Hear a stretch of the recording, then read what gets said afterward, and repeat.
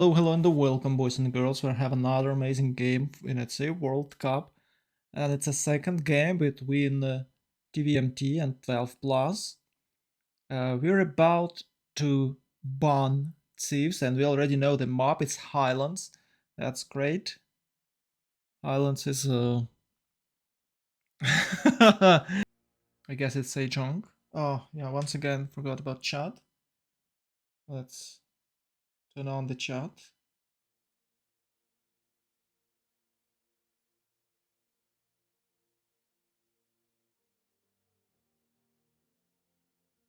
Where is it?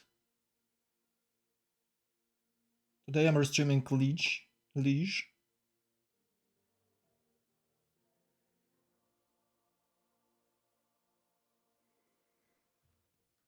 Where is it?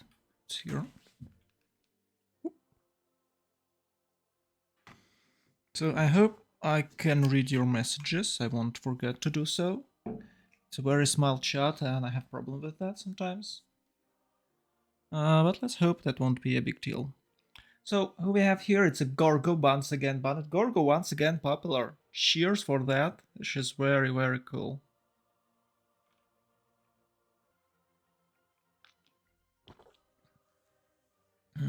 Two more saves. I'm a bit thirsty, so I will drink a few. I just drink a glass of water, but I feel like I'd like to drink another one, and I have one here. So maybe I won't be that fast. And once again, it's a Lincoln, it's not Wilhelmina. Sure. Somehow, I don't know why, but it's Wilhelmina bug here once again. And I'm already aware of it, and there you go, they just ice look, type it's Lincoln. So no one wants to play against Lincoln. Lincoln appears to be an amazing Civ.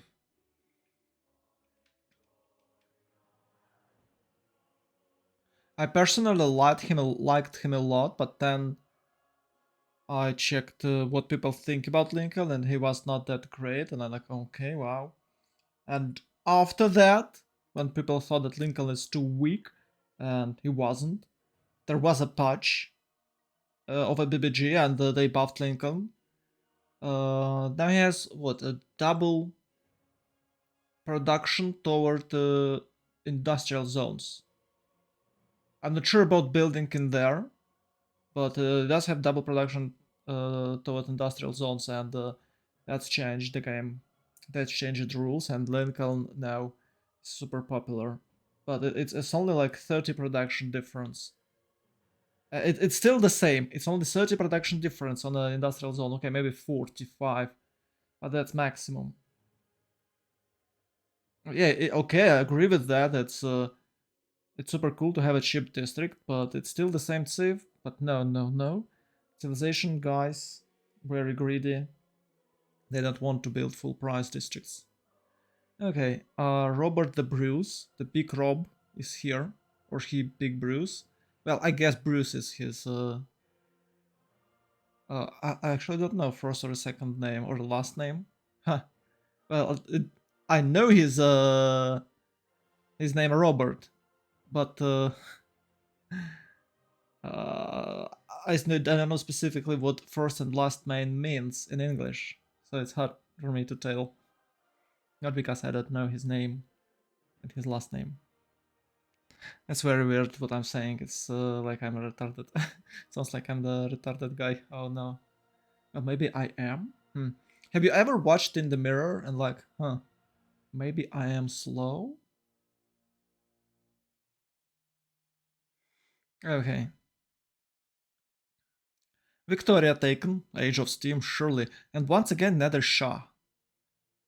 Yesterday, he was not that great. Performance of Nether Shah yesterday was... I don't want to say it was terrible. It was okay, but it was not enough. And he had all... He had everything. And oh, Georgia? What is going on here? Mm,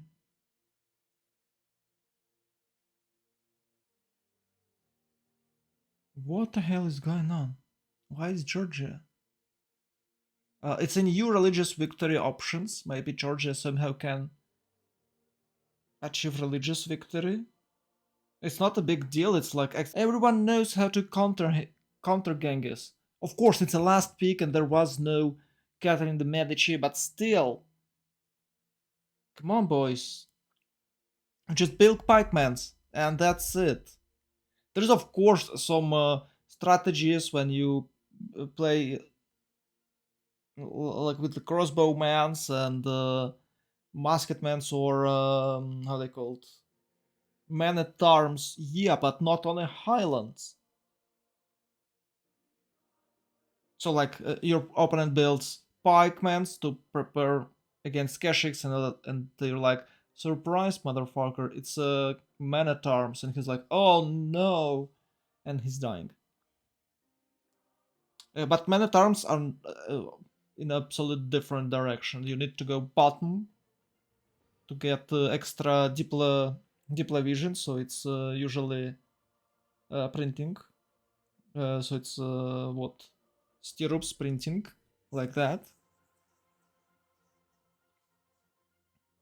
I don't know. No, it doesn't look good. So they do have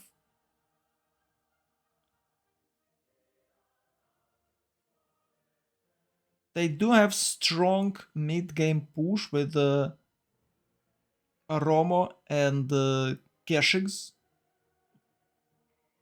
but timings attacks can't win the game. No, it's always you should always play long game. Like you should aim for the long game, because if you're performing timing attack and you might do some damage, and your team will work on that. So all four players work on the specific timing attacks that might be here, like with Genghis Khan, might be done with Genghis Khan. The game won't be over. Uh, Strong players won't surrender even if you can kill someone. You have to be annoying if you're doing timing attack. You have to be annoying on all of the map. And as always, Genghis Khan will be on a safe spot, and he can't attack anyone. You know that you're pick Alexander the Great, and you're on your own island. You can't even attack anyone. So something like this.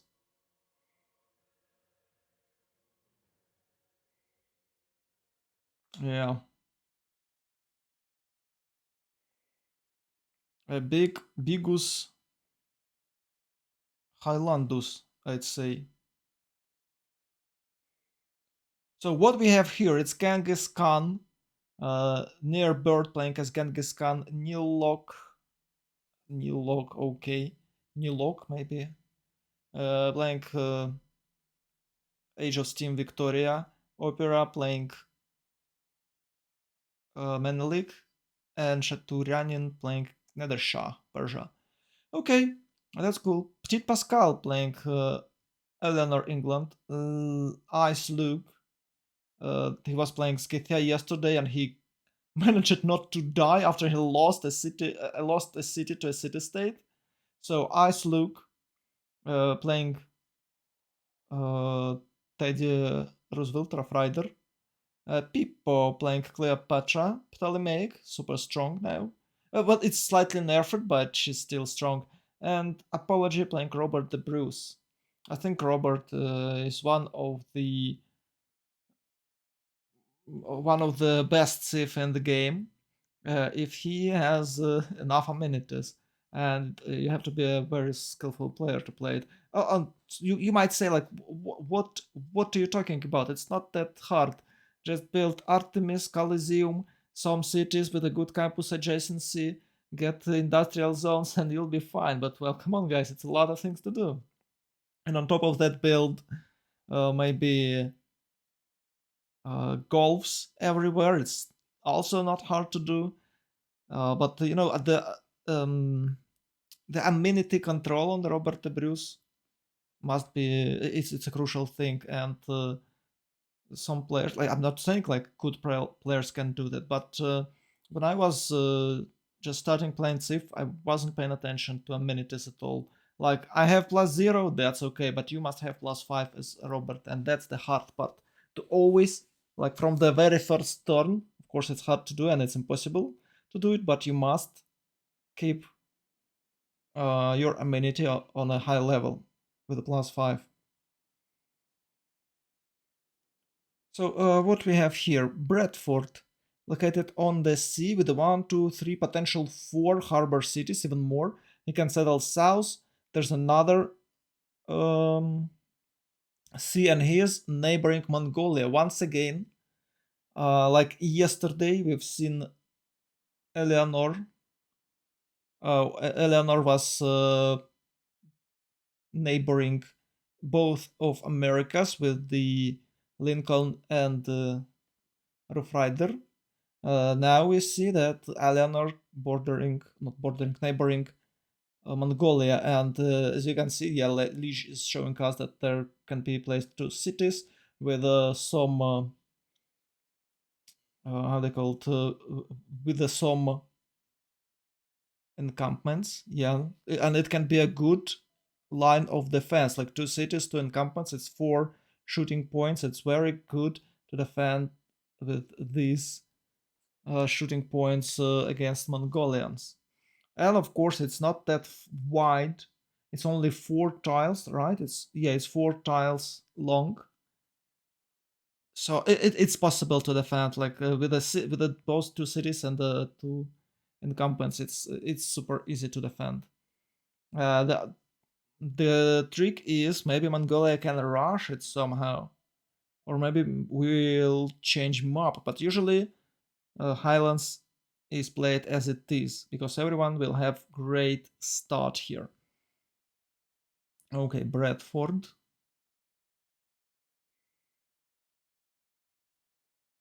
Yeah, why we're focusing on Bradford? Oh, nice sugar tile. Yeah, it's tricky. But I believe as Eleanor England, you won't settle there because you'd like to settle next to on the coastline. So you would build Royal Navy dockyard. Nether Shah with a 2-2 base and citrus nearby. He's close to a jungle belt, and thoughts of him. South of the jungle belt is a Menelik. They are allies and they definitely can trade in some point of the game, but I'm not sure do they need this. And look at these. Age of Steam next to them, so they have a trading triangle. Oh, it's the best positioning ever they could have. And on top of that, there's Lonely Eleanor, and I believe that Lonely Eleanor might be a reason for a remap. It might be a reason for a remap because she's soloing. Uh, from another hand, TVMT has a triangle as well, so they can trade. And the only problem is Eleanor, so maybe they can risk it like they did last time. As you remember, Eleanor was soloing yesterday, and I'd say she prevailed. Even though he lost all his core cities, he was able to escape. He sailed across the ocean, so he survived for a long time against Lincoln. Actually, he survived till infantry.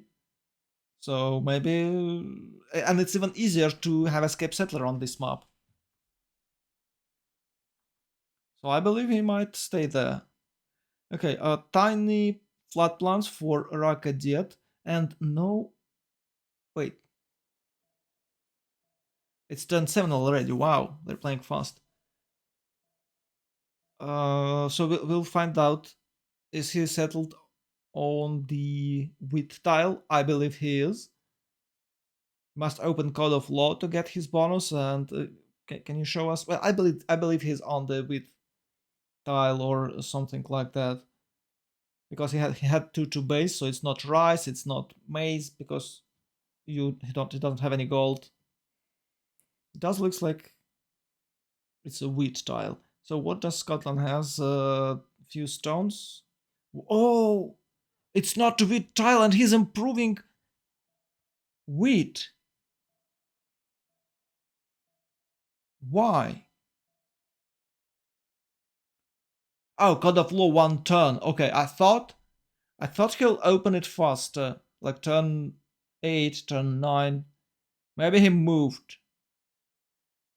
Yeah, sure, you can improve tiles and you'll get okay, I got it now. Yeah, just forgot. You improve tiles and you'll get the extra culture. And he's like, yeah, okay, I don't have a good base, but look at that. Extra 2 culture now because I improved the tiles. Huh. I never thought about that. I was focused on the city base, but you don't really want to work a 4-1 tile, and you'd like to build Sphinx. I believe he's about to open it. He should aim for that, and he'll keep 1 charge to get Sphinx, so he can um, have a Pantheon with that, with a Sphinx. He might, of course, use God King policy card. I'm not sure. And it does looks like they bought him a builder. He might, of course, build it. So it's turn 7, 5, 6, 7. Yeah, he might build it. He might build it. Like he could open it with builder. Mm. So now we'll find. Now we'll have our answer. Will TVMT remap? It's a very tough game for Eleanor once again.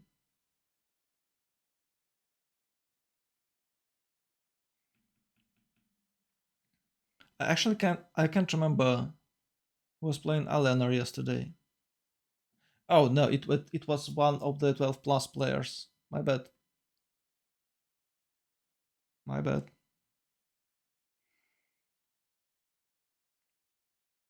So 2 more player, 1 more player. No remap. Okay, so we'll see fight Mongols against Britons. Mongols against Brits. Huh. That will be interesting.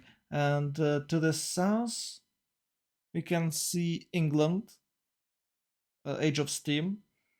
Maybe they will have some interaction, but probably not. Probably it's all about Mongols. There is no fresh water, to be honest. There is no fresh water between Mongolia and England. So there is slight chance that Mongolia won't settle in that direction, and it's on the east of Mongolia. So warrior will go. Usually is going west because it's on the left side of the city. So they probably doesn't even they don't know about England right next to Mongolia. Well, they already find it out because they just met, or maybe they haven't. I believe they aware of each other now, like just this turn 12. Mm-hmm. Both of England's just found each other, or have they? And of course, oh, there you go, a Mongolian scout moving north. So they are about to find out Bradford is there. And Halenar will have extremely interesting game, defending against Mongolian hordes first, and then against Victorian troops. Oof. What a game it will be. Uh, Not that great city, I guess. But it's 2-2 base with a good fish and okay campus. So yeah, it's fine city. It's fine. It's fine. Yeah, Mongolia is moving there, but it's a bit too far. Oh, is he planning to settle? No, he shouldn't. Is he planning to settle tobacco? I think not. That looks like a distant harbor on a 1-3 tile. So he would have extra food, or maybe even a 2-2 base on the deer. That's also an option.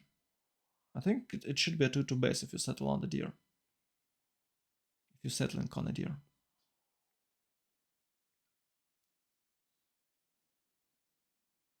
3 popes in Bradford. Ooh. Oh yeah, it's normal city growth speed. Mongolia is about to take that HUD, so fine. Oh no, Jade. Is it buffed yet or not? They buffed all the tiles, but Jade. It's still 111. Yeah. How can luxury resource be 111? It's terrible. No, it shouldn't be like that. Of course, game devs trying to make a diversity between resources, so it would be a unique resources. But all players want is more predictable game, especially on the high gameplay level. Yeah. So second, third city for Scotland. Mongolia can block that city, and he might have to settle non-fresh. Oh, a lot of lakes around Scotland. That's great. And he does have uranium. It might be useful in the late game. Oh, wow. Campus plus 2, 3. It's potentially plus 4, but now it's plus 3 campus number 1 and plus 2 campus in Stirling. It's already replaced. Oh, look at that. He finishing monument first. Huh. Yeah, and he moves left. He moves left from Stirling. He is probably aware of that Mongolians. Hmm. Yeah, it's now. Oh, there's Mongolians over there. Okay. Oh no, it's Sheffield on a 2-2 tile. Okay, yeah, that's okay. It's a freshwater 2-2 base to 3-2 bananas. Yeah, for a moment I thought because he was moving with a weird direction. He was standing on a weird tile, and I think he lost one turn because if he targeted that exact spot from the very first turn, he would get there faster. He was standing on a 2-2 tile, on a weird 2-2 tile. Okay, maybe he wasn't. Maybe he didn't know about banana at first, and then he saw it and in the river, and he's like, "Oh wow, that's an awesome spot. I should settle there." Oh, forest fire! Oh no, that's a big boost for Mongolia, and he's definitely aware of that tiles, and he's going to settle there right in the middle of forest fire, maybe on the ship tile, and it's aqueductable city. Is it a jungle fire or a forest fire? As I know, if you have forest fire, so only forest tiles will be affected by that forest fire. If it's a jungle fire, so only jungle tiles will be affected of that wildfire. So if it's forest fire, I believe it's not that big of a it's not that big deal, because there was a lot of jungle tiles. Third city. He can settle. He can settle a lot of good cities, like 1, 2, 3, 4, 5, 6, 5. He can play 5 cities with the Royal Navy dockyard. That's cool. As I can see, people are not very rushing trade roads somehow. Okay, it's your right not to rush them. That's fine. Maybe because I was playing Civ 5, I think trade roads is too good because it was crucial to have a trade road in a Civ 5. You just can't do anything without it.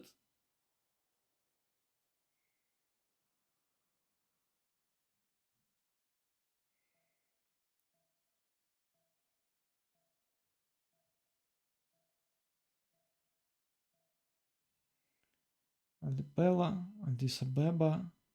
He's settling south.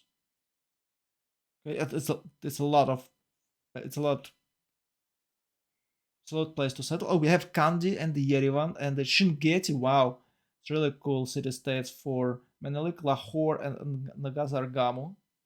Nice. Uh, for yellow city-states, Bandar Brunei, Muscat, and two others. And I believe there was no blue city-state at all. And the two purple ones, right? Yeah, no blue city-state, Mogadishu, Samarkand, and Kumasi and Caguana. Well, no Antananarivo, no Vilnius. Okay, that's fine. But Kumasi and Caguana still okay city-states. No Hansa or Unsa. I'm not sure how to say it correctly. Anyway, no Unsa, and Mongolia won't generate good amount of gold, but probably this time Mongolia won't play as a trade chief. What the hell? Non-fresh Hagmatana on the. I remember this tile. It's a honey tile. So it's non-fresh honey tile for one. It's a middle student city or something. Not that much good tiles around him. It's only 1/2/2 tile. Okay. Hmm.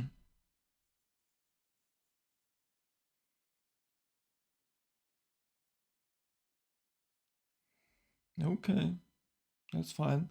And Persia is for now playing with the 4 cities, but maybe he'll get more.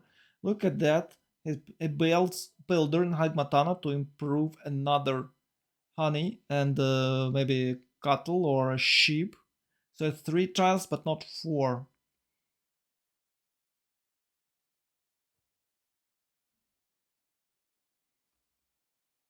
Hmm.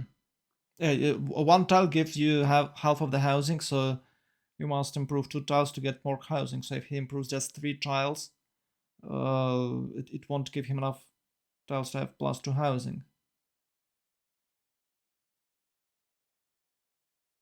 I think England can build easily 2 more cities in the Bradford.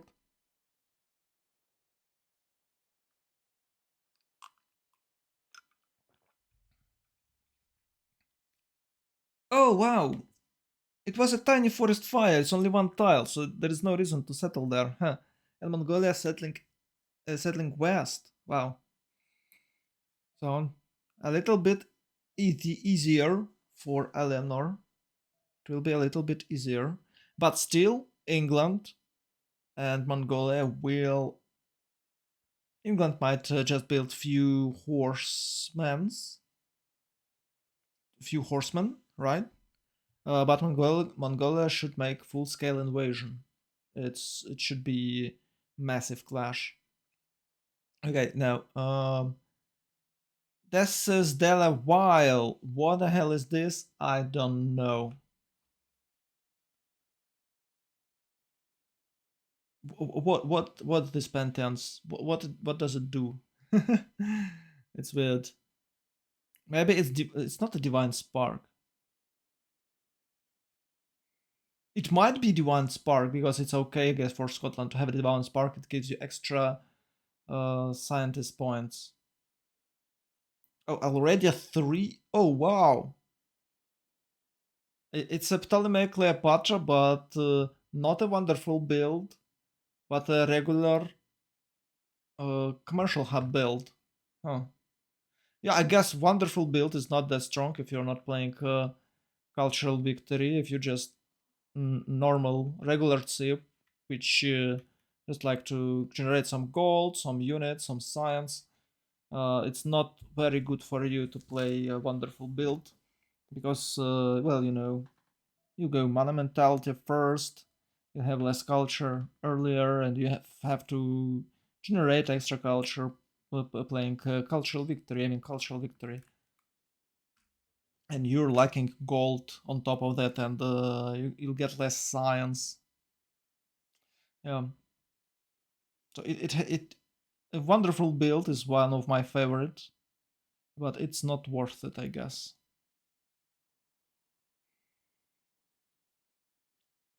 If you just want to generate gold, right? Right? Mm. I like to play. Well, I think it's awesome to play a wonderful build as Greece. Oh, look at that! What the hell? What? Ah, it's Ethiopia. It's +1. Face on improved resources. Yeah. And Ethiopia is good with the Earth Goddess Pantheon, but he's on a jungle belt, so maybe he'll play something different. Maybe it's Sacred Pass, or I just don't know. Maybe it's extra food because he just had 4-1-1. Yeah, I guess it's fertility rights for Ethiopia. America is having 3 cities. It's a defensive triangle, and Mongolia reached it. It's not a big deal. There's a warrior in Washington protecting its borders. It's fine.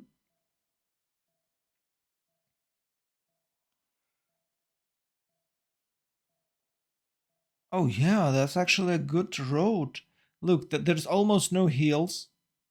So if you build encampment like on that hill or maybe somewhere there, look at this. It's like 5 or 6 turns. No, 10 turns. Yeah, he's counting fast warrior, how fast was that warrior. But it's a lot of flat tiles over there, so it's not a big deal for that warrior to reach America. There you go, Mount Roraima. Oh, that's a problem here. Uh, well, it's not a big problem. It's just slightly blocked. I think I'd like to take another step to the north. Why England settle right in the face of other England? It gives Eleanor a chance to just derail both of his neighbors. So you're risking it all, risking your carrot thief and how it's called, Age of Steam Victoria is definitely a carrot thief. It's a super strong late game thief, and you're risking it all just to bully it Eleanor a bit. Maybe of course trying to control that pass with that city. That's good thing to do. But it's a bit too late for a third city. Maybe he lost a settler because it's turn 25. Usually, it's what? Let's count. So it's the settlers, scout, settler, settler. It's about 10, 10, an extra 5, for example, 15, and you move for 6 turns. So it's turn 22. You're settling third city. Well, it's I guess it's okay. So turn 22, you're settling your third city. It's turn 25 now, and he just settled third city. So he's kind of delayed. It can't be the fourth settler, I guess. It shouldn't be.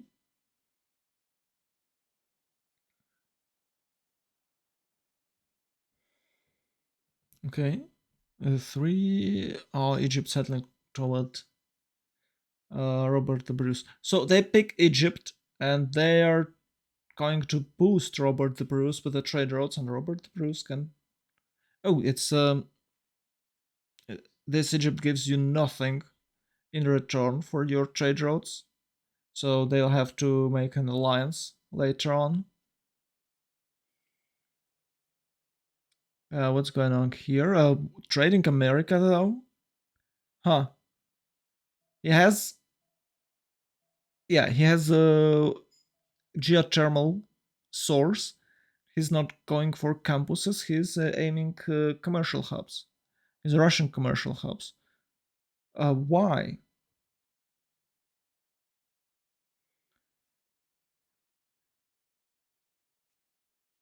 That's the good question. Why? He could build 2 campuses over there, +3, and the +3. He decided not to. Hmm. I guess it's about boosting Robert the Bruce. I guess that's it. Or maybe they aware that Eleanor can generate gold. If I don't know, should she? I'm not sure, but maybe they hope that Eleanor can trade with someone. But it does look like she can't because of neighbors, like 2 neighbors and the Persia over there. So they decided to generate gold by different cities like Egypt and America. Okay, looks good. Two more cities. Okay, I prefer four cities for Mongolia, but if he's like, if he's willing to build five, that's still okay. But if he'll get more, that means there will be no timing attack for Mongolia with Keshiks. Maybe he's not planning to perform timing attack and it's a late game Mongolia with the trade routes. It also can be an option here, why not? Late game Mongolia with good studs.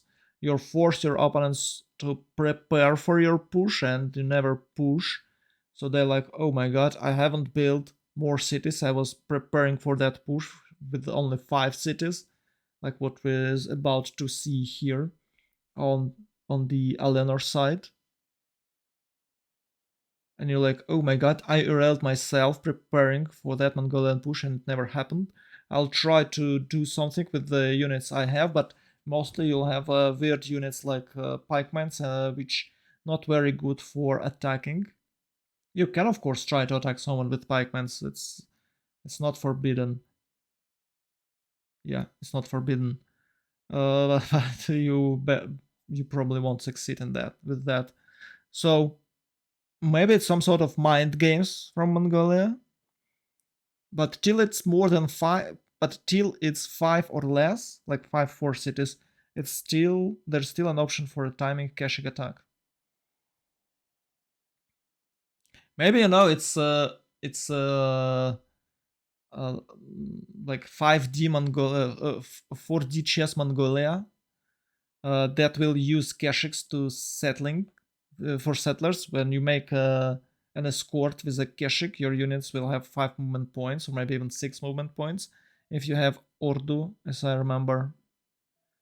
Anyway, and you can settle farther and faster, so maybe it's some sort of this kind of gameplay on the Mongolian side. He does have a lot of space to settle, unlike Alienor. Still, Eleanor can build like 5 and few more cities to the north. Yeah, like maybe 8 cities, not more. 8 good cities, I mean. Yeah, we'll see, we'll see.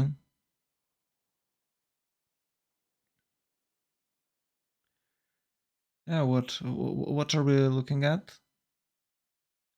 Well, they should be aware that there's Eleanor. They even can see their its borders, right? And Eleanor is aware of his opponents. They're not aware of Persia, though. Oh, it's classical settler in the darkness movement. Mm. Though he can settle Call, and it will be fine for him, it's still quite unusual to see settler is scouting. Well, it's okay thing to do sometimes when you're a new player, but I'm surprised that we can see this on on this stage.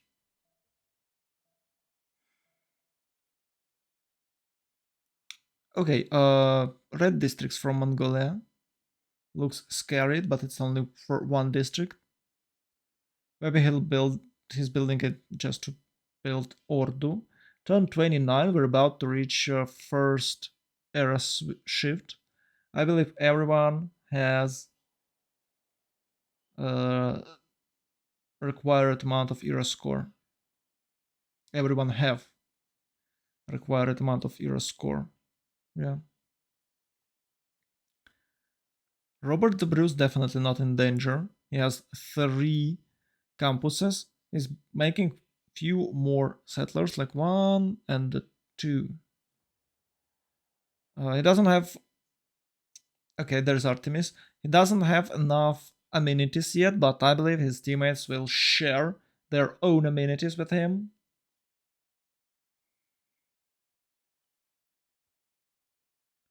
Yeah, everyone is in the golden age. Not a problem. 1 2 3, 1 2 3. Huh. No more settlers, and he's rushing commercial hub. So normal thing to do in this situation is finish commercial hub, then you build settler, then you build market and the trade route and boost new cities with that trade routes. Like it's a basic logic, but sometimes players are playing it differently. Um, it's hard for me to say why, but I believe it's because because they see something or they must do anything, must do something else, must to play something somehow play differently, depending on the starting position, on your location, on your allies. But in most cases, it's commercial hub, settler, market, trader, and you can add a builder in between somewhere there.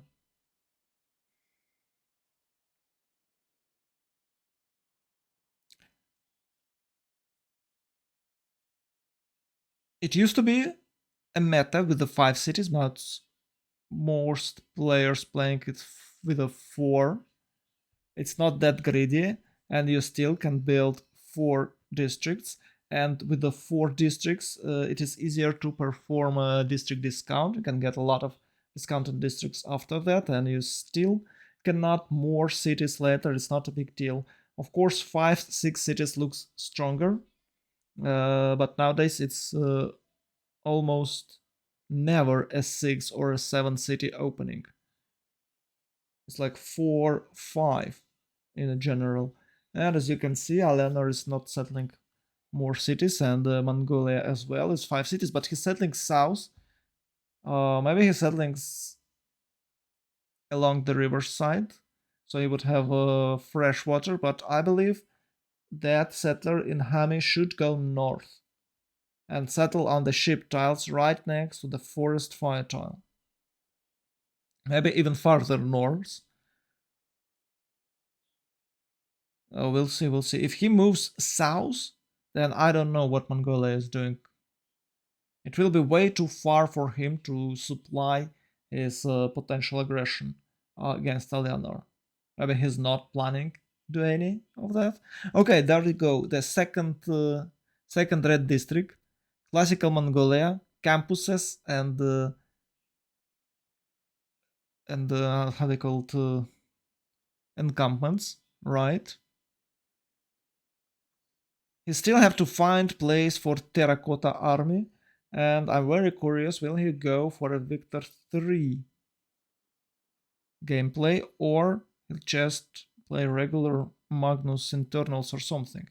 But if he plays campuses and red districts, it's not a Magnus internal because you'll have only one trade route. You can still take Magnus, but as I remember, you don't have enough governor titles to play Magnus.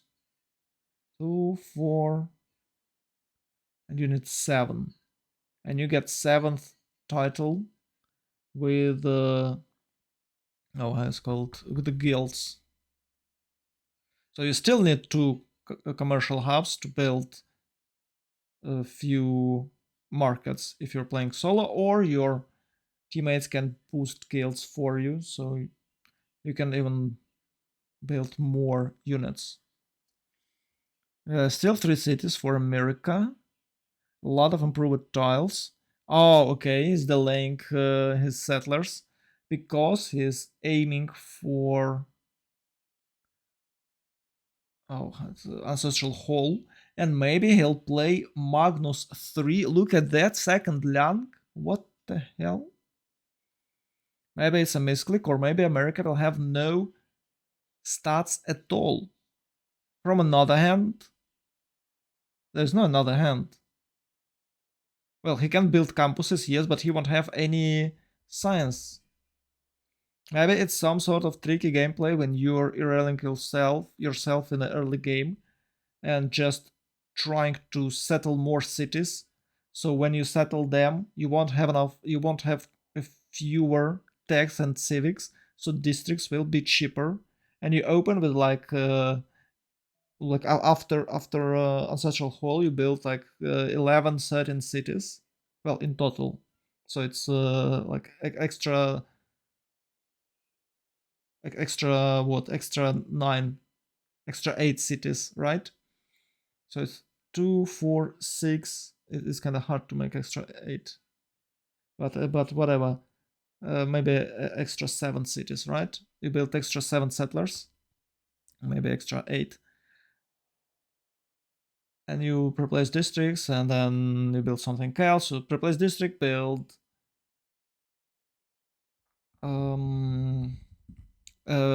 building, making a builder.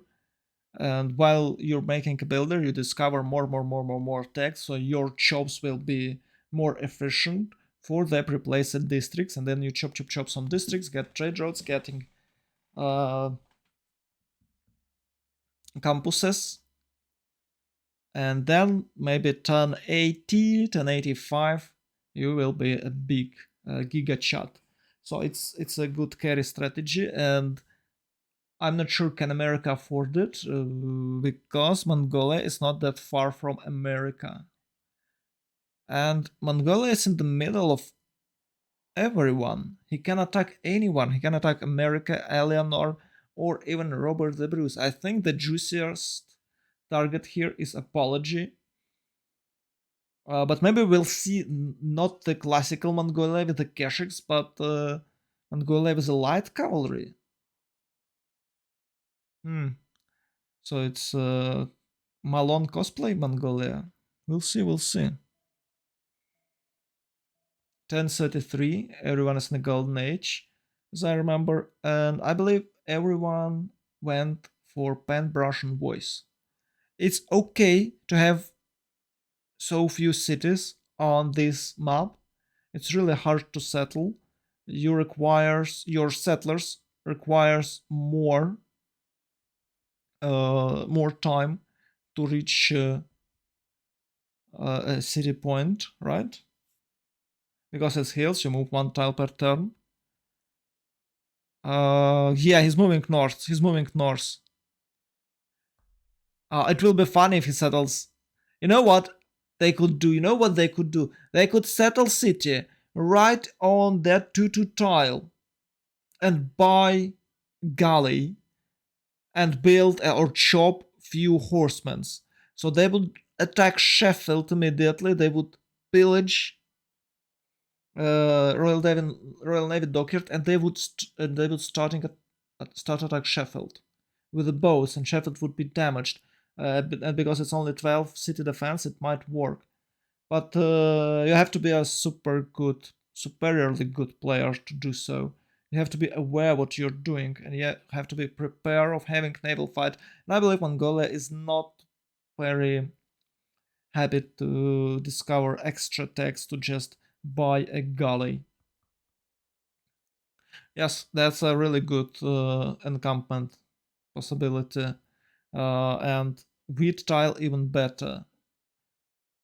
Yeah, Lich explaining. Wheat tile quite good because that encampment can be shot from a distance, and it's a good shooting point. And maybe you can build even 2 encampments there on a hill and on a wheat from different cities. You definitely need at least 1 encampment there, so it would be easier for him to control that 4 tiles.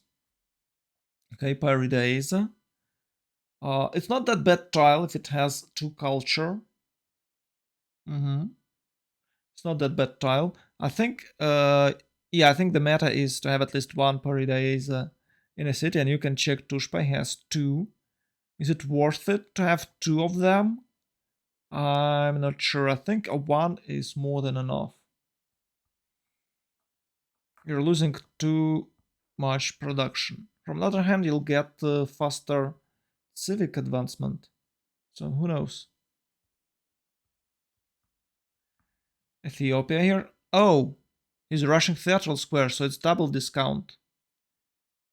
I believe it's double discount. You can't have triple discount on the Highlands. Well, you can, but it's too hard. Too hard to do.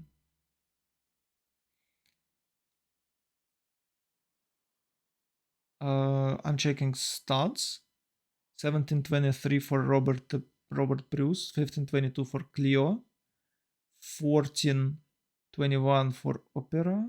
It's Menelik, 1525 for Mongolia.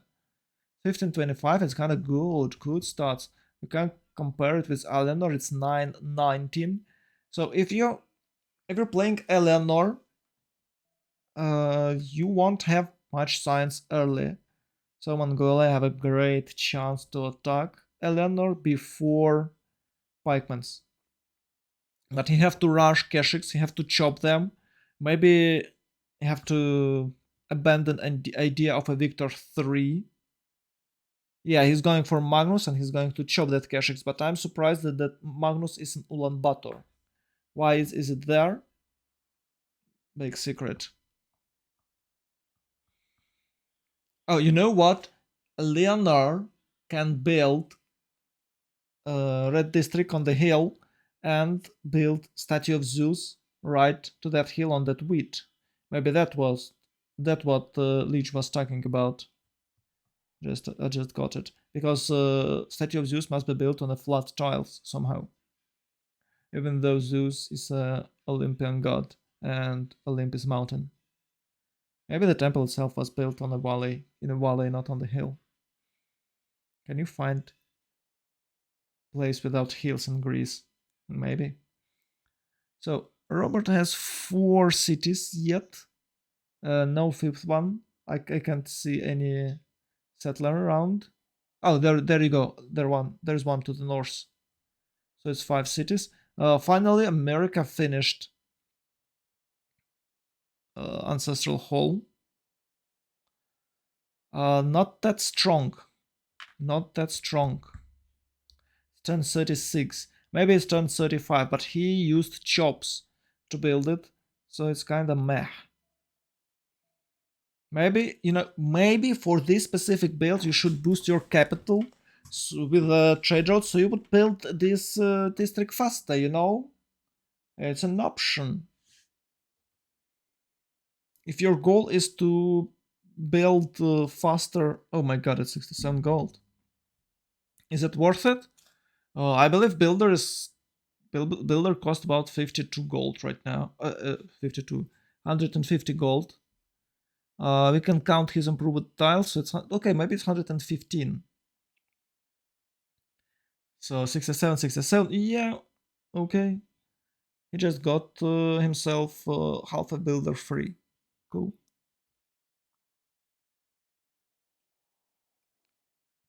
Maybe even 1/3. So it's a free builder charge and -2 mazes.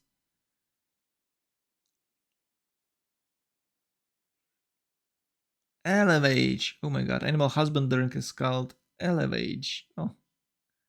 Maybe it's Elevage. Something like that. Londres. Still struggling. Londres. London is Londres. Maybe it's Londra. Or just Lond. And the last 3 letters are just silent. Oh, there you go. It's a encampment on that hill. We discussed it earlier. There is still big threat of attack from England side, from Age of Steam, Victoria Age of Steam side. They're enemies, right? Yeah, they're enemies. Oh! Look at that! Look at that! It's a Stonehenge. Ooh, that's good. So he's planning to get a second Golden Age. Good plan.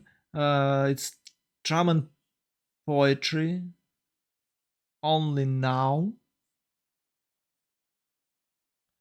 Turn 38. Huh. German poetry is turn 38. It's a bit long. That means he went for a government first.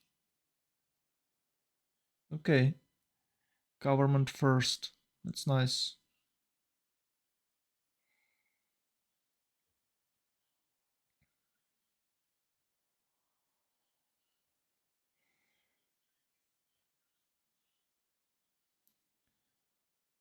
Scotland. Oh, look at that. He built Artemis, and of course, after that, you'd like to have Coliseum. He found a place when he can build it. That's very hard thing to do. And it's not in the Magnus City. Usually, you build Coliseum in Magnus City. And he's trying to play Magnus Internals or what?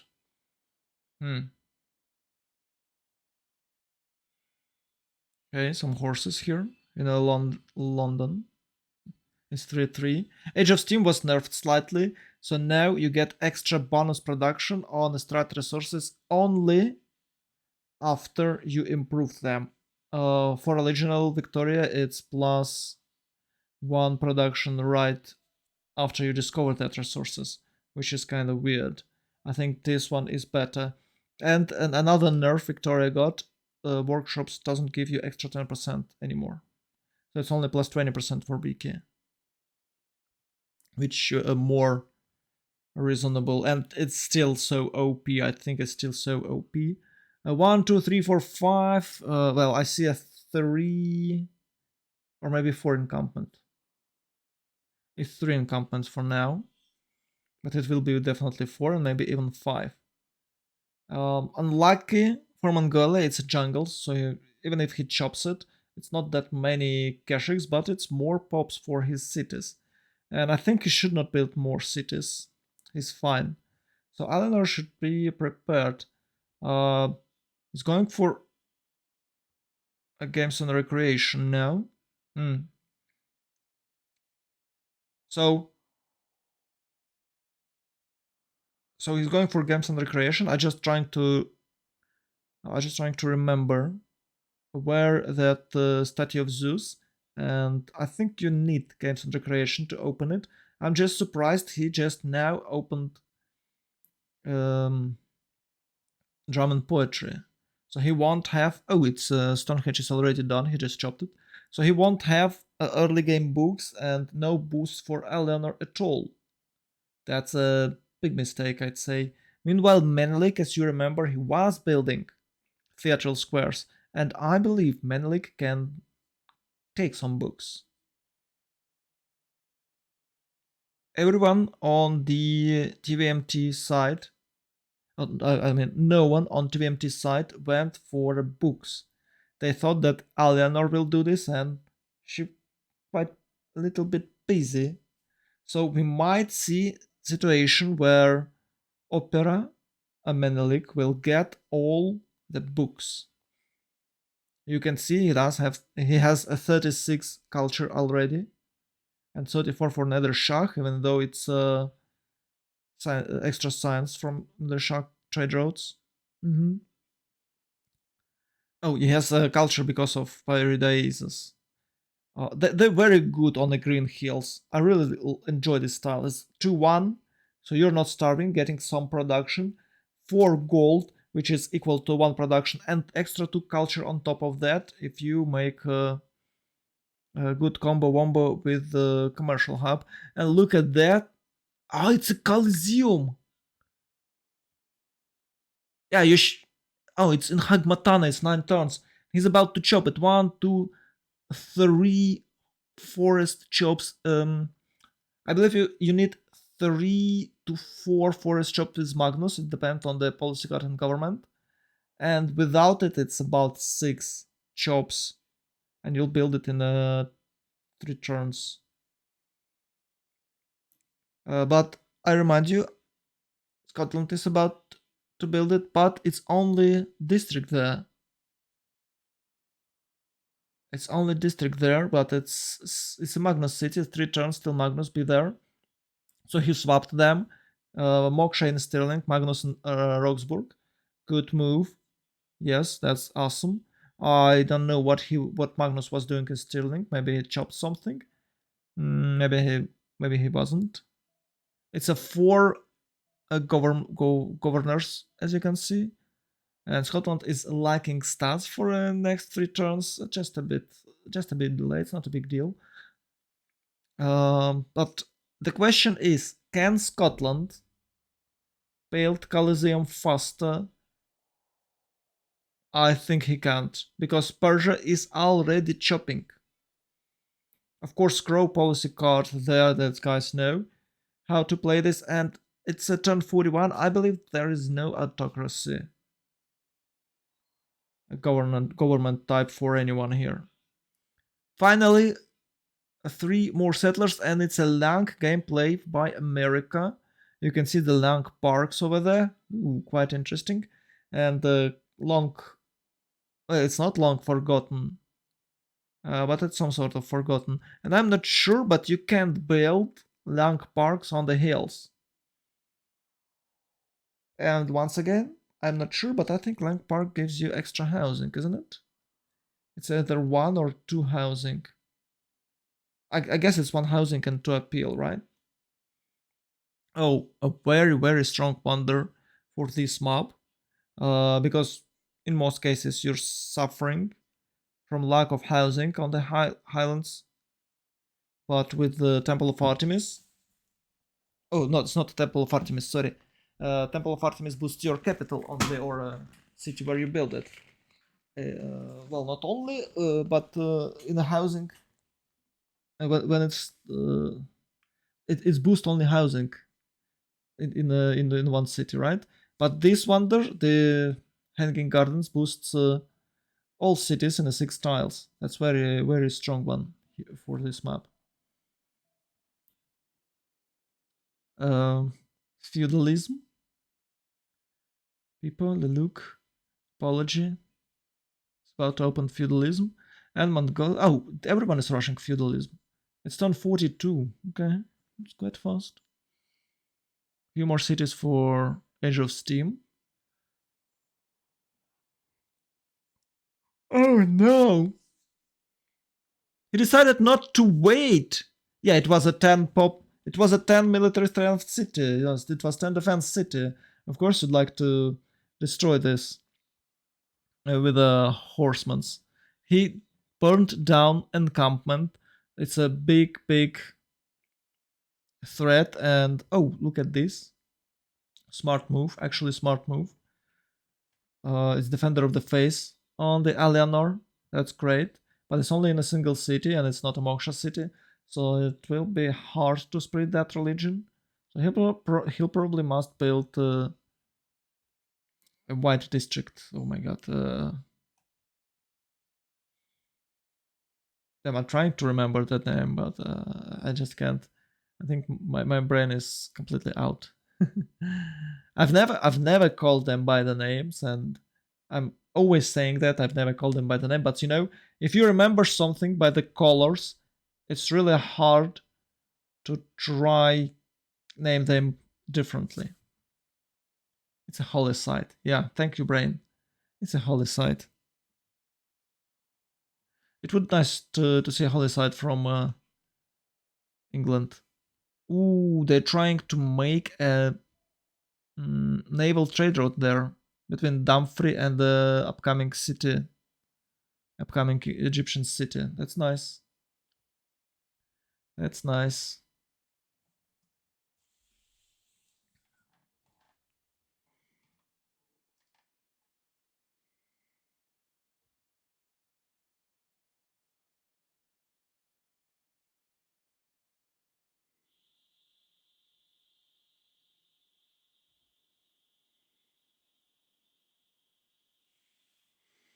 Okay, he got few horses, so it's not a big deal. I think he can defend this. It's only 3 tiles, if you can see. The stock upon trend blocking one of that tiles. So it's only 3 tiles required to requiring protection.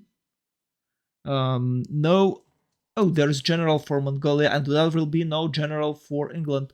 Oh, that's a massive. That's massive. So he got 2 generals, the 3 generals still in a pool, and England just can't get general. He should use policy cards. Does he use it? We don't know. Maybe he is, maybe he's not. But he definitely can't build lighthouses right now. Get horses. Do they have enough horses?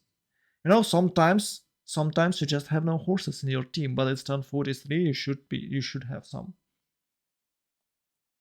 You You should have some.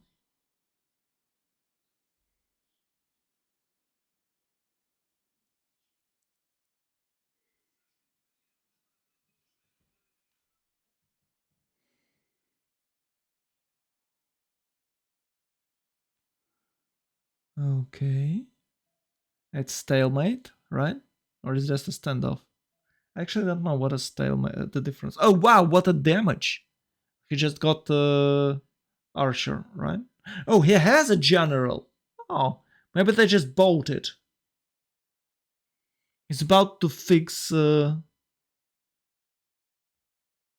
about to fix encampment. Few more horses are coming. 1, 2, 3, 4, 5, 6 horses for on Mongolian side. Both players have general, so it's not a big deal. Oh wait, encampment is fixed. He's just building barracks in there. And you need barracks to build a wonder on that wheat tile. Yeah. Can he build the statue of Zeus? With the 34 culture, he should be. He should open it already. So yeah, that's possible.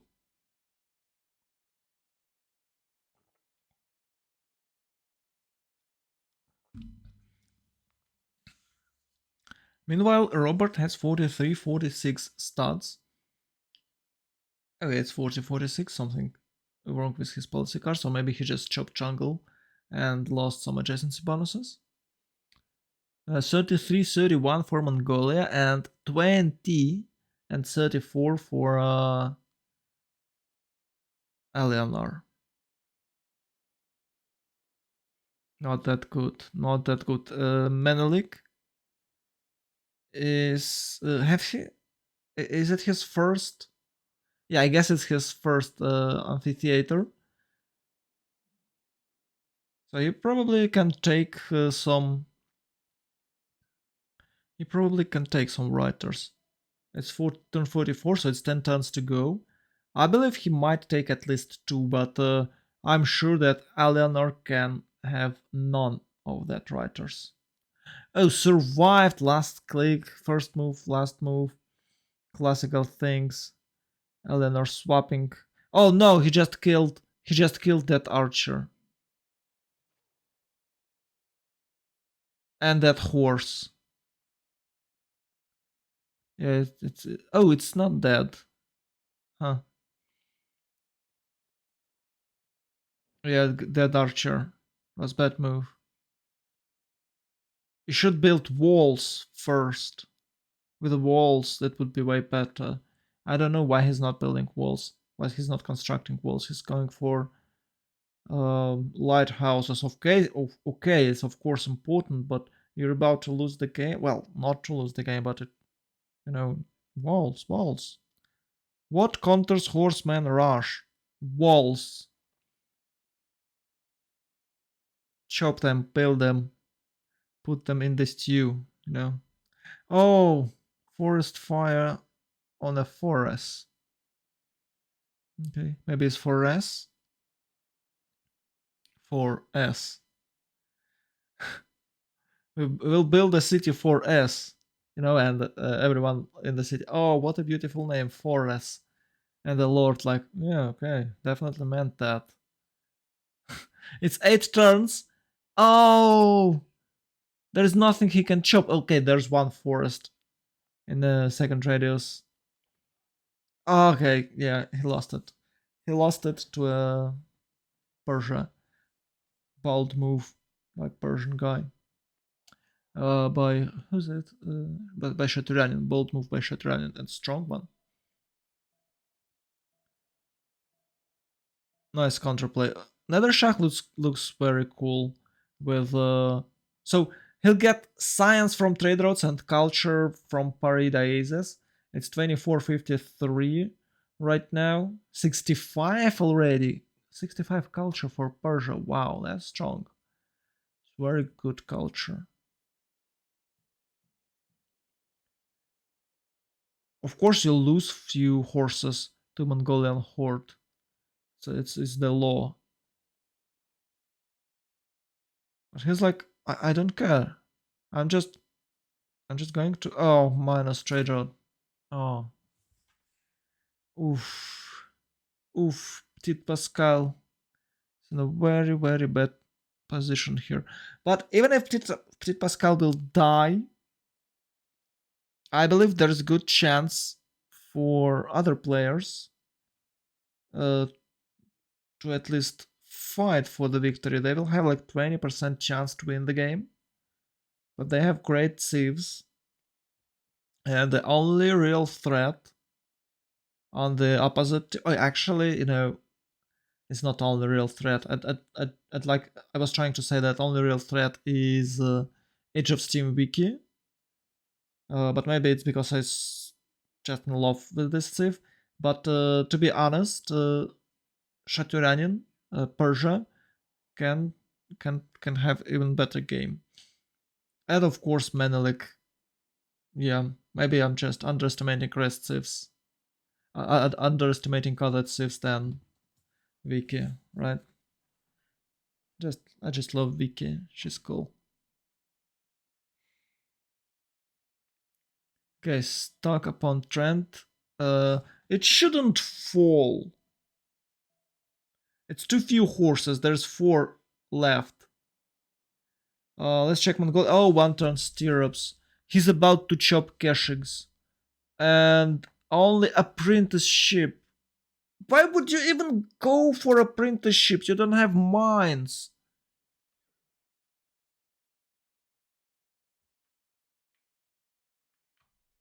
He's about to die here. Yeah, okay, it's okay move. Yeah, I'm going for apprenticeship. I'm improving tiles, chopping some units after. Feudalism, happiness, and you know, you can have +5 builders and improve even more tiles. Yeah, that works great. But you're about to lose the game because Kashik's already in production. It's 4 turns. Oh, is there any... Yeah, there was 2 red city-states and maybe Mongolia has some invoids in there. And with that invoids, he'll have even better production for his units because he has Ordu in every city. It's 4 turns to go. Even walls won't save you now. Because Kashyyyks are quite strong with a level 2, they eventually get level 2, they'll have better leveling because of Ordu. It gives you what, 20% extra XP or something? Is 20% extra XP counting? Like it's 4? It should give 25. Because it's 4 XP per shot. So with 25 you'll have 5 XP per shot. And it's 3 shots to get level. I'm not sure. I'm not sure about that. Does it give 20 or 25? It should give 25. It's weird if it gives 20, it's useless then. It's only affect level 2 unit, wow. If it's 20%. Oh! Wow! I don't know, is it worth it? Maybe he's about to get XP. So then yes, it's... Oh no, he lost the horse. Oh no, he's not. Wow, he could take it! I was sure that he'll lose some horses here, but it does look like France was paralyzed, or maybe it's oh sorry, it's England. Maybe he's having a bad PC and he just can't fast click here. And Mongolia was aware of it. If Mongolia was aware of that bad PC or slow internet, I don't know why he was standing there, but while his city was plundered. I know that's weird. So anyway, if Mongolia was aware of inability of England to fast click, that his attack was well calculated, because usually you do attack when I'm trying to do the same thing. You hit. You have too few HP left, and your opponent just kill your horses, and you just can't reach city after that. But that's not what happened. We just seen the opposite. We just saw a perfect last move, first move. So he hit city, swapped units, and finished the job. That was awesome. And now it's way easier for him to push France, and there is no chance France can finish the wonder. No. No statue of Zeus for you. No, no, no. And the first Kashik will reach battlefield in 3 turns. So it's 252 Kashiks on the battlefield. That's very fast. I think Falcon did something like that, but it was even faster. I think it was even faster.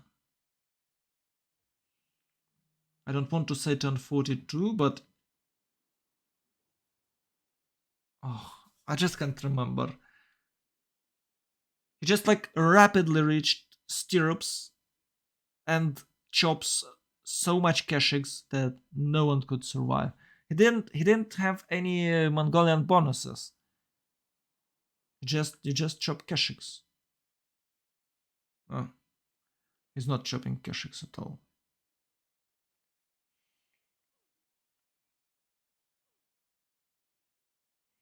Well, when you need Kashyyyks, you just chop them, right?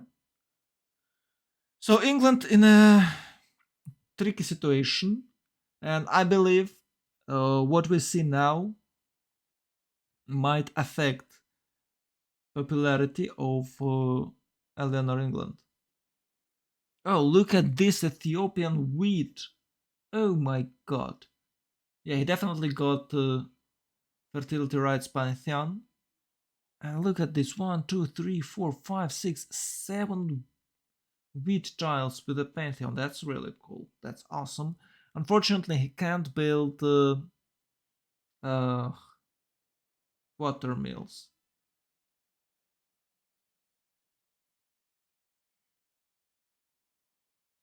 He just can't build water mills.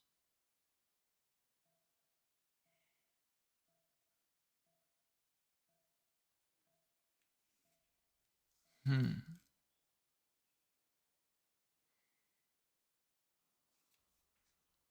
Yeah, okay, Diplo Quartal, so you can control city-states better. Persia is getting bigger, even more settlers product in production. 1, 2, 3, 4, 6 cities yet. 2033, no sign. How fast can you reach military tactics with the 20 signs? It's 1050. Well, I believe he is able to reach military science in time. Oh, there is, by the way, there is no pre-builds for Mongolia, but luckily we're playing 4v4, so he can just shuffle iron for a while. So he'll have few uh, heavy cavalry units. Um, it would be nice. It is always nice when you are planning a timing attack to have Boudica, because now she gives you a military engineer, as I remember, and you can just build a road, and that's cool.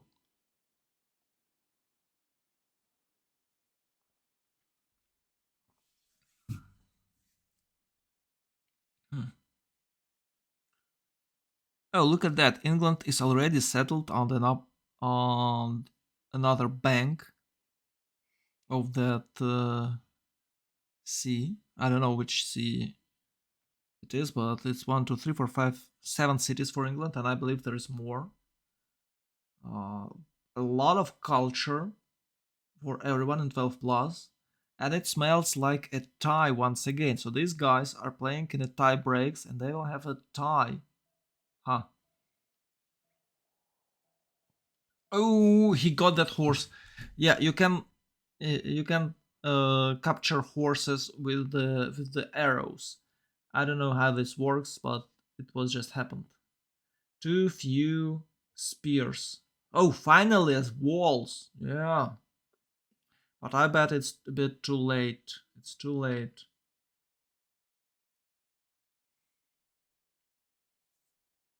Too few spears.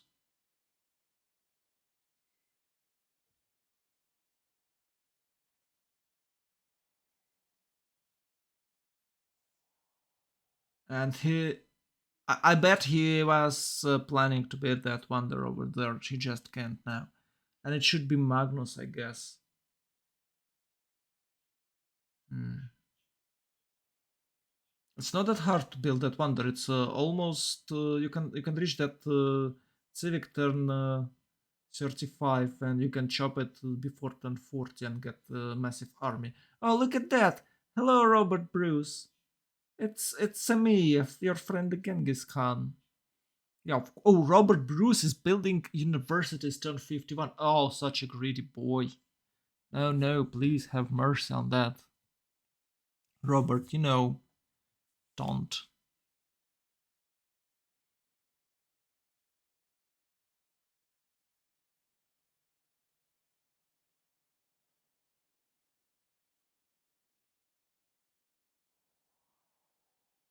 Mm-hmm. Mm-hmm. Constructing even more caches. There is no road in that direction also, so I believe he couldn't get Boudica. Usually when people are getting her, they're building roads everywhere, even if they don't need that roads. Ouch.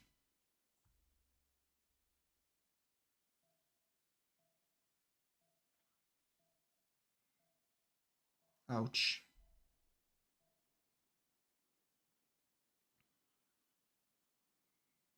Oh, wait a moment. I have to fix this. Where is it? Where is it? Oh, fuck.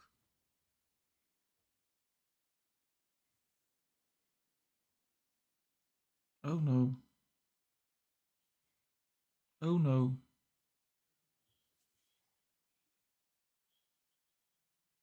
Oh, okay, it's fine now. It's fine now. Whew. It's fine now. Yeah, granary. That is good. Oh, mercenaries for Mongolia. Too few caches. He's not chopping them. So usually you reach Fio, you build like +5 charge builders, you chop everything for caches, and then you build more builders and improve everything. Mm, it's a better attacking potential and it's more tempo for your empire. If you chop improve, you chop less. You just chop less and you get less production in that specific moment.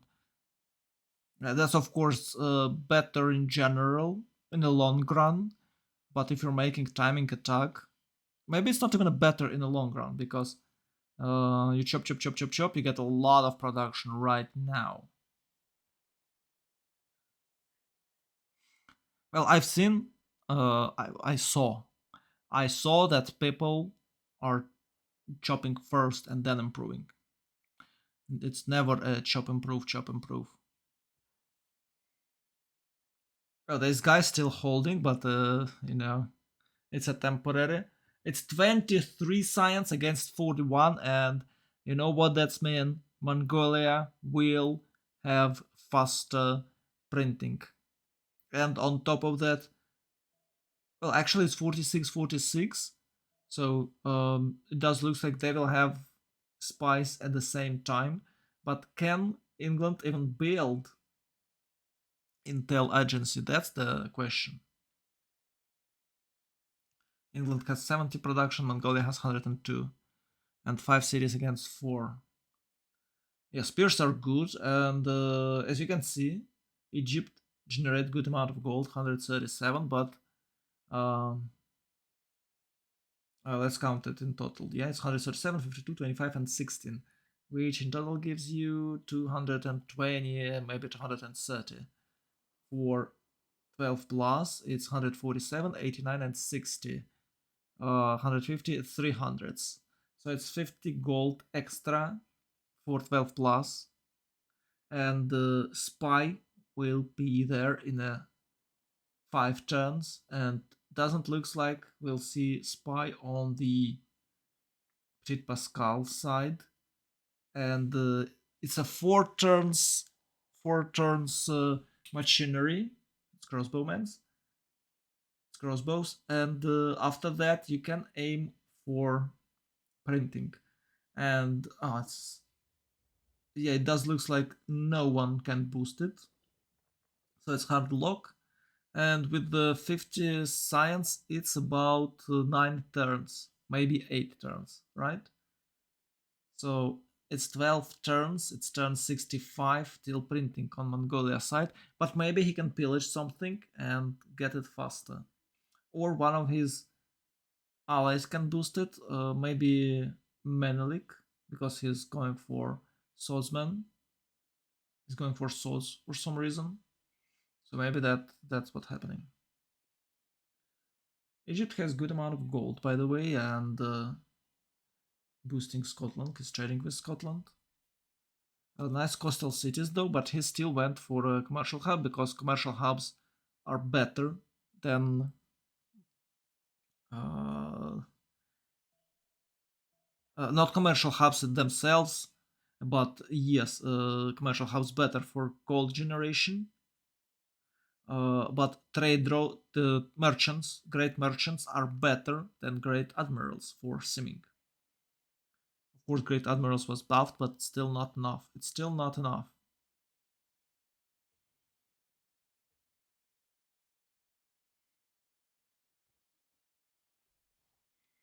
Boom! No chop, no chops for today. It's still too few units.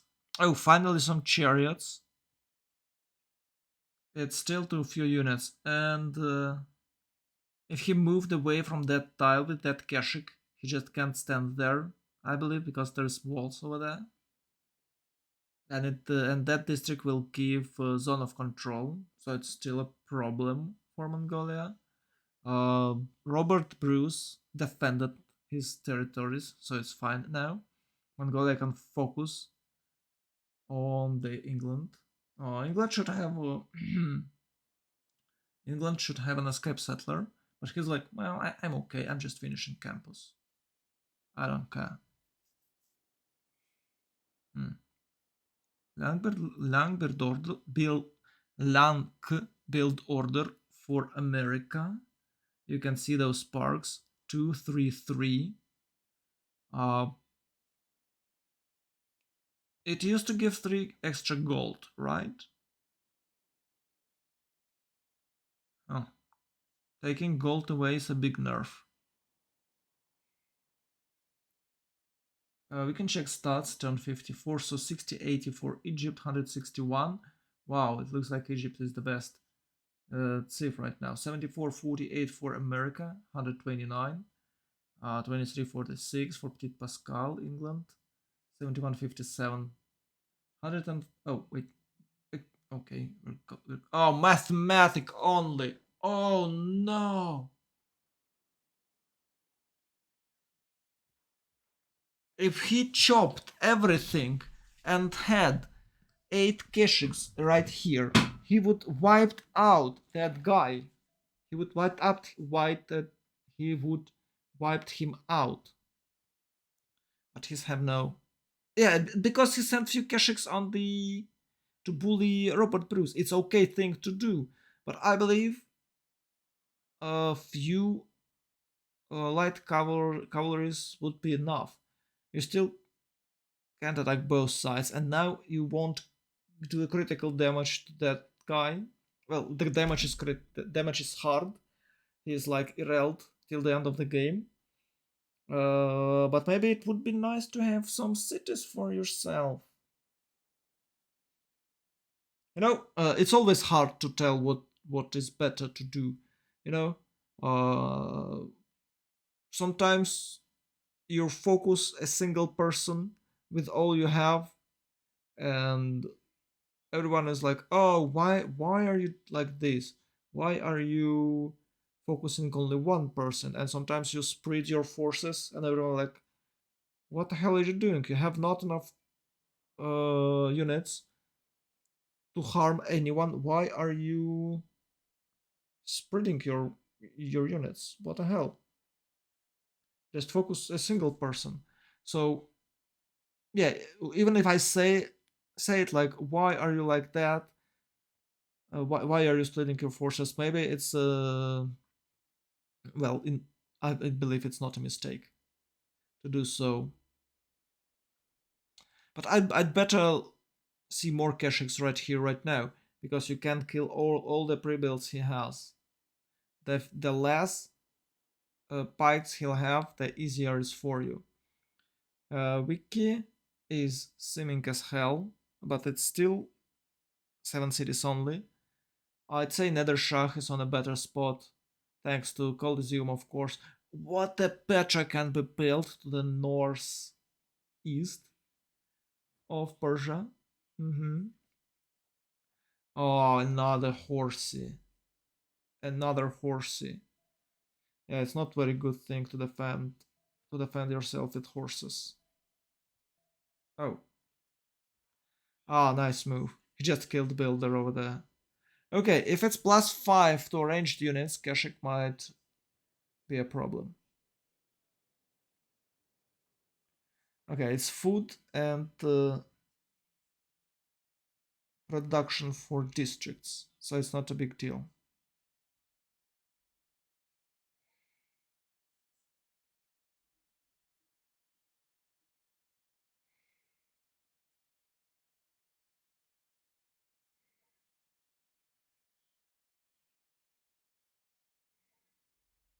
GG for 12 plus.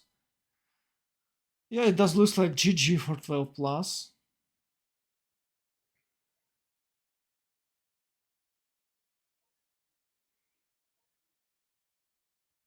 Maybe. But Eleanor's still there, and she was in a hard spot from the very first turn. America is getting more cities. Egypt is strong. Robert the Bruce is still a good civ. Unfortunately, without Coliseum, he's not that strong. So maybe America can somehow carry. It's not like they will lose a lot of gold. And it depends what and who will take those cities. And how fast Mongolia can take them. But stats definitely in a favor of 12 plus. Stats and gold income, and even production. And even production. 103 for Robert the Bruce. That's weird. 1, 2, 3, 4, 5, 6 cities only. With the 6 cities and that campus opening, he should have industrial zones already. Okay, finally pikes. Oh, he got scout back. So yeah, you see, no damage at all. It's +3 with a horde, and maybe it's not time for.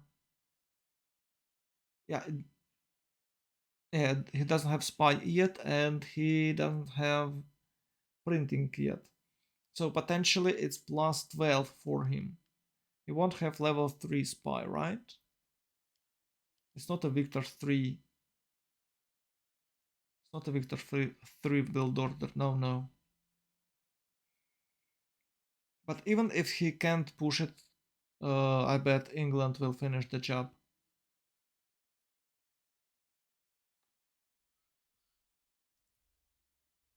Yeah, oh, we have messages here. Okay. Commander Snake.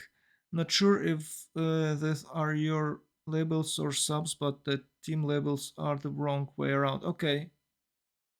I'm kind of fine. Yeah, I will fix this. Um,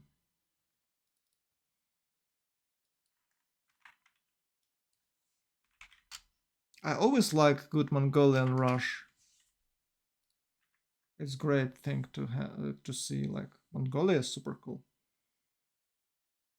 But unfortunately, everyone knows how to defend against it, and somehow Petit Pascal died.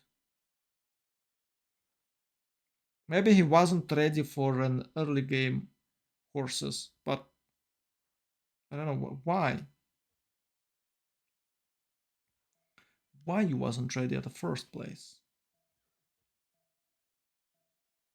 And he didn't went for the walls. He was building like uh, lighthouses. If he had walls on that city, he would keep it, and he would have way better position. Now he can push away all those horses, but they're pushing through, they're breaking through, and maybe will try to pillage even more tiles.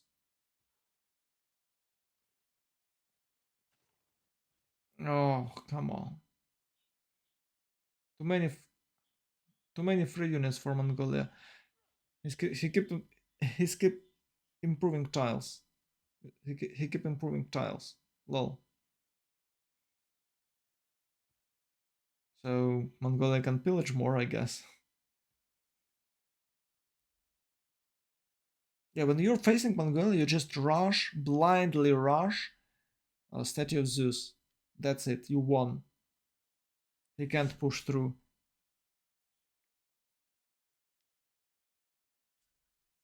And it is better idea to defend with the spears than to defend with a horse.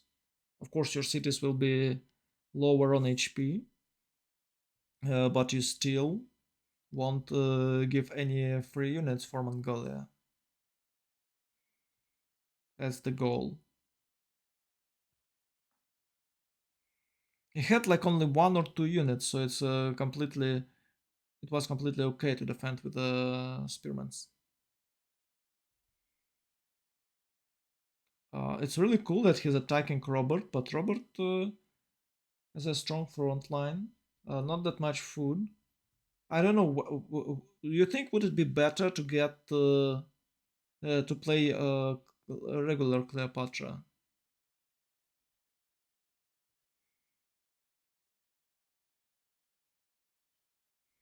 What is Queen of the Nile or how it's called? With an extra food. On this map, extra food is so important. Robert would have way. Oh, would he have? He's not playing trade routes at all. Well, maybe America would have more, but it does look like they're trying to boost Robert. Well, they should boost Robert with bows, trade routes. I think they have triangle trade route. They're not boosting Robert. Maybe. Hmm. Hmm. Or maybe not. Wait.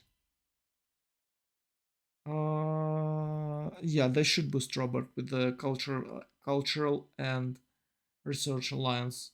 I'm not sure what's going on there. Why Robert has that low stats, but it is what it is, man. Okay, it does looks like he somehow defended against Mongols, so he lost a single city. It's a big damage though. If even if he lost only losing only 1 city, it's still a big damage. 4 turns still intelligence for England. It's still fine. Machinery 2, and Mongolia will have printing in 3 turns, and I believe England will have it in 6 or 7 turns. So Mongolia has about 5 turns of 5, 6, maybe even 7 turns of better intel and stronger units. He doesn't have any siege weapons. That's bad. Maybe it's okay to chop catapult, at least catapult. Or maybe Keshiks are fine.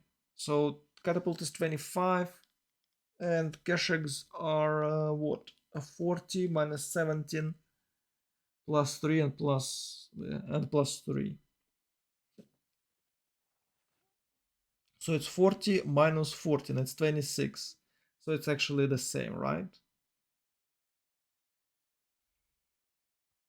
Or catapult is 35. Huh. Is it 35 or 25? If it's 35, that catapult more efficient. Damn, I can't remember. Okay, wow. I forgot it. Well, I never knew the exact number. I just know that catapults are good. And with this science, he should definitely use catapults. He'll take city, he'll upgrade them. Look at that. Look at that knights. They're about to die. Sometimes people are going for men-at-arms instead of rushing printing. I think it's not that good. But if you go for a level 2 spy and skip printing, you'll still get +6. If your opponent open printing as a Mongolia, +6 as a Mongolia. Oh, he's going for another spy. Okay. Oh, he pushed through. He breached through and is about to pillage. Ah, sweet, sweet. He's not using. Oh my, oh my. Oh, that's such a bad thing. And they forced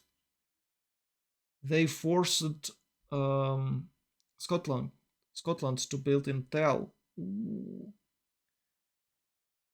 Oh no, Lonely Knight. What the hell? What does this knight doing here? He's about to die. Wow. Not the wisest move.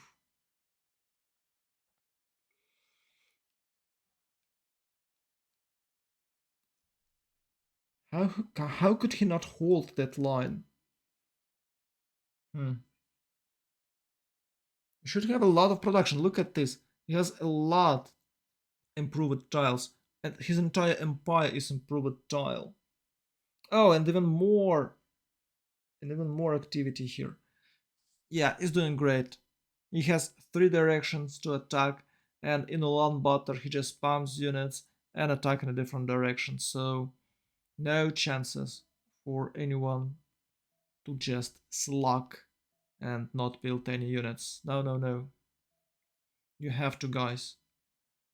From another hand, he can't finish England, but if he can slow down everyone else and Persia or Victoria can take an advantage, can take a lead in this race, eventually Victoria will win.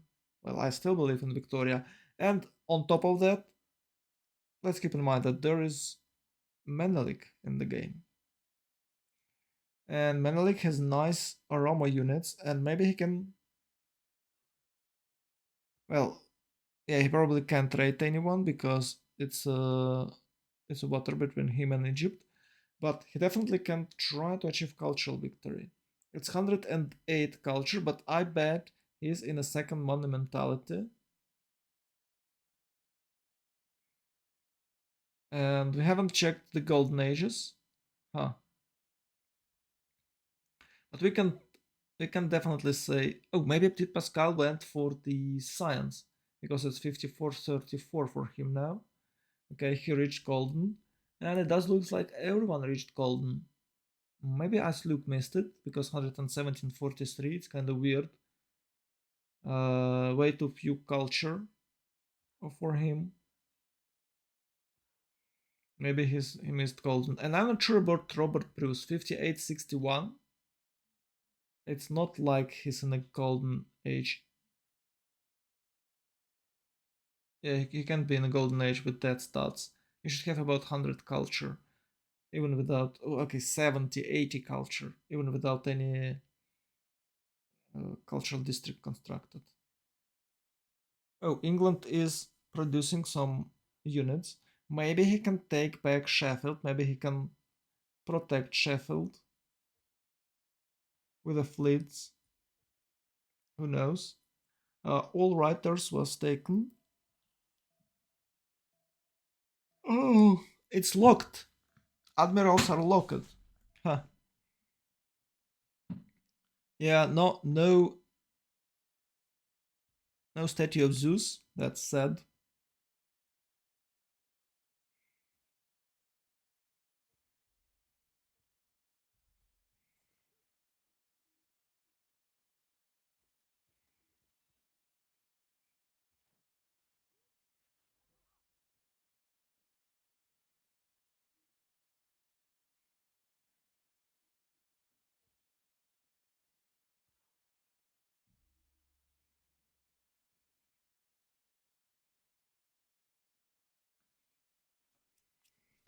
Right.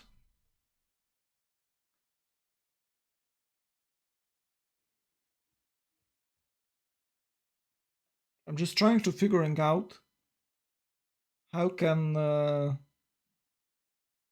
the flow of the game can be changed. There is nothing super bad yet happened. There is nothing super bad happened, and with a good will, I believe there is still a chances for uh, TVMT to at least not surrender right now. Menelik is good. Like he does have a lot of face income. Egypt generate well, not Egypt. Well, I don't know. It doesn't look that bad. It doesn't look that bad. It depends on is America in a golden age, and I believe he's in a normal age, and Scotland is definitely in a normal age. I don't think Scotland can carry anything. Oh, look at that! Oh, so, oh no, it's a lot of juicy trials for this guy. Yeah, Scotland is the next target, so he'll probably erel everyone around him, starting with England, then it's Scotland, and after that is America. Wow, those Mongolians really hate, really hate Brits. Wow.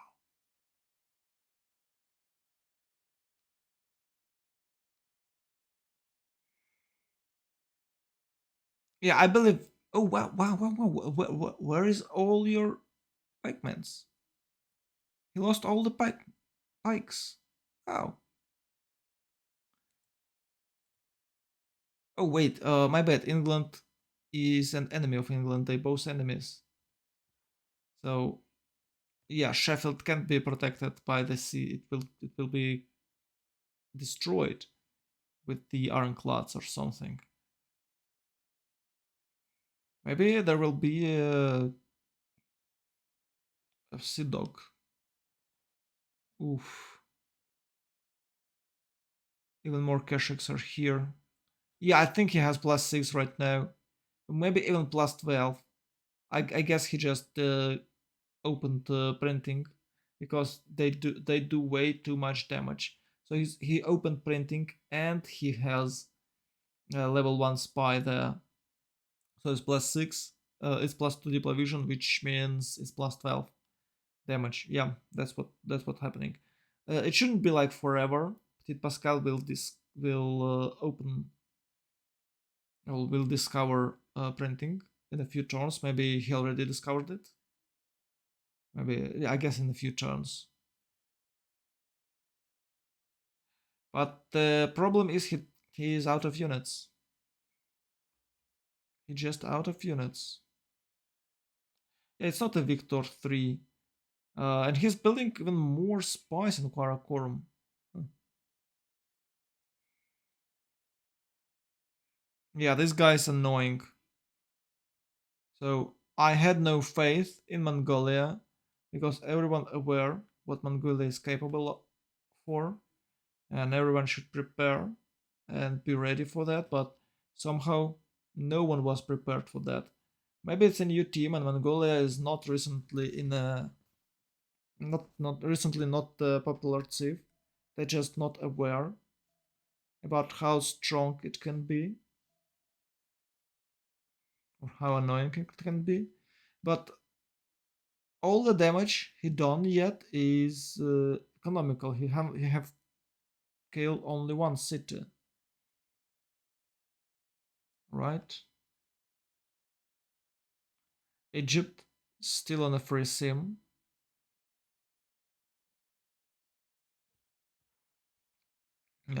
Maybe people can carry and um Egypt is a coastal civ, and I think he might reach Ethiopia and Persia with uh, uh, with atomic submarines, and he can nuke them. It's an option, yeah. But Persia does have way too many cities. 1, 2, 3, 4, 5, 6, 7, 8, 9, 10, 11. No, 10 cities for Persia right now. That's strong. 8 cities for Egypt only. Only 8 cities for Egypt.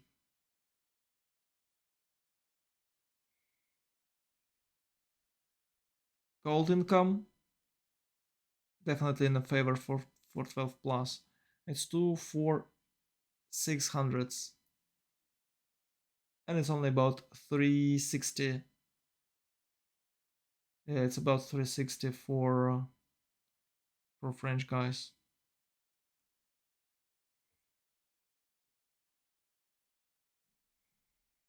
Not that strong. Not that strong.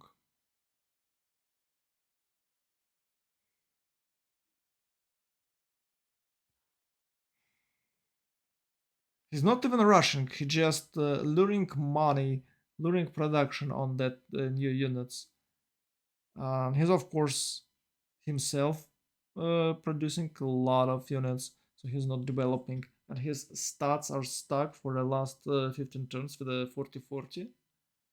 I'm talking about Mongolia, but he dragged all his neighbors into that war, and he's dragged them to the bottom, and that's sad. Persia is aiming for industrialization already. Oh, Menelik is going for banking. Why? He's just generating phase? Oh, Rough Rider. Yeah, they have +5 when on the hills. Yes. And Teddy has +5, so Rough Riders are +10. So it's and I'm not sure. Do they have extra damage? They should. It should be not 64, but it should be 67, I guess. Oh no, it's 64. Oh, so it's only +10. It's like a core. But Rough Riders are commonly there with the cores. Yan Paso, fun guy, funny guy, funny guy. It's funny guy, funny guy 2223. Yan Paso to you too. So usually they are attacking with the cores because it's a core timing, but not this time because Asluk has only 44 culture, so no cores for Rough Riders. It won't be that scary this time. And what can he do with that Rough Riders? He can just travel to Mongolia and kill them. But it might be a tricky thing because Genghis Khan will have trained units, and maybe it won't be enough for America to just Rough Riders. Maybe it won't be enough for him to wipe out Mongolia.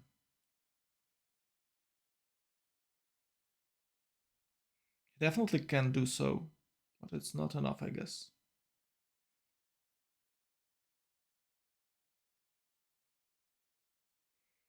Okay. There's always like five, 6 units here nearby Sheffield. He's not having more. He's sending them on the other fronts. That's cool. Hmm. Maybe they're planning just weaken Eleanor, so England will just take all the cities for herself. Yeah, you can see Carvel course next to Sheffield. Yeah, I believe that's what's going on. He's not rushing there because they're planning to feed those 3 cities to England. That's actually 4 cities. Mm-hmm. That looks smart because Mongolia doesn't really need extra cities. You build 5 and then you just build Kashik, Kashik, Kashik, Kashik. It doesn't really care what's going on around.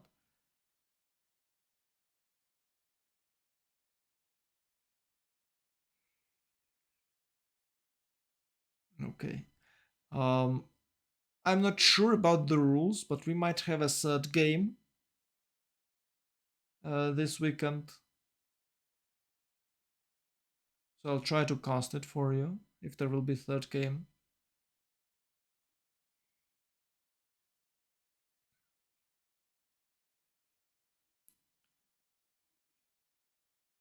Hmm.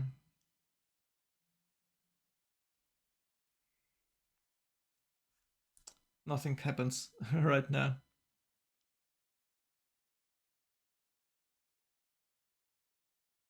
I'm trying to find a positive, something positive for French guys, but it doesn't look like they have a good game this time. So it's 154 for Robert Bruce. How can that even be? How can it be 154? It's just not true. And I think they're boosting Cleo instead of Robert. Maybe that's partially. Maybe that's what's going on with the Robert. It's weird. Because Cleo has very cool stats, 274, but Persia has even better, 307, 228 for Menelik, 263 for Wiki. Somehow only 263 for Wiki. Maybe it's because of the nerf. Yeah, should have a bit more. Like a week ago, Wiki would have a bit more production at this time, at this timings. But the fact that only Egypt has good production is disturbing. I don't think, well, Egypt, of course, is an awesome save, but I believe he just can't carry because he can't nuke Wiki. He can't nuke Wiki, even if the game will go on. And fall of England means nothing. Like, okay, England gone. Who cares? We'll keep playing because Egypt's strong. But I believe he just can't nuke Wiki, and Wiki definitely has way better late game bonuses. And if it's just about space race, England definitely will carry this game. And I believe that 12 plus definitely will win any fight here because of the gold income and because of a military alliance. If Tit Pascal, of course, will completely die, but it does look like he will, and England will got his cities. I'm not sure about red coat. I think this England has no red coat. It's only Age of Empire. Yeah, Age of Empire wiki has red coats. Oh, look at these bad boys. Oh, you have air. Air. Well, now you don't. Lol.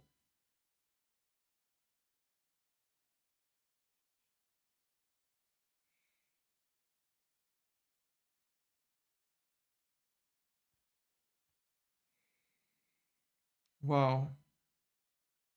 That's the weirdest Scotland I ever seen. Maybe he erased himself when he couldn't get Coliseum, but it shouldn't be like that. Yeah, Aroma guys, they're trying to push through, but there is only 2 tiles gap with the encampment in it. So no, you just can't push through. It's a nice try. He, by the way, built only few of those guys. He actually haven't even built them. He built cheaper version of them and upgraded.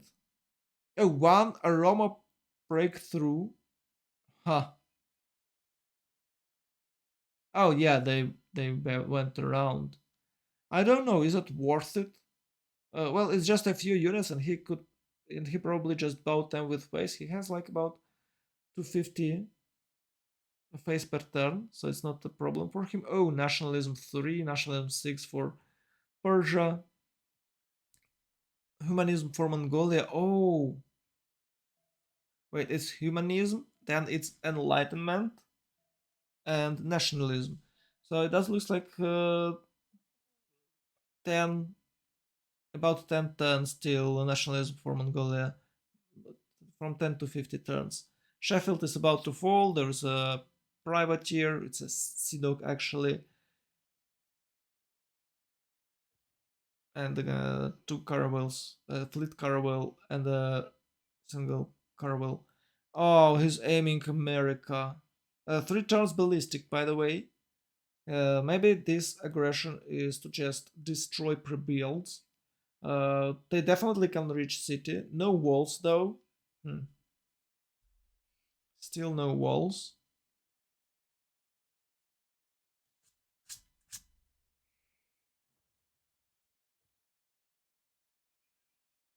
Damn. I'd like to see walls.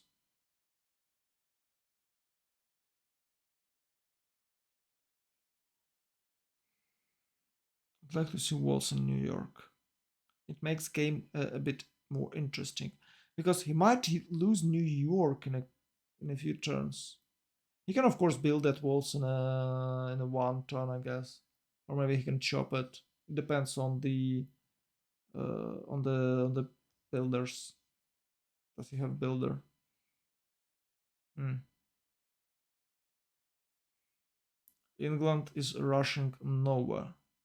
Yeah, they are aware that Eleanor can't do anything. Oh, look at that settler. Oh, it's escape settler for Eleanor. And he probably tried to run away to the north. Maybe even tried to reach Robert the Bruce. Or it's just Robert Bruce.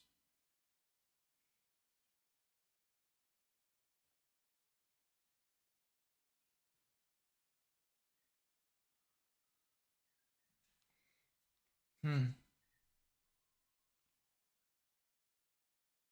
Yeah, that's weird land build order. He does have long parks, and it's only 44 culture for him. Oh no no no! It's a very bad. Was he trying to build Coliseum? He has entertainment complex. I hope he wasn't.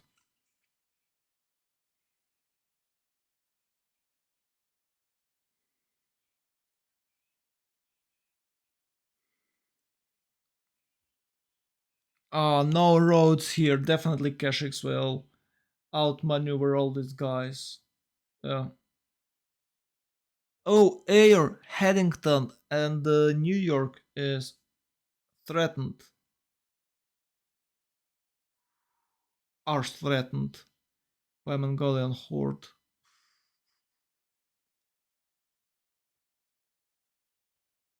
America is in a normal age once again.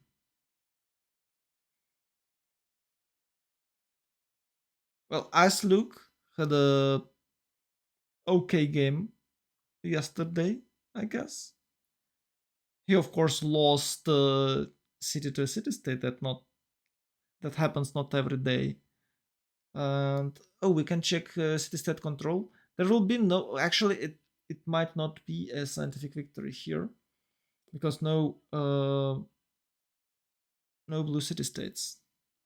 So I'd say maybe Menelik can get Diplo victory, but he's going for banks. They're trying to get more gold. Why do they need so much gold? Oh, industrialism for Wiki. Okay, sounds strong. 1068. Where is your universities? No universities. It is building Apadana. Are they trying to take control of some city states? Or maybe he's fighting for a purple one.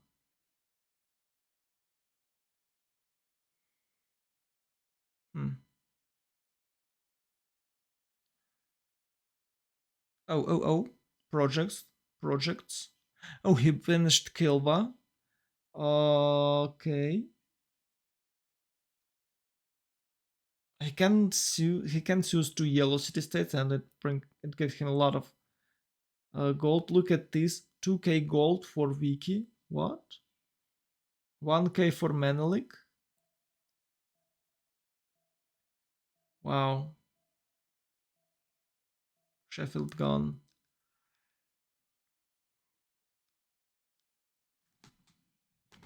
Slowly but surely, Eleanor is falling.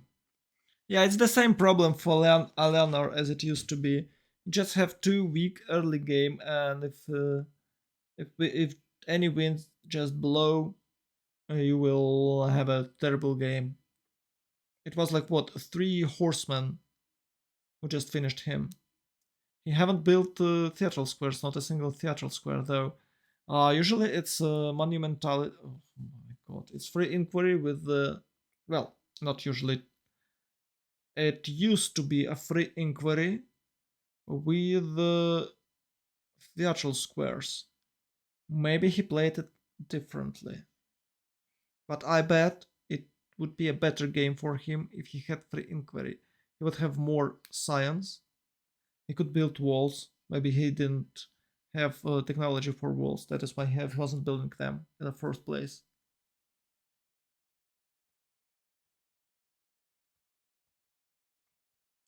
11 cities for Nethershah, 10 for Menelik, 12 for Wiki. Ooh, and the population 79, 80, 76. Yeah, they definitely have better sim. Mm-hmm. And on top of that, French team has to always spend gold to support England. They spend gold again and again. And I'm not sure can they upgrade that many Rough Riders. Oh, nice wonder for Egypt, Colossus, and he's aiming for Forbidden City. But it's Zaranka, and Persia is about to take away another city or not. Egypt has a great engineer. I'm not sure about Persia. Yeah, if you have no engineer, it is kind of sad. It's really hard to finish Wonder, especially in competitive gameplay, because everyone wants to have that Wonder. It's very strong. So with an engineer, it's easier to have it, and you must have science to reach it faster. Mm-hmm. Oh, Casa for Persia. Oh, I definitely will go for a money 3.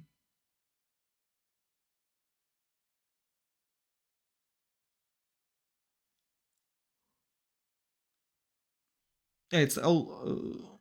And I'm quite curious. Is Persia on a continent split? If he is, yeah, he have no time to chop anything here.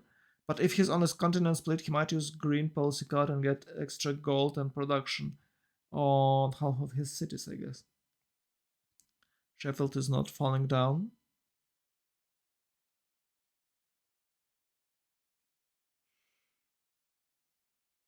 Ah, 3 turns, and he's chopping it without a policy card.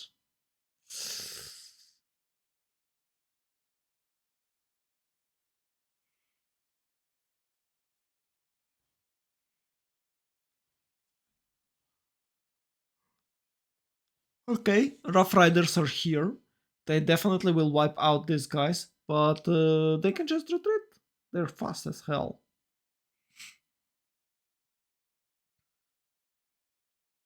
They can retreat for. Yeah, they're retreating. I bet he just heard the sound and maybe he has a spy in some American cities. So he can retreat, form a course, maybe even upgrade those guys because it's turned 70 and even with a 44 culture, you can reach cuirassiers. That's very weird because America has 125 and he's only reached cuirassiers. Huh. He just now reached cuirassiers.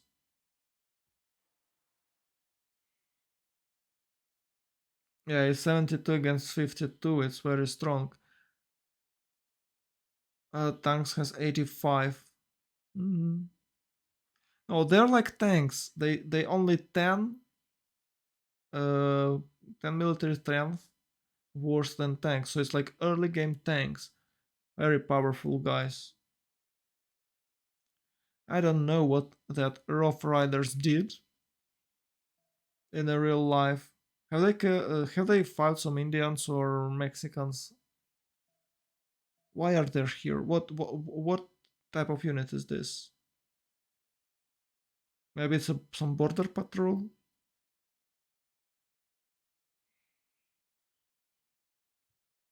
I've never read this description in the civilization. There's a tons of cool information. If you're like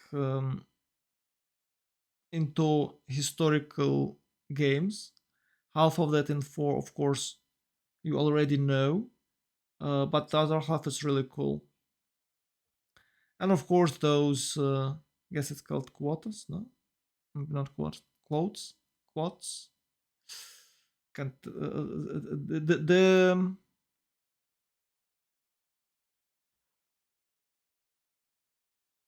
oh, how to say this?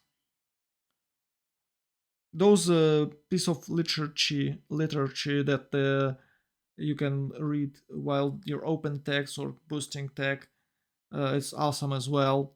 The game is so complex, and you can spend 100 hours in the game, and most people probably spend about this amount of hours in a regular Civ game, 100 hours, maybe 150, and it's a lot for them, for a regular people, I guess.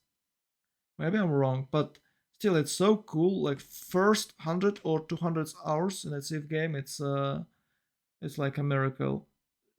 Like everything here is perfect. Of course, if you're not super strong into game, when you want to min max things, when you're just enjoying the process, that's cool. When you're trying to min max things, you will find out about bugs, about exploits, and it have it's not the same when you're just open game and you're new to it and you don't know anything and you just enjoy the process, and everything for you is every new tech, every new civic is a massive step forward. It's a big step forward. Yeah. Unfortunately, after several thousand hours, the game lose its charm, and it's all about numbers, about min maxing.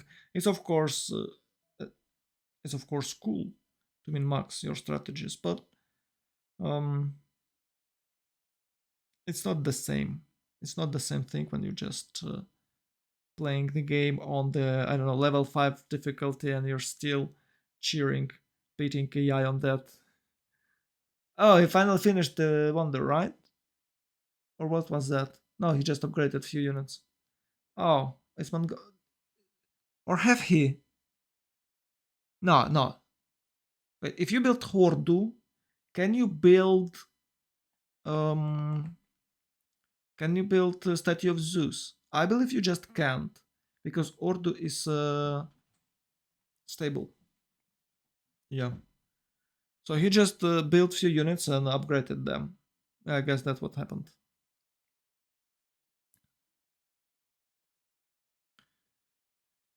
And I don't think America has a general. So without a general, they should not be able to push through that pikeman's. Oh, there is a general. Well, maybe is it valid? It's a Renaissance industrial general. It's not that expensive. It's 120, and he has like one, two. He has. Well, I can see that he has. I can only see two encampment, but maybe he has more. And a few military engineers. He's building road. So Mongolia is going to have a bad time right now.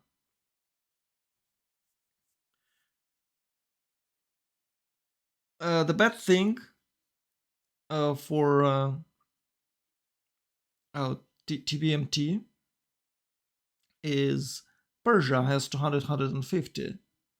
So what you gonna do about that? Of course, America can pillage some tiles in Ulaanbaatar, but there is not that many pillageable tiles there. Oh, industrialization for Persia now. 2 turns gunpowder.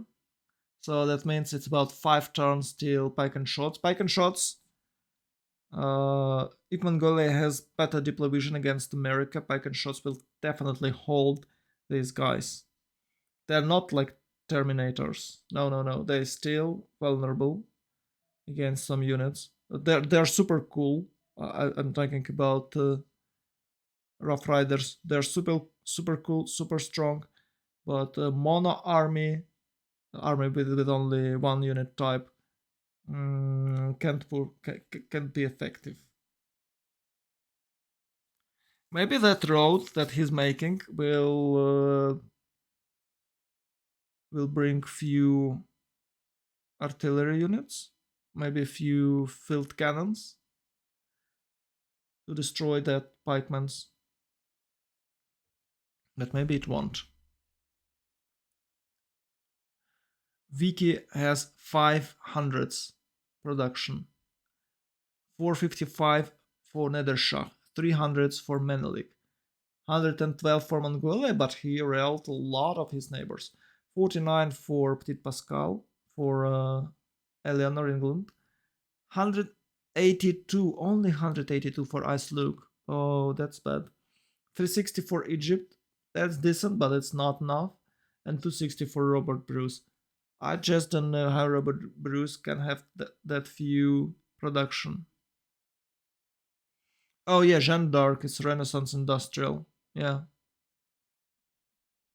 Somehow Jeanne d'Arc is Renaissance Industrial. It's what a it's a 14th century or 13th century. I bet it's a 14th century for Jeanne d'Arc. Maybe France that advanced that 14th century is a Renaissance. But I always thought Renaissance it's about 15th century, right?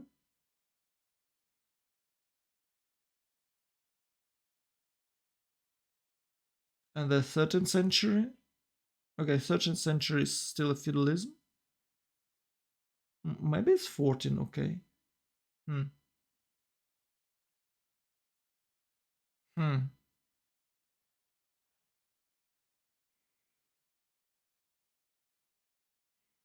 So 16th century is a Reformation, it's 30 years war. 15, I think 15 is Renaissance. Yeah. 13 is hard. Maybe it's 14 and the 15 Renaissance, and the 13, 14 is high feudalism. Maybe you can give me a hint. We should check it. We can Google it. We can use Wikipedia. It's not a difficult question. I just can't because can't alt tab.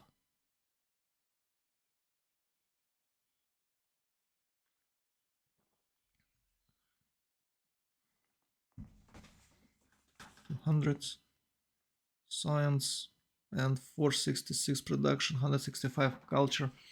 Yeah, the Shah is too strong. If they can wipe Mongolia down, maybe America will get more science, somehow boost production with maybe maybe he can pillage himself to industrialization. You know, he'll get about what 400 production and can boost even more. Maybe that's the chance, but just I just don't believe he can push through the spikemans.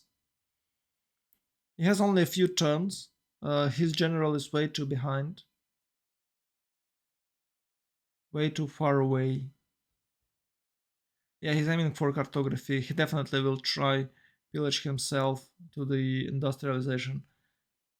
But because of the failed golden age, it's actually 2 times in a normal. It's weird. Look at that Persia. Look at that. Yeah, he haven't even finished factories everywhere. He will. He will. Wow, it's 11 damage with the crossbowman. Wow, it's too much. Come on, Leash, show us.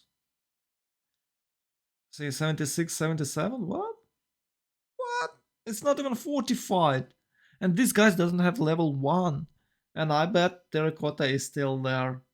Yeah, he just can't push through. Look at this. 77, 86 against 45 at the level 1 unit. Maybe Victor... Yeah, it does look like it's Victor 3 and all these units have level 1 anti-cav promotion. Oh, no, you can go home now.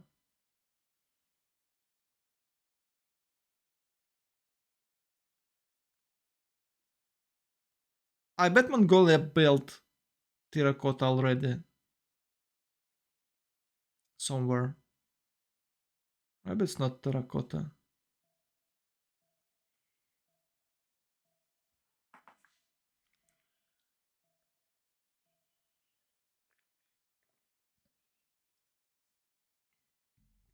Mm.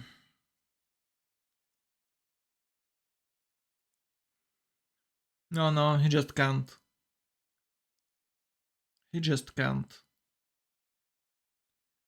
Uh, yeah, because, well, it's 54 culture for America. Because of normal age, he has no cores.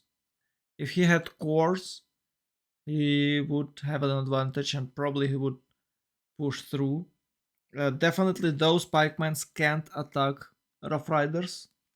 No chance for them to make an attack.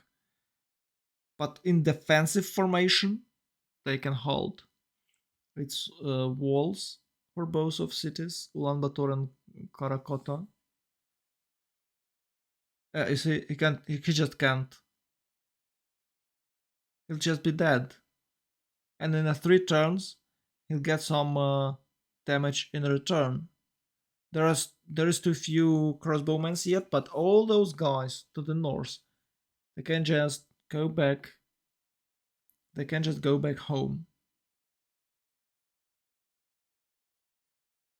That's weird because form he could form escort with that general, and general would move farther.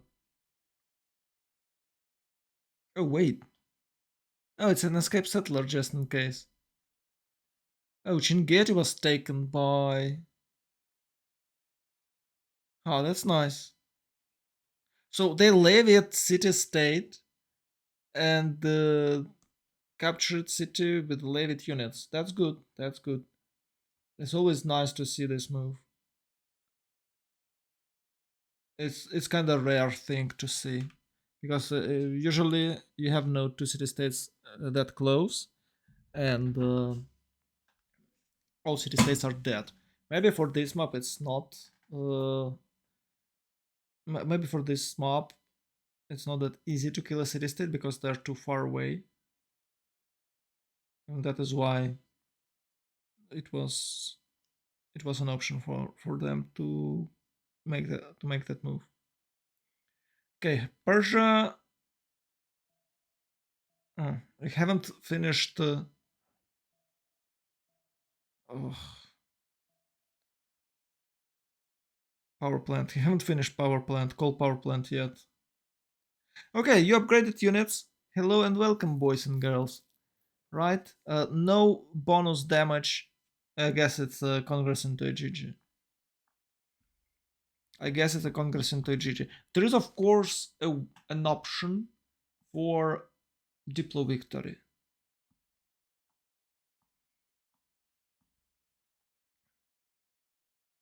But it does looks like 12 plus will win this Congress. Oh,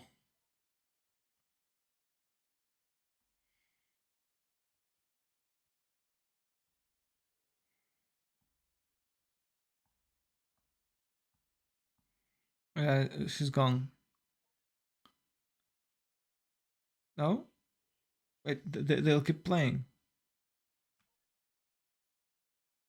Huh.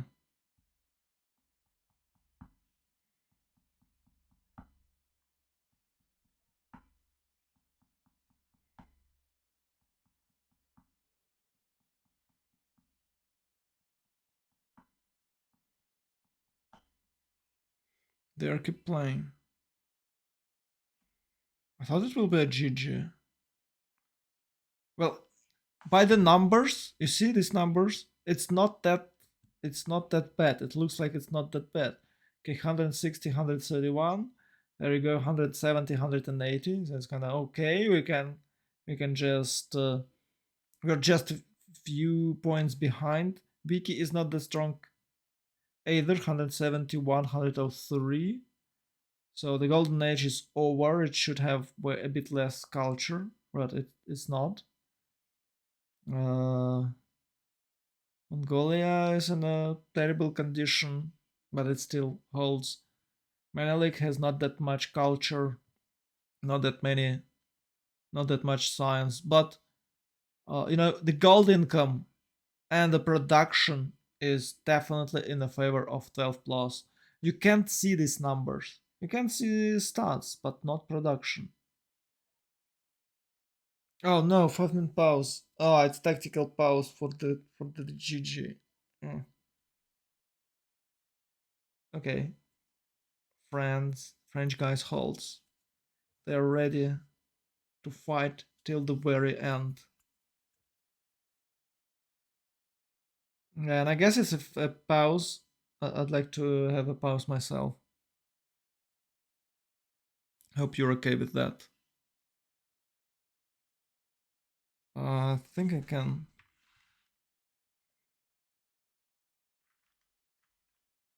Hmm. Just a moment.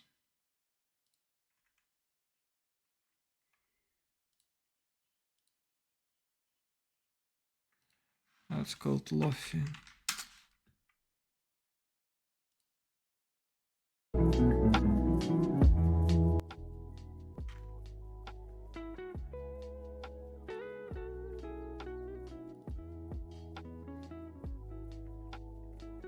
So we're having a pause. I'll be right back. I hope you're okay with that. If not, well, you can go to bed. It's a bit late. Good night if you want back.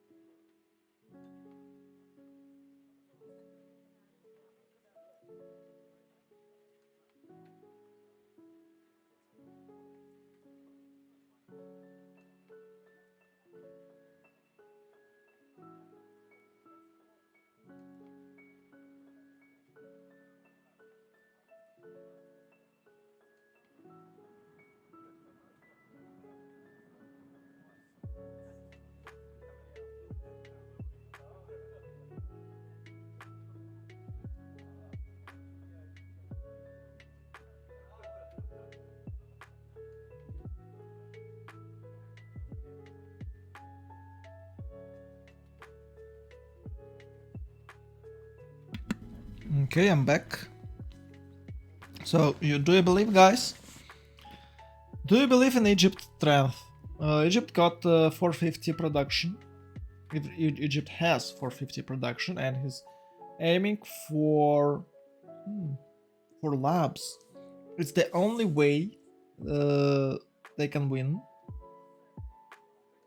Egypt in a good spot, and as I was saying, Egypt can nuke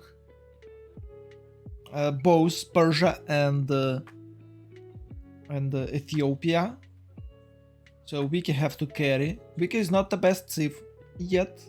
It should be, but it's not yet. He does have extra 50 production. 50 production more than Persia, but still. It's not that big, and only 125 science somehow. Maybe it's because of the Wiki build order. You have to build industrial zones before.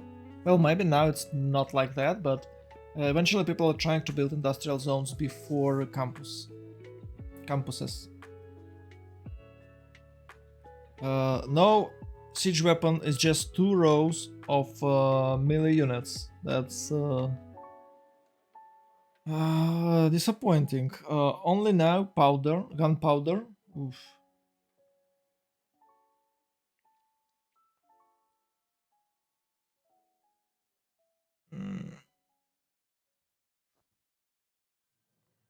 They're counting research. He was just checking research count. I wasn't paying attention to that. I tried to, but I just couldn't. I don't know why. He's making double road there. Huh.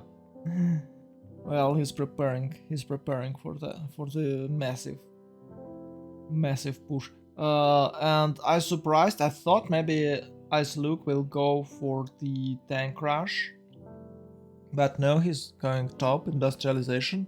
I think he's trying to reach Mustangs now. Yeah, I think Mustangs is his feature. So those Kashyyyks retreat. Was able to run away. He can't push. Oh, actually, he might try 5 turns course for Mongolia. And oh no, it's only enlightenment for Ice Luke. Oh, he's 3 turns behind in the culture. Yeah, so Mongolia will have course. He doesn't have that many units. Maybe it's not a good idea to form course, but with a course he'll definitely not going to. He's definitely can't lose. Yeah. No course for America. Well, he'll get course in a few turns. That pikeman actually is slowly dying.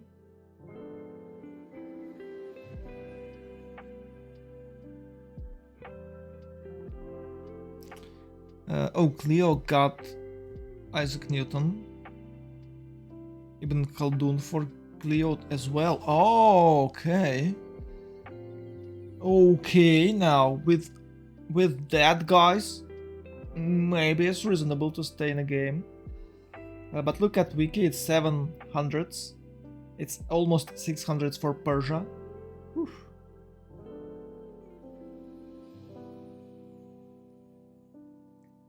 Very low stats for Robert Bruce for Scotland. I just don't get it. Why it's so low? Maybe they're all on the same continent and Robert just doesn't have enough amenities. And because Persia built Coliseum, he has extra amenities, maybe +3, maybe +5.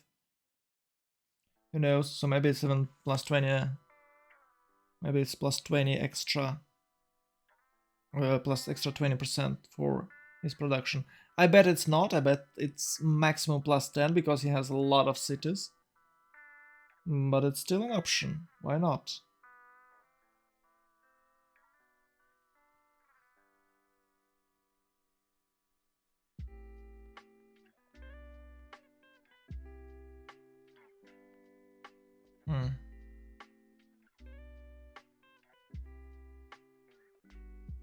Oh, he pushed through. Wait, how that happened? Okay, now it's piping shots.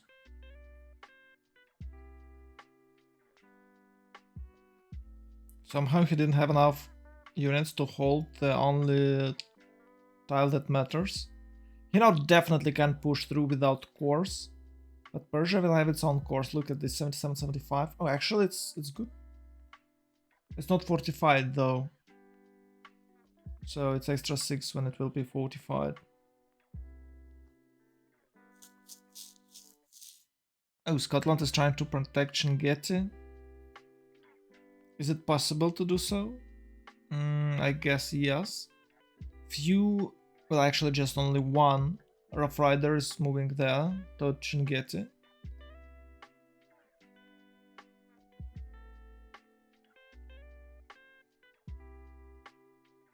2k gold for Wiki. Why aren't you spending it? Because I can build everything. I don't even know where to spend that gold. I guess that's what's happening there with Wiki. Oh, he just finished. I think he was accumulating gold, and he is about to finish Big Ben, right? Is it about Big Ben? Is that about Big Ben, bro? Tell me why. I guess it's about Big Ben.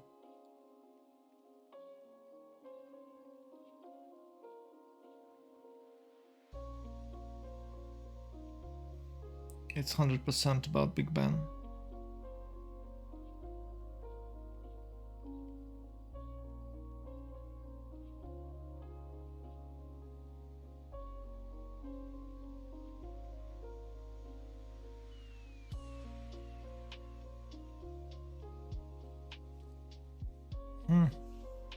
Look at that. Oh, it's only now universities for England. Oh, that explains the science. Yeah. With universities, you'll have 2 times more science. I bet 2 times more. No, it's a tiny line. He can't have course with that. 4 turns for Genghis and 9 turns for America. It definitely will be boosted, so it's maybe 5 turns for America till nationalism.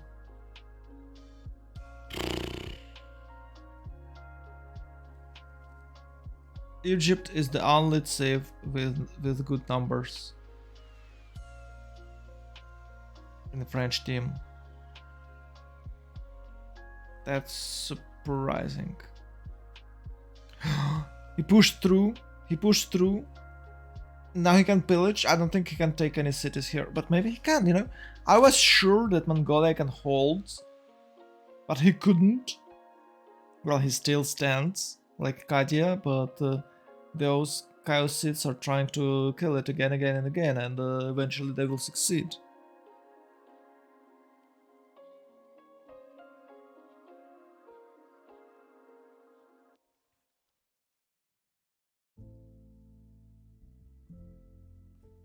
Oh, another escape settler. Oh, he's not aware of it. 10 turns. Steel walls in Chinguetti.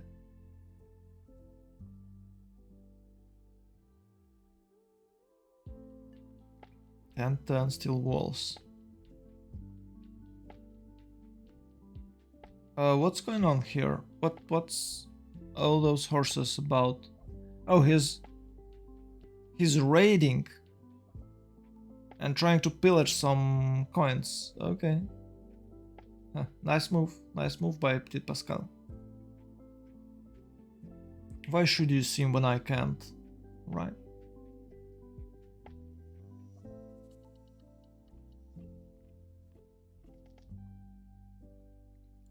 No Diplo victory yet, I guess. It's 168.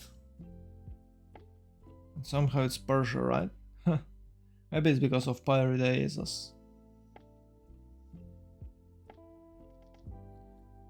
Basketmans.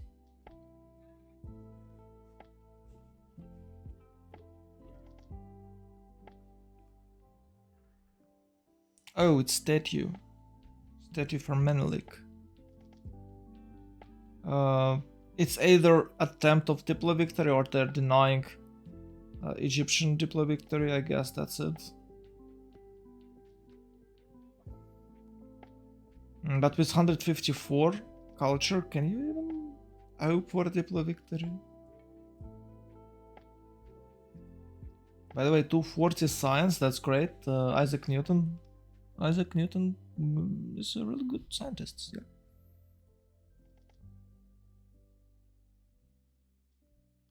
And let's not forget that Egypt is boosted by America and Scotland.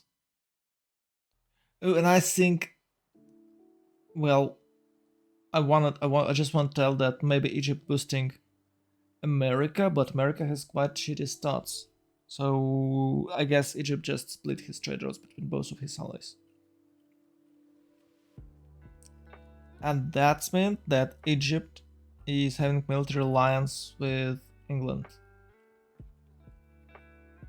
And they most likely will have no military alliance. Well, most likely they have military alliance with Scotland and America. I guess that's what's going on here.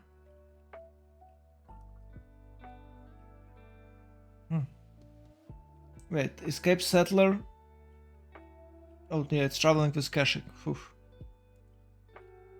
For a moment I thought he's not aware of that feature.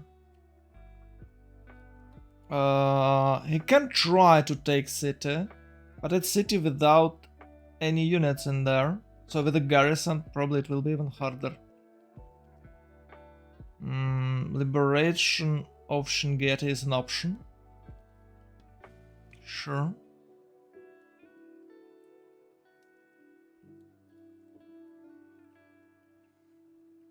He should settle 10 tiles further.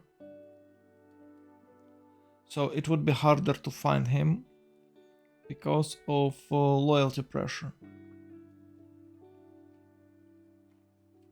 If there is no cities in a 10 tiles, no one can find you using loyalty lanes.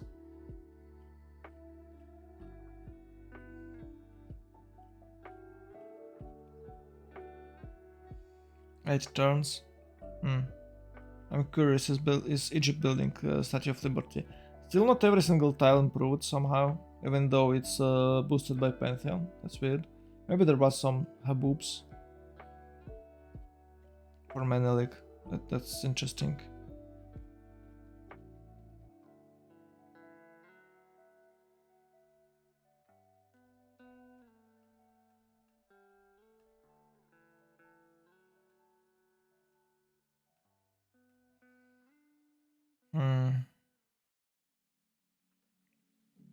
No, it's impossible just to push through there.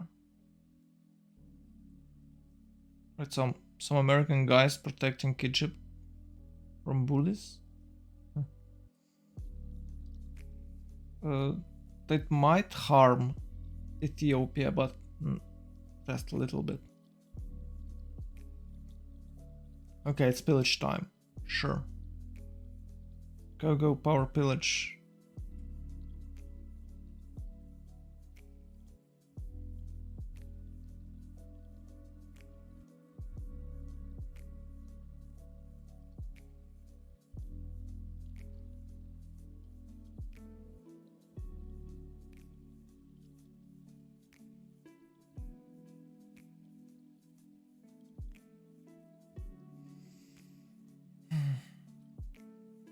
So you guys think how can Egypt carry this?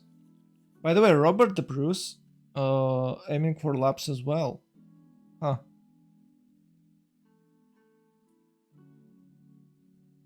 Two turns nationalism for Iceland, 1 turn for Mongolia. So we'll see some cores. And I'm not sure does have more units. I believe they are equal, and I don't know, this Rough Riders raid, not that effective, I guess. If England had this amount of pikes, it won't even lose its city. It's still 3 cities for England. But I bet they will fall when the time will come. And it's getting closer and closer because Wiki is getting stronger and stronger. 10 out of 75 for Ethiopia. Yeah, go Ethiopia. Nice tourism. Was it 170? I guess it was 170. About that. Something about that. Oof.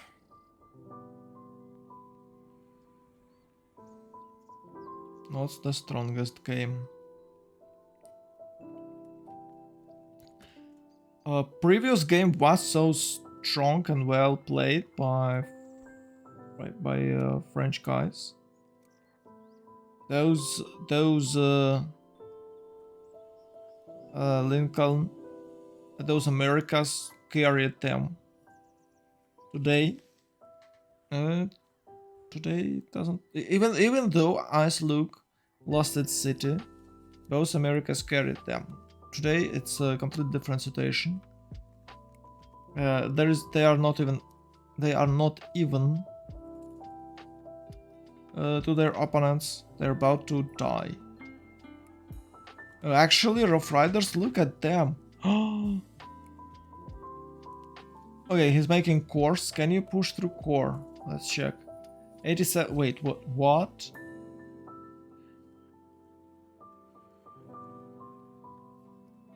With a level 2. Okay, so. Oh. He promoted his units. So now he can't fortify. It's plus 10 when you fortify. It's level 1. It's level 1. Rough Riders. Okay, that's good.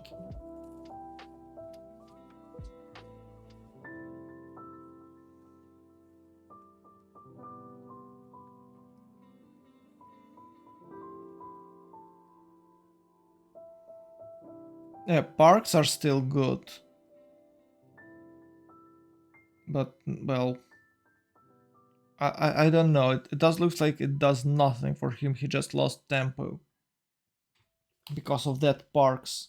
He just lost tempo. He lost early science agriculture. He skips Bengala Moksha first.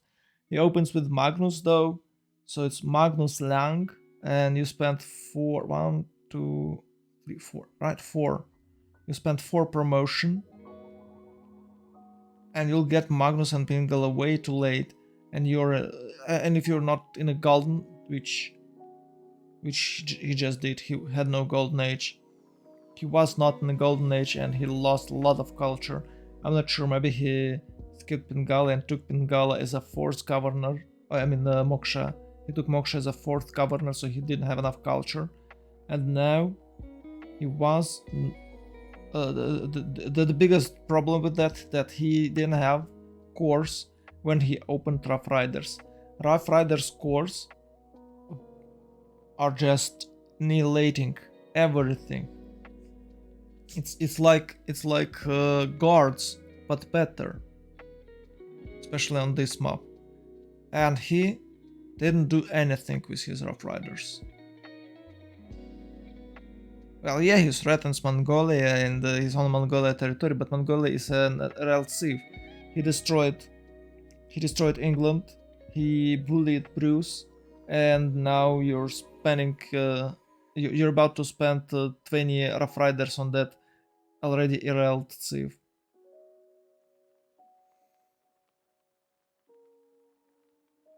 So Mongolia, it's the best game for Mongolia for a quite long time.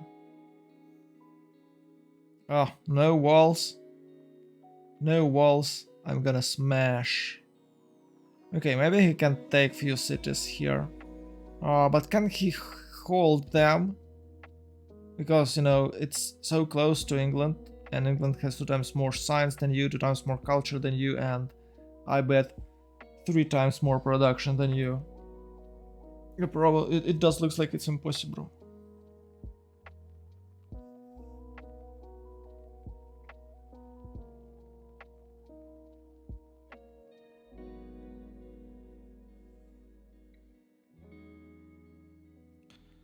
It just impossible.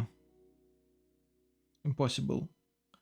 Yeah, I shouldn't use those memes without any context. Oh, it's in a dark age and it's Twilight Weiler for Mongolia, right?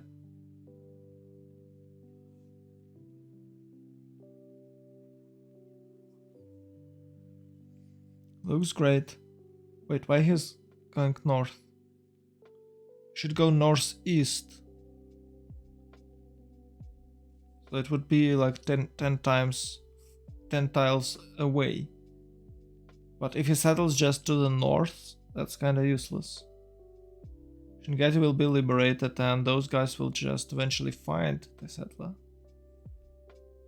Well, they should search for this for escape settler because that's what people do when they take the city-state or when they're making escape city. They build another escape settler till they will be in absolutely safe position, surrounded by their allies. So he haven't reached that point where he can be surrounded by his allies. So, well, of course, Mongolia doesn't know about it. Maybe he won't search for an extra settler. We'll see. We'll see.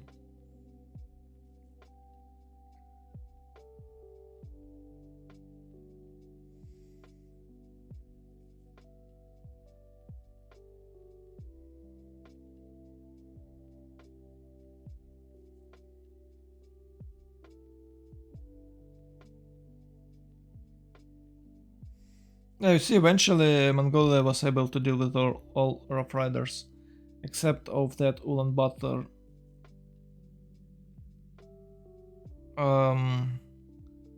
He shouldn't be able to attack them. They're too strong. Okay, Umurshi is about to fall, but he just chopped everything. The city did its job. He just chopped everything. Who cares about that city, lol?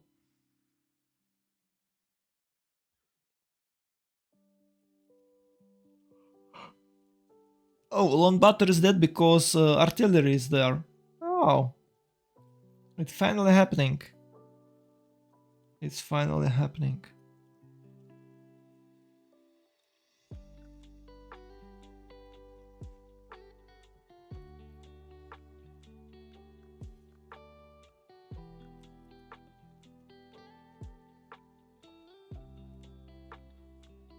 If he just destroy Mongolian cities, it won't be a big difference. Mongolia is already have escape settler.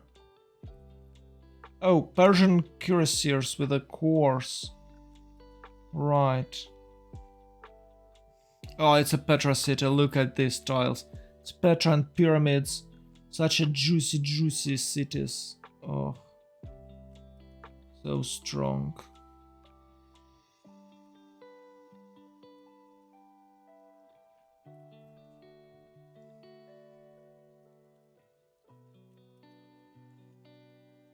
So strong.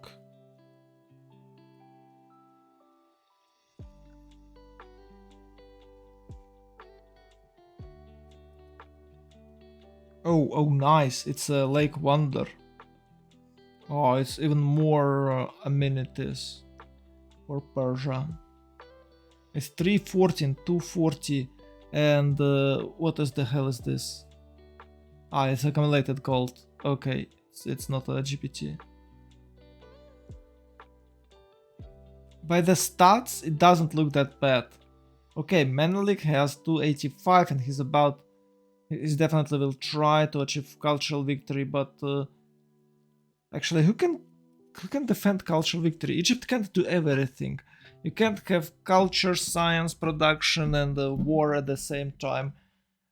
Maybe in FFA you can, because everyone is playing FFA in FFA, right? But if you're playing 4v4, you can't do everything alone. You can't. It's just impossible. You might try to. I can't remember when someone won. I don't know. I don't think anyone ever won as a solo. Maybe middle student. Maybe middle student with some crazy strats. He always do. Oh, finally Cuirassiers. Oh, Urumqi is about to fall. Hami? Maybe. Damn, those guys super strong. And with a little bit help of bombards. Actually, it's a single bombard.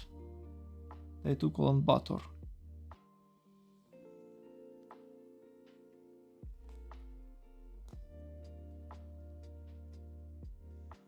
In a few moments.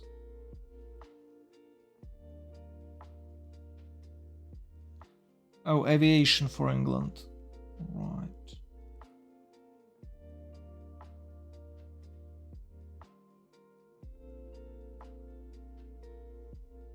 Aviation. Oh, it's a refinery for Ice Luke. So maybe he can cheese those tanks. It's actually not a cheese because he opened the industrialization before. It's not a big cheese. What about trade route with the Diplovision? Can Mongols have it? I bet they can't. Shinget is about to fall. Somehow Robert Bruce does nothing about Shingeti.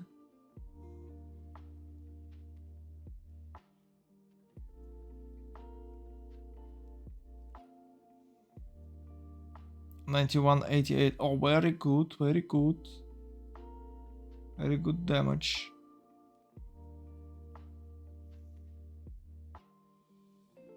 Oh, I'm trying to read and I can't read anything. What the hell is my eyes? And then I realized it's a French. That's weird. That's very weird when you have this type of problems. I just forgot that I'm restreaming. Like it's so cool. You just do nothing, and somehow, yeah, you just do nothing. Talking. It's like just chatting, but it's not. Well, actually, it looks like just chatting.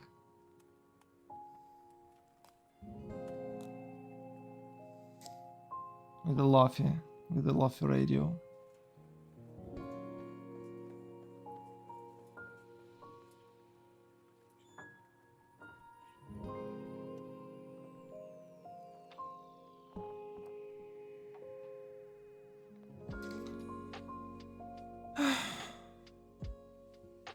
Yeah, Rough Riders just destroyed the city. Well, it's useless city, but still. Oh, Persia here. Wait, will they feed Persia with these cities? Huh.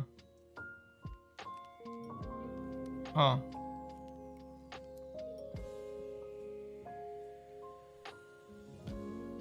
Yeah, there are pike and shots there, so you can't push.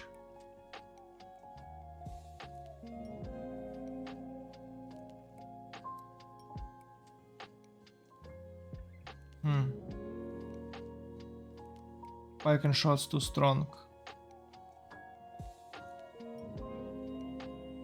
You can easily kill them with a line infantry, but you just can't bring line infantry to the front line.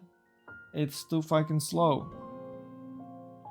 You just can't have light infantry on the front line when you're attacking. That is why pikes are so strong. Luckily for us, tanks are too easy to open, and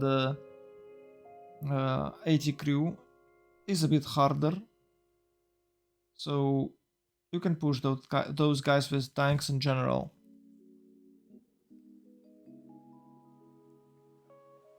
It's very interesting how it's working.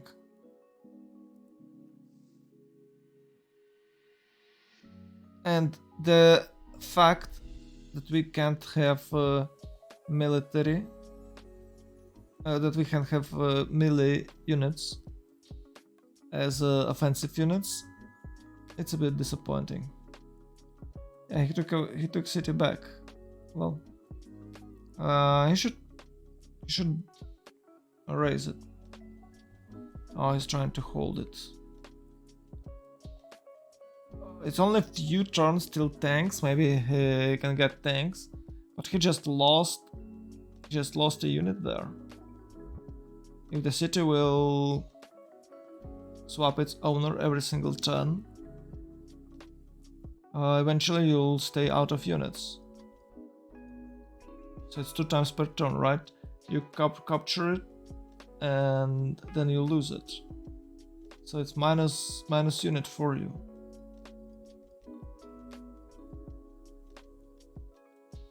And the city doesn't have any bonuses from support, or I don't know, for actually it does have bonus from heals. So if city on a heal, the city defense, when you're attacking, you'll see that it will be +3 because of the heal.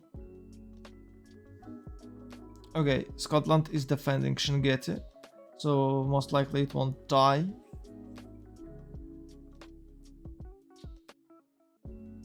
Ouch.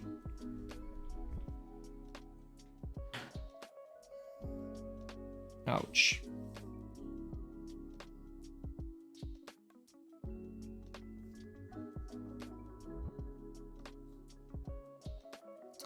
I don't know how to say it in English, but it's like just useless clicks around land butter. It is like just useless heals. Clicks, sorry. He's trying to get some culture and some science and some production and some... Oh my god. Egypt is trying to carry. It's trying so hard. I believe it's just impossible here, but it's always nice. It's always nice to observe games where people are prevailing. What the hell is this? It's Mitchum Mendeleev. It's plus 50% production when you're constructing labs. That's great. So it's only 2 turns for him in core cities, 2-3 turns for labs.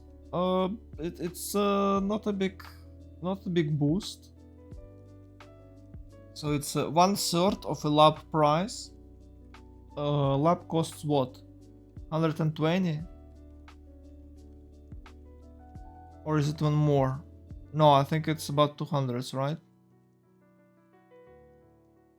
Yeah, it's about 200s. So you save about 66 production.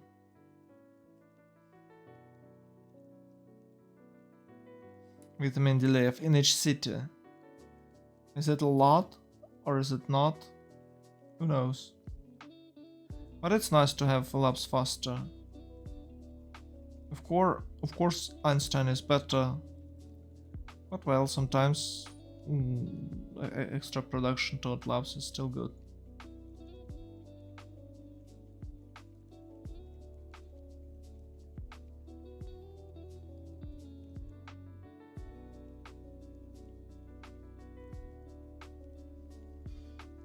Wow, look at that amount of trade routes between England and Persia.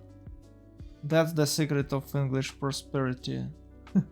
the trading. There are too few units left at the Ulaanbaatar. You just... well... eventually you'll have tanks there. But I believe he'll fight Mongolia till the very end of the game. And Mongolia will still be there. Like, maybe he can take a couple of cities. I'm absolutely not sure. They don't have enough gold to upgrade massive army.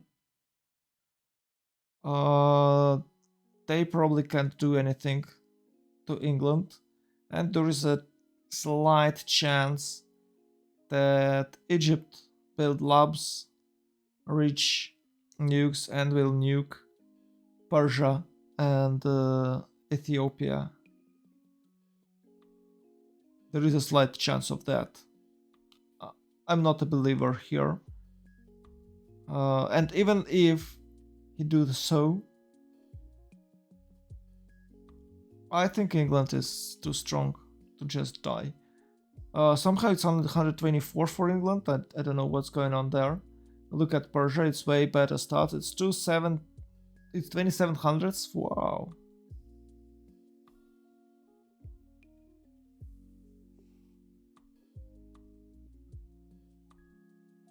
Persia is too big. It's just too big.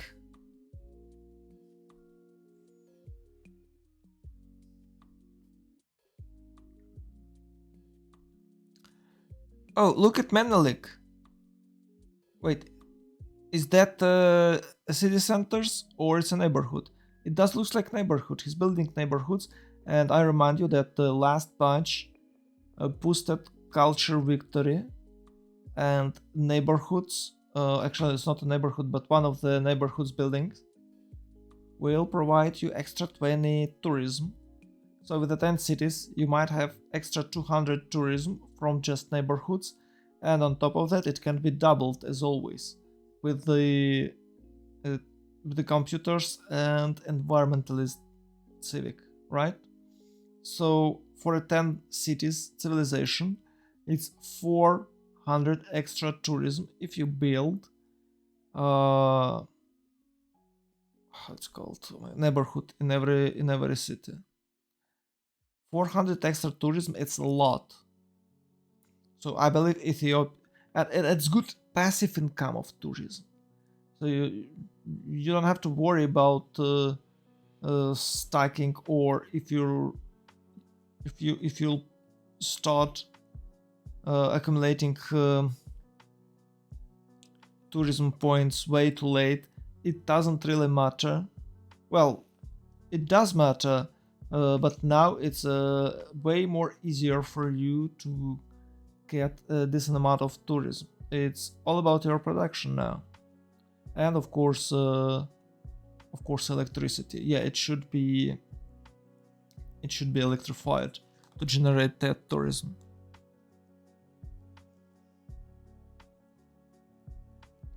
Okay, helicopters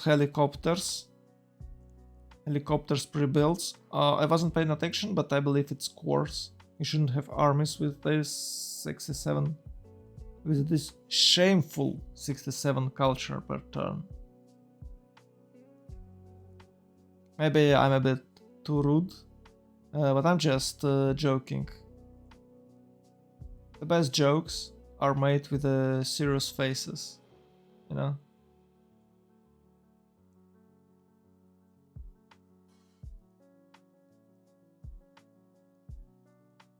Oh, there you go. Tanks, armies. He is in the conservation, and with 246 culture. He should be in a fascism now. Is he in a fascism? He had good culture. Yeah, he had good culture for a long time. He should be in a fascism.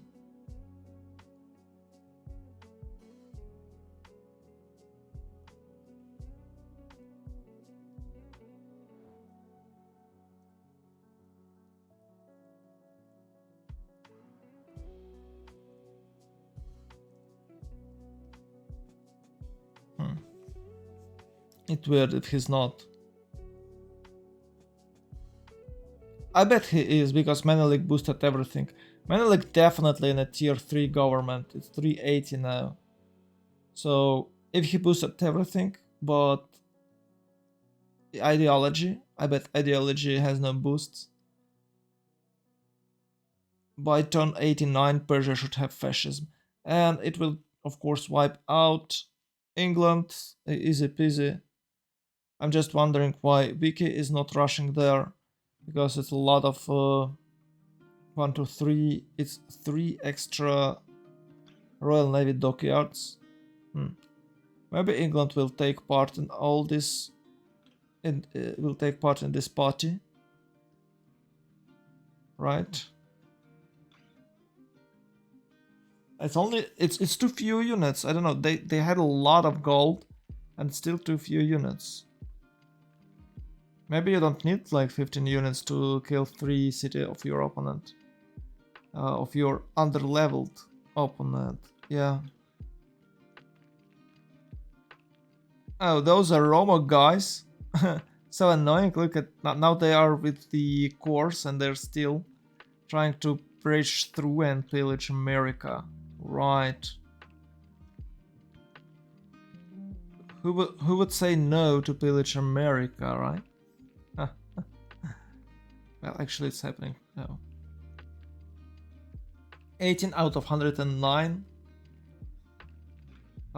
It's what? It's 89. 18 out of 109. Oh no, it's 91 extra tourism, so no. It won't happen that fast, maybe 120, so in 30 turns. What does this guy do? I think they reworked it slightly. Maybe it gives you relic, and it removes debuff that you have while when opening, when you're open printing. It removes the buff for... Oh, maybe it's not printing, maybe it's enlightenment. Can't remember, but one of these tags set a debuff for religious tourism, and that guy over there removes that debuff. I'm not sure about his effect. Is it even big? Because in most cases you generate most of your tourism by themes, by themed artworks. Sometimes you can get good amount of tourism with a flight and unique improvement or city-state improvements. And by the way, they boosted last patch. They boosted seaside resort, right? So you have 2 times more gold on that tiles, and so it's 200% of appeal, right? So if you have +6, you'll get 6 tourism and 12 gold from that tile. And I think they changed pre-requirements for this sort, pre-requirements for the tiles where you can build that. I'm not sure, but I think now you can build it on a hill tiles. Previously, it must be a flat tile next to the shore. I'm about to fall asleep. I bet you hear my voice is getting slower and slower. I'm like it's like I'm chewing a tape. Oh, actually, I don't know how to say it in English. Chewing tape. Maybe you're not that old to know what I mean. That happens when I'm about to sleep. I hope I won't sleep on the stream. I haven't fell asleep on the stream for a quite long time. Like in 2K18, 2K19, it was really tough years. I was sleeping about 4 hours per day. Oh, and I used to sleep on the streams quite often. And I used to sleep while streaming quite often, yeah. I hope that never happened. Of course, this year is even tougher than that, than 2K18 and 2K19, but I'm streaming way too... I'm streaming not that often, unfortunately.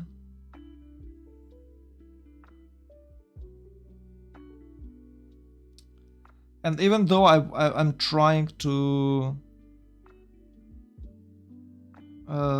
stream every single day with the same time, it's just sometimes it's just impossible to do. That's weird.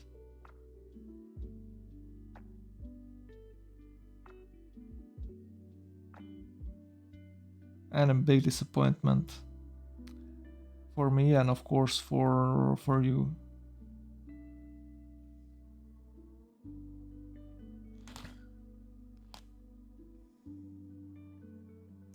Look at that trade route. As I remember, Menelik was building commercial hubs second. Maybe he was just building discounted commercial hubs. But oh, look at that! It's a Chichen Itza in Tushpa. Huh. I thought he'll chop every single jungle, but no. Well, now it's way better because it's work for your entire empire. 47 for Clio. Ooh, 42 for Nether Shah. Wow. Clio is way ahead. 483 for 10. Okay. Listen, just listen. Can you hear the sound of atomic submarines? Because it feels like it's happening, boys. Feels like it's happening.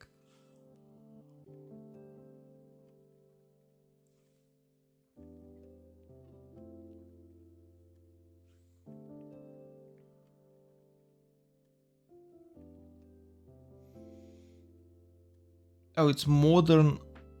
It's modern aviation already. For people. Can you believe that people can carry? It's only suffrage. It's only suffrage now for Menelik. Ooh. Okay.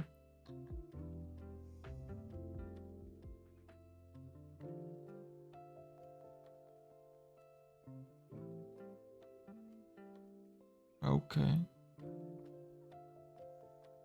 9 out of 20. And who got statue? If it's 9 with a Statue of Liberty, then it's not a big deal. So it's still 3 votings. If it's 9 out of 20 with the statue, it's 3 votings. It's done 150 something. Okay, no, it's plus 46. So it's 136. It's done 136 in a best scenario for Diplo victory.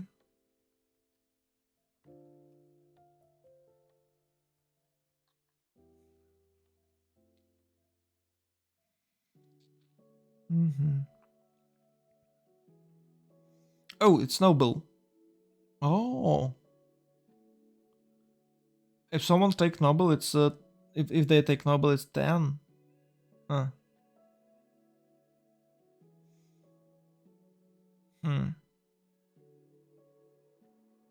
Wait, England got Einstein?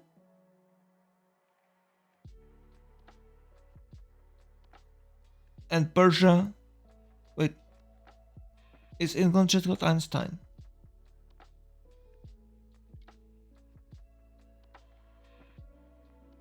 I couldn't read it, but I saw +4 science. I think they just took Einstein. Oh no.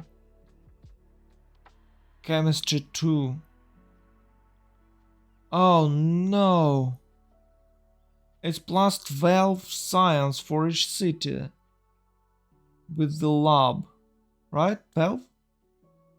Oh no, wait. 5, 4 and 4. It's 13. It's 13 science for the city, so it's 130 science on top of what she have. It's without the policy cards. And with the policy cards, it's even more.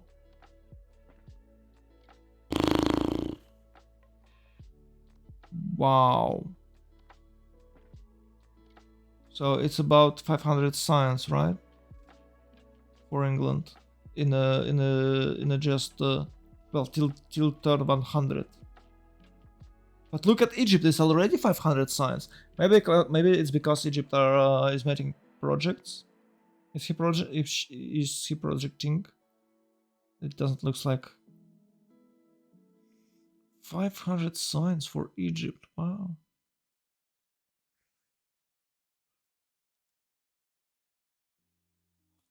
Well, he definitely uses both of. He definitely uses both policy cards for science, and he built labs. But I still believe in England and in English and in English late game bonuses. English late game bonuses. I guess it's a valid statement.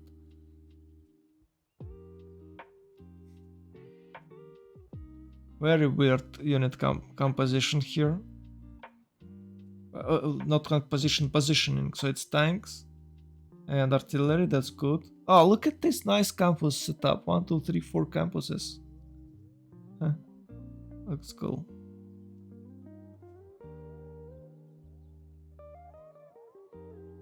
Yeah, that extra science for Egypt was just the projects.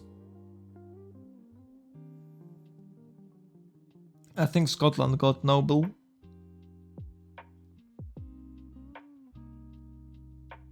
But no progress. So no progress for Diplo victory.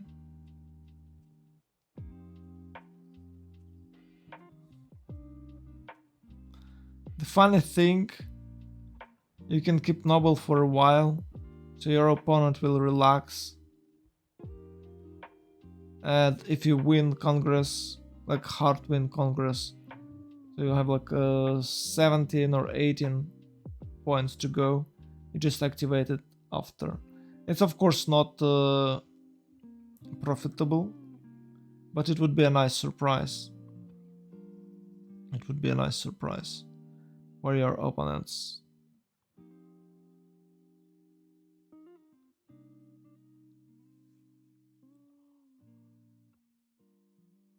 Actually, Noble now is super cool because it used to give some great person points when you take one. It's like meh, not a big deal. But now it also gives you extra Diplo victory points, so it's necessary scientist for Diplo victory. That's good. The weather is super weird. Yesterday it was so hot, and it was rain in the evening. And then in the morning we had rain this morning as well, and now it's somehow cold.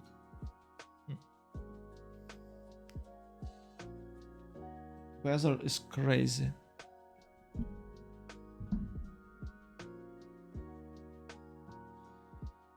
Oh, it's Stupas. Or is it Pagodas?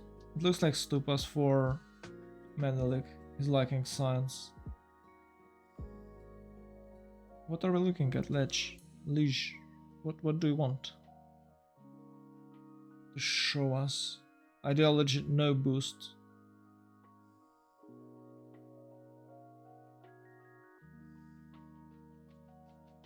Wait. It was a list of policy cards. Maybe he explains. Oh, it's a Bolshoi. So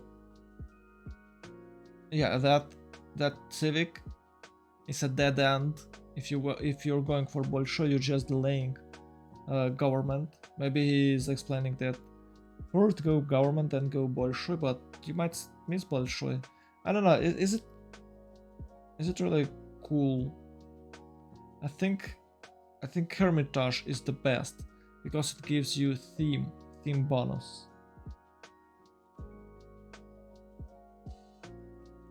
And with Hermitage you can boost that civic. Or is it tech when you and you must have a theme.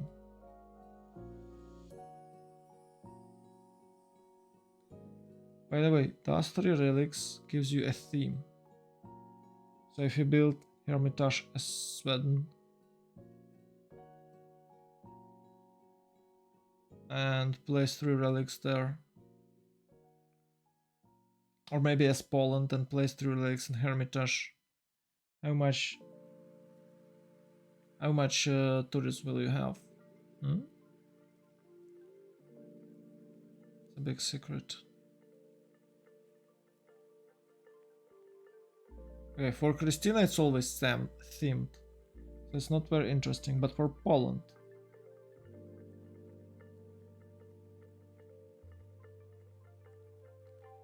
By the way, is themed... I actually don't know. Hermitage for Poland. Huh.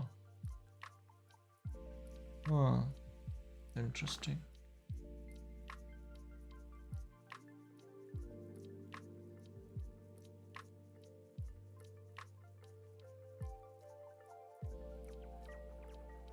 Interesting.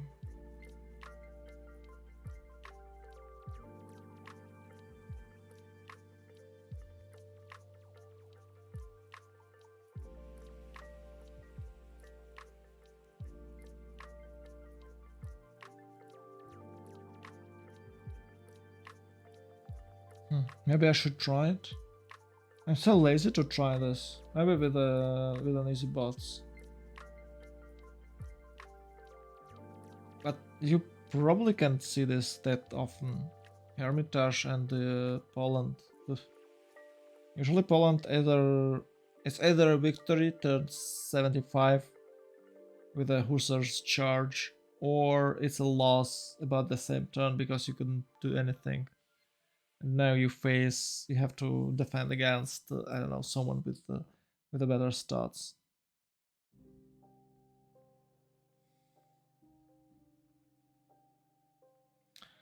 It's border growth, I guess, and the chop resolution. Not a big deal. Very weak Congress this time. Yesterday we had better, like bonus damage. Oof. No bonus damage for today. We can count Diplo favor to 60 to 64 to 72 to 72, 64 to 90 to 72 to 84. Okay.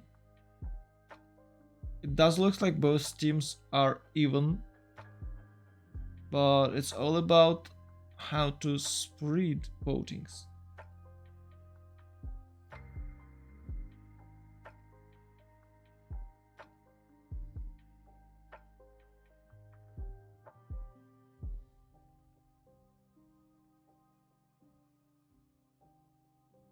Second and Marsh.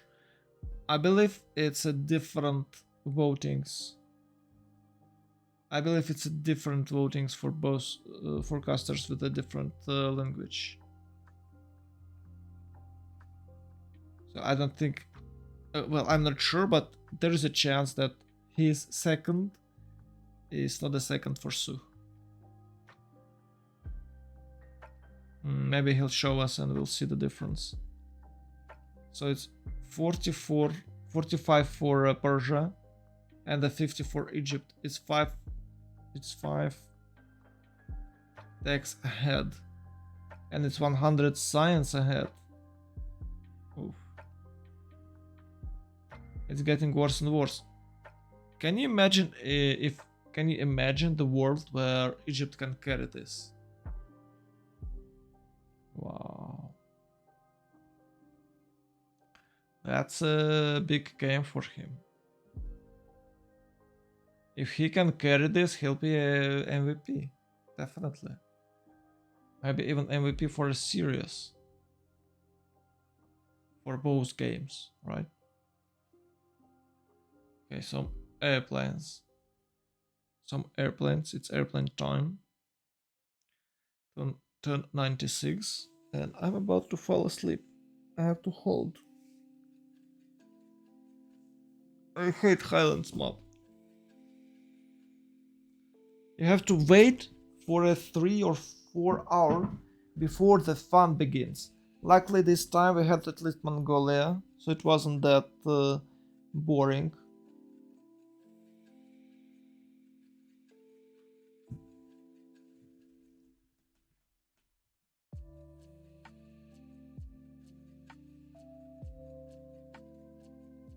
Okay, oh, they're buying airplanes. Yeah, they do have a lot of gold. Oh, it's B24. Yeah. It's B24. Oh, let's check yields. 1200 production for Victoria.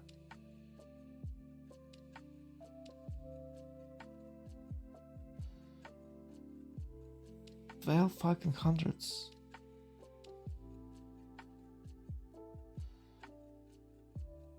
Wow. Wow. Wow. So you have only plus 20% production, right? But it's still somehow 2 times more than everyone else. Egypt has only 700s. So Wiki has 2 times more production.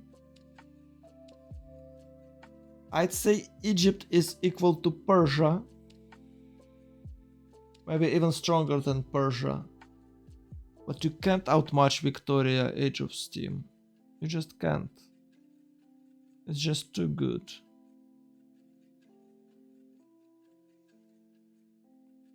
Just too good.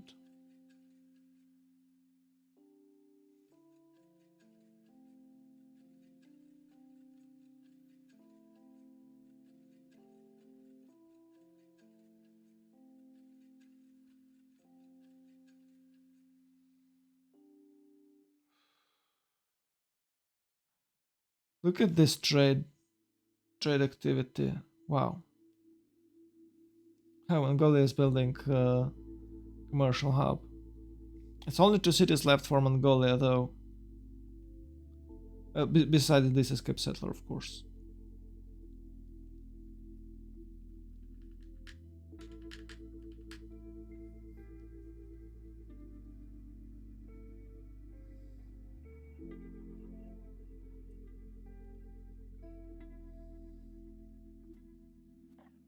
Yeah, I don't think he can hold tanks.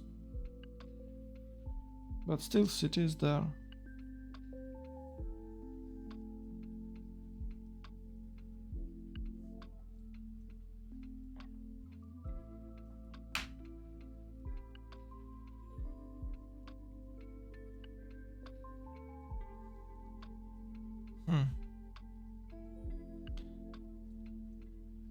Airfield.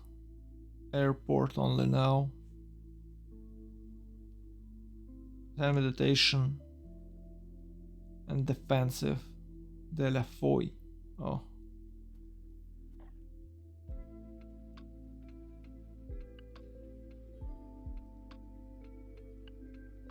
Wait, he picked healing?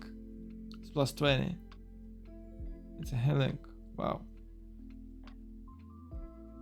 It's very strong. I'm not sure what is better, Defender of the Face or this thing.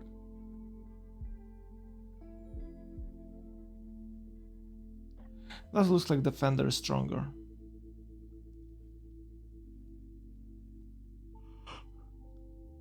Because with Defender you can fight back with the archers or maybe even with the melee units.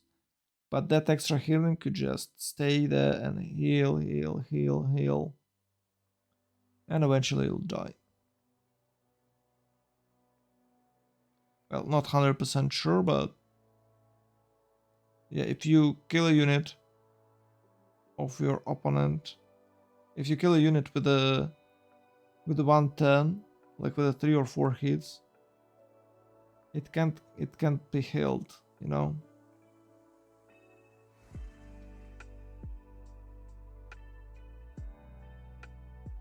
I'm about to fall asleep.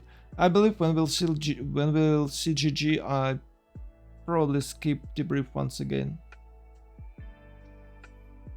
I'm sorry about that, but I'll just skip it.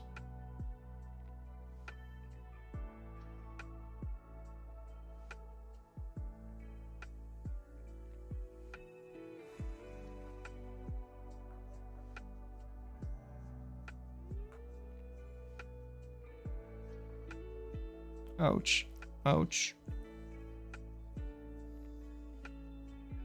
Have mercy on my eyes.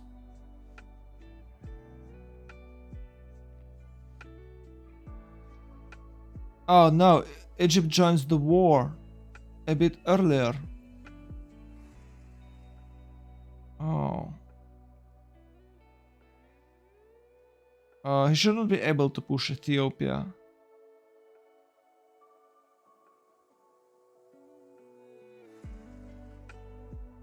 But Ethiopia doesn't have any units. I think he skipped tanks. And Egypt got tanks. Oh. That's a massive difference, and you can see how good bombers are against that city defense.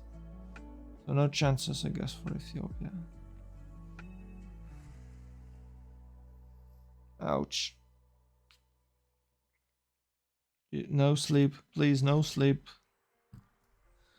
And luckily for you, I'm not using camera, so you won't have to see me sleeping in my chair. We will just listen to Luffy radio with me.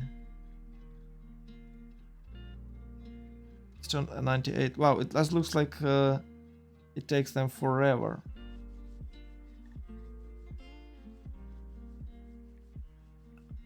But damn, that Egypt, that people is making this game worth of watching.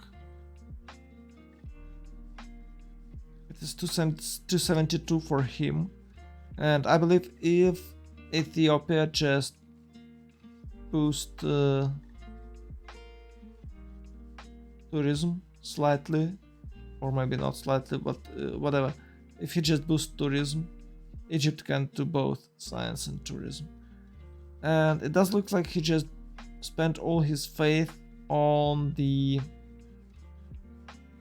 rock bands. I'm not sure, but it does look like it.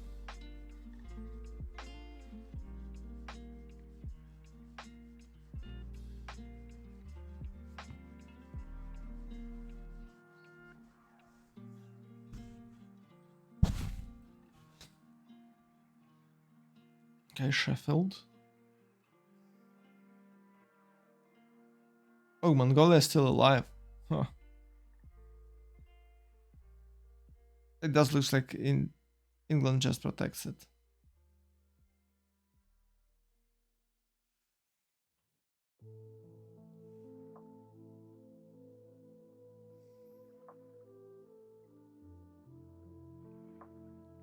Right, it's infantry. Oh yeah, it's infantry because he went for labs and now he's going for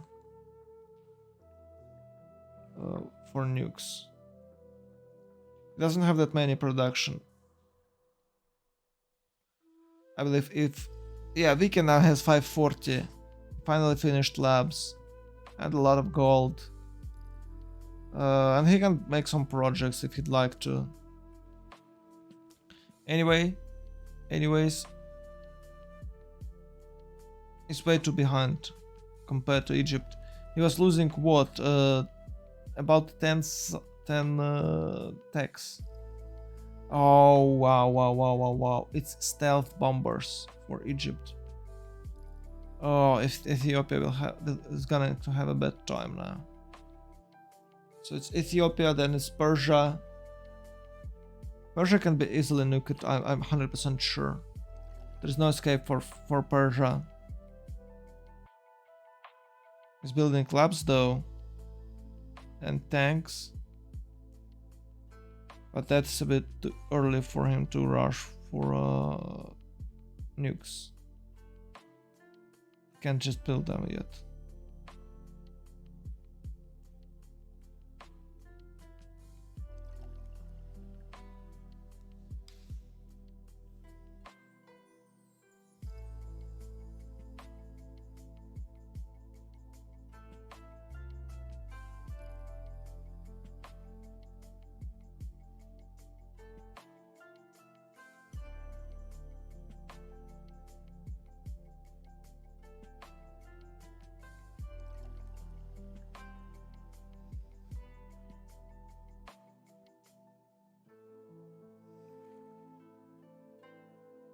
96 helicopters.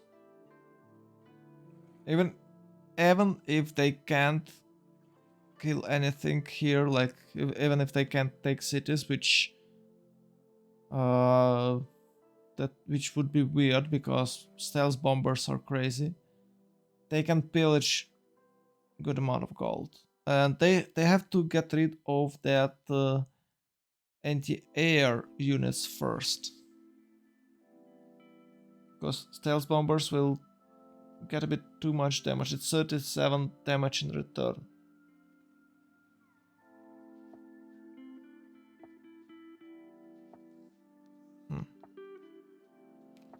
Helicopters are there, and America brings some helicopters. So it's pillage, and get some science. Ooh, Egypt is about to carry. He's definitely going to carry this. Only problem for him, he can't reach Wiki. And she's the queen here. She's the empress. Too big. Just too big.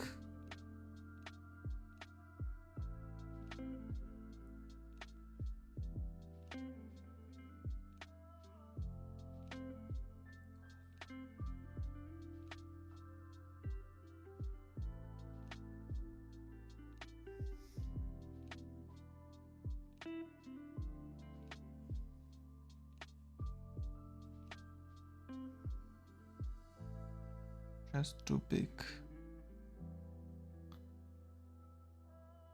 Damn, if he can carry this, that's so cool. Because I just never thought that he can carry. Well, with nukes, of course, yes, but it's still so hard. And he got post science. I bet he got post science scientists. Or maybe just one. I'm not sure who got Hypatia.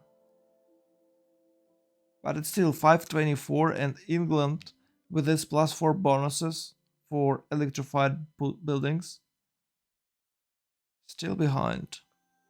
What the heck, guys? What the heck?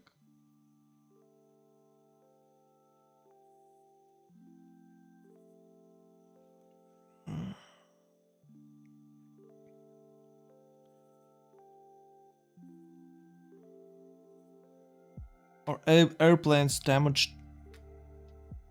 Where is your Mustangs? What can I say? Where is your Mustangs? Why does Egypt has to fight it?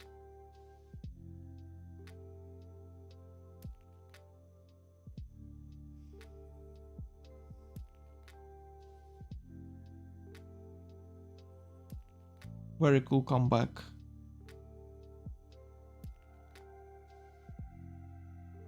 When Mongolia couldn't kill England.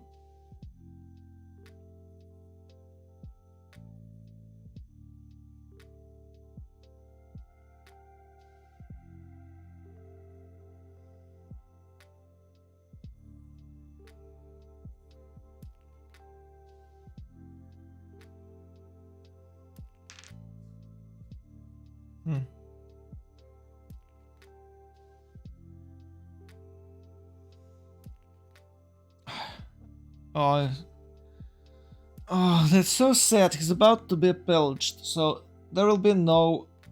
Well, it does looks like there will be no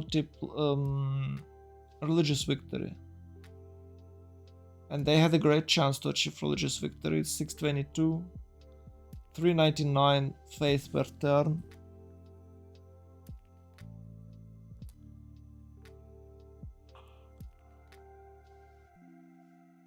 Oh, they're getting more and more XP on the airplanes. Oh wow. Look at this stealth bomber, guys. They're attacking Jima. Ooh. Walls are gone. So it's just a few helicopters. Yeah. He's just going to take it with the helicopters. Look at that. It's a perfect plan.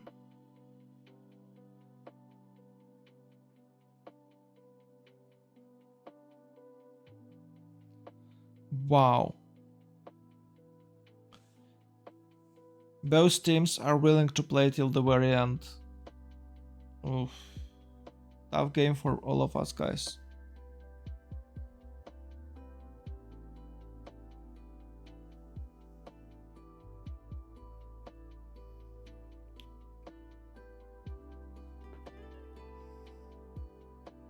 Actually, America is not that bad. It's not in the bad condition. It only has no culture. But eventually he'll reach cores, and that is more than enough to make an army of pillaging helicopters. Army of cores of pillaging helicopters. The court army of pillaging helicopters, something like that.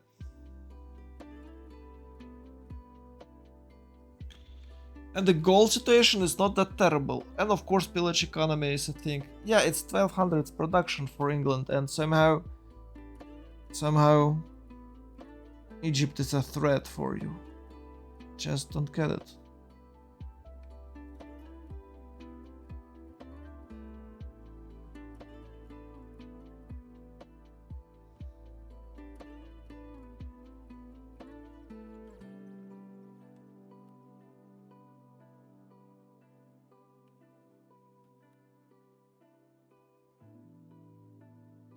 Well, I think I fell asleep for a moment.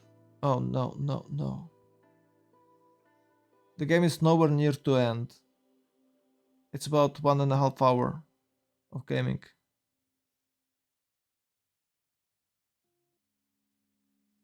Maybe even more. I think they can nuke each other in an hour. And it will be, and everything, and the future of this game will depend on that nukes. Egypt still can't nuke England. And cities are still holding. Actually, Jimba. What the hell is Jimba? It's still 15 pops, so it wasn't taken. It wasn't taken.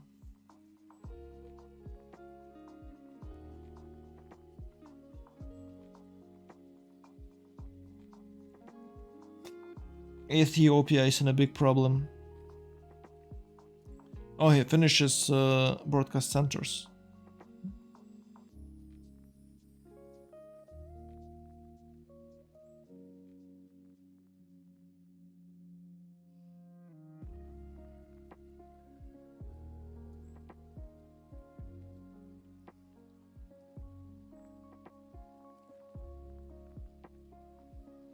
No sleep.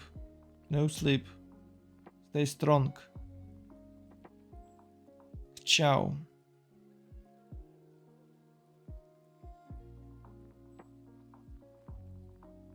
Maybe I should try to wash face. We have no water now. I have some, but the quality is not that good.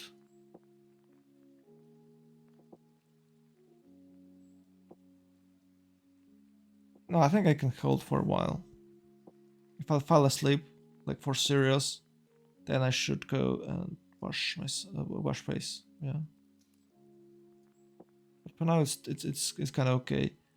So I wanted to make a cup of coffee before casting, and I thought that why would I need that? Last time we had fast game, maybe it won't be a Highlands, and we'll finish in 3 hours, and then I'll go to bed. Well, I was wrong. I should got that cup of coffee. I should drink it, and I would be in a better condition now.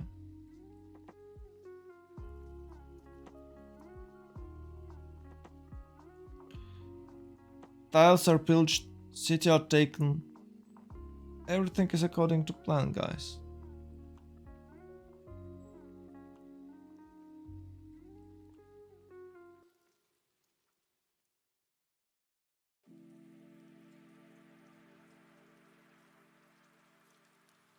Oh, by the way, Will they destroy cities? Oh, actually, their new unit was upgraded. So will they destroy cities, or maybe they can keep it? I think on this, I think it's about city destruction. They will raise everything and pillage everything. If it's in a golden age, it's surely +10 against cities for Egypt, because cities are just dropping down rapidly. Maybe it's not for America, but for Egypt it does look like. Maybe it's a heroic age for Egypt. Oh, environmentalism. Pff, wow, that's fast. But it's not relevant anymore. It's not relevant anymore.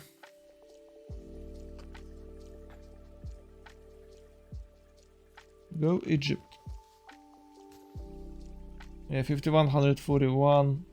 So it's 90 points. I don't think that's happened. No. And it's only one civic. So no computers for Ethiopia. No, I don't think it's a big deal. It's 53 for someone. I guess it's for Nether Shah. And I haven't checked Egypt. Oh, Egypt about to start constructing Manhattan Project. He just finished nuclear fission. Or is he? Can't tell.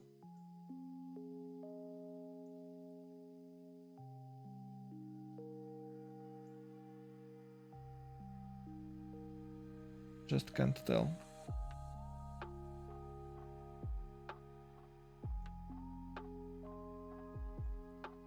Oh, the red guys are here. So Persia to the rescue. Okay, now it's getting more interesting. But nor Persia, nor England is having nuclear fission technology opened. Oh, Robert Bruce got some science. Yes, he lost. Robert Bruce got some science and about to discover fission, nuclear fission.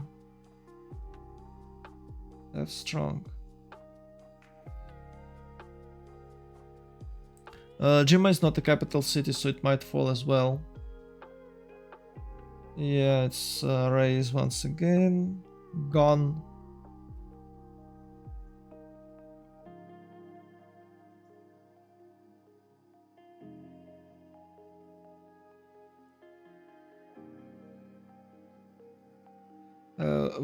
Veldia still holds because it's Victor, and I believe it's Victor 4 with +25 anti-air gun boost, so they just can't take this city with jets, but they can take all other cities. They can take them down, and no cultural victory, I guess. Yeah. Well, maybe, but definitely not now. So minus 2 cities with the artworks. I bet there was artworks definitely.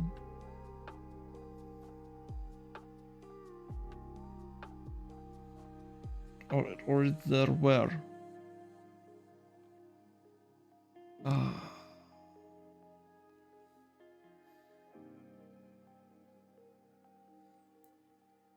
English is not that hard.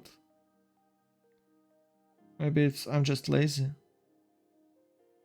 to learn it to study it properly.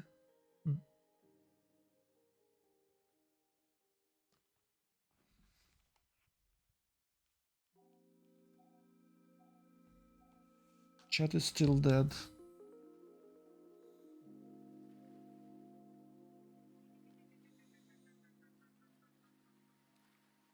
Yeah, I guess. Well, it's always like this till you open text, and then those dotted lines will appear, I guess. It does looks like expedition is the bottom tech,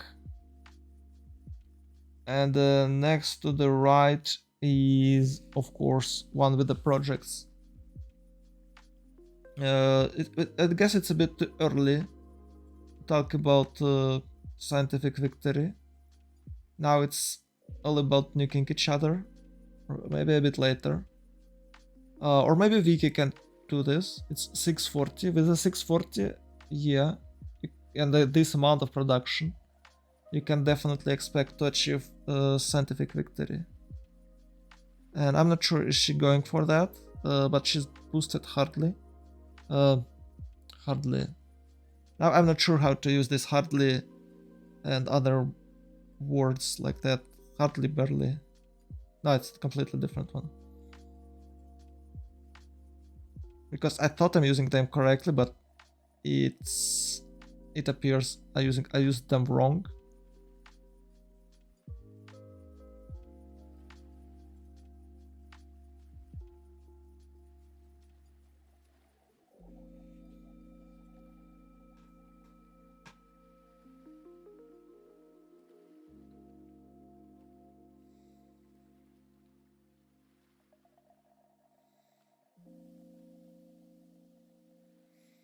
Well, those Mongolians are still there.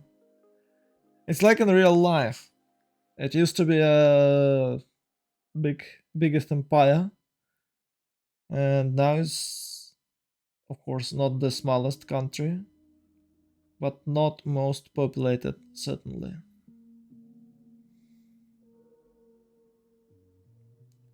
There are so few people actually in Mongolia. It's like it's like 2 people per square kilometer, or maybe even less. 175 or something.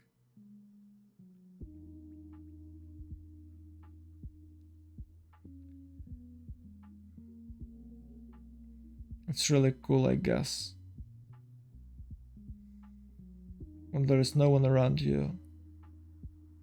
Sometimes you're just tired from the city and you just need some relaxation in the place like Mongolia. I guess it's a good thing to visit Mongolia.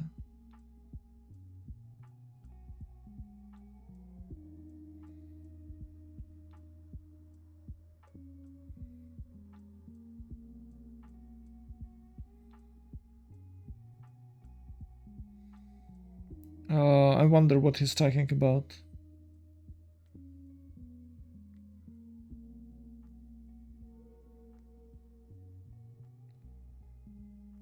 By the way, Robert has 452 and 190 culture and 900 production. Finally, some good numbers. Go, Robert. It's a bit too late for you, but maybe he can keep up and maybe he can achieve a scientific victory here. Go, Robert.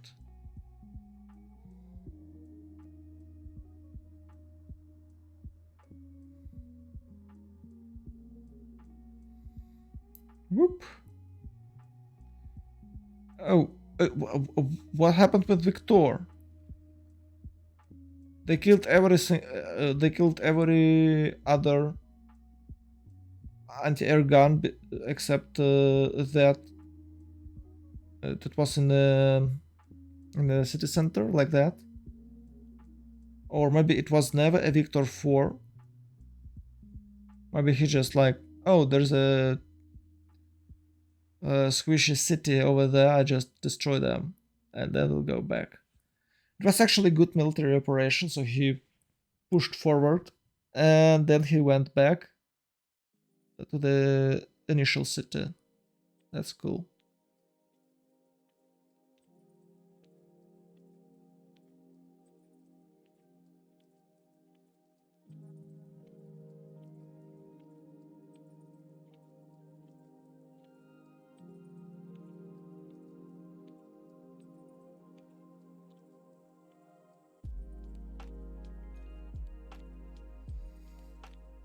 Oof, even more airplanes.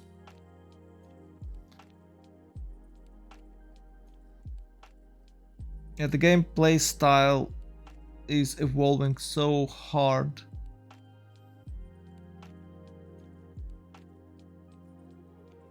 Players are very experienced. The only problem with Civilization is the game is way too long. So, like, you have a few thousand hours, but actually you played about 100 games. And with, for example, StarCraft, you can play 100 game per week. That's the biggest problem. And the players' skill are growing a bit too slow because you just play too few games compared to for example, RTS, where the match time is about 20 minutes, maybe less sometimes.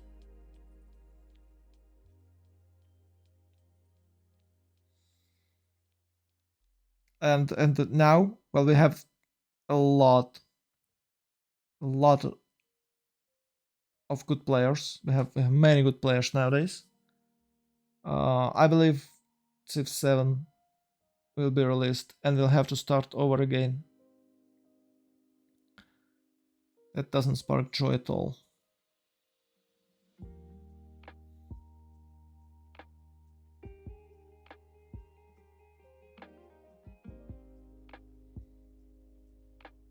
That's the only problem with the Civ 7 with the new Civilization version I have.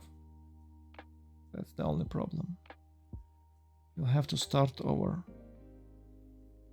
From another hand, it's cool. It's a new experience.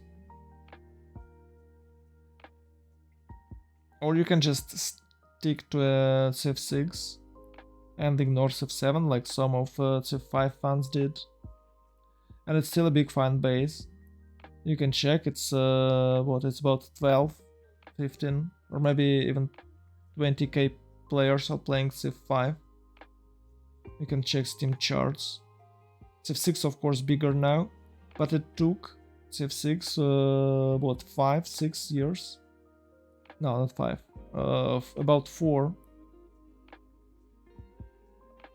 Well, at least 3 years till it released both DLCs, and only after that Civ 6 became bigger than Civ 5. Then with the New Frontier Pass it got even more. The New Frontier Pass and the free game copy make Civ 6 bigger than Civ 5. Yeah. And now it's 40 to 60k players per day, and it's 4-5 times bigger than Civ 5.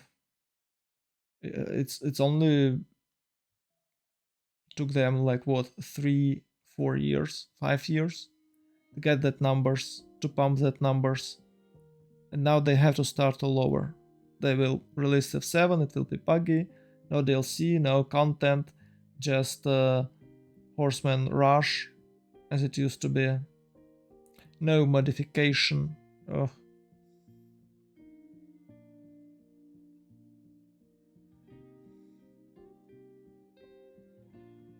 They will have to spend a couple of years to attract players, as always.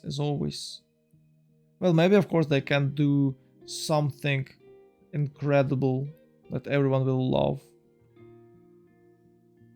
but that's not how the game making industry works nowadays. It's always cut it into pieces. The game is always cut it into pieces. Okay, Persia is planning to achieve not religious, how it's called, scientific victory. 62 for Egypt. I missed the Persian tech number, but Egypt got one researched one extra tech. It's jet bombers. It's a dead end tech. and it cost what, 2k? I guess it's 2k science. Oh, we had message in chat. It's stupid how everyone releases unfinished shit games that die out before the game gets even made fully. Yes, yes, you're right. We had that shit with the Humankind. The game had potential, but they released it. And I'm not saying even that the game, it was a half a game or even a third of the game, because Religion did nothing. Like half of unit smithing, districts weird. But the biggest problem here, you couldn't play the game. First, it was unstable, and the second problem is civics. So you build your game around that civics and they are not working. And on top of that, there is no description what those civics do. How can it be that there is no descriptions for civics? Like, figure it yourself? What the hell? And they added description for civic. It's like pre-requirements to open that civic in 2 months. It is not about the virus, right? It is not about the virus. You don't have to be at the office. You can just write description somewhere. It's not that hard to write description. And pre-requirements. What the hell? What the hell was that? You're selling me complete trash. And on top of that, with the Humankind, they changed basic gameplay 2 times per year. So I got early access for that game. It was not that hard, to be honest.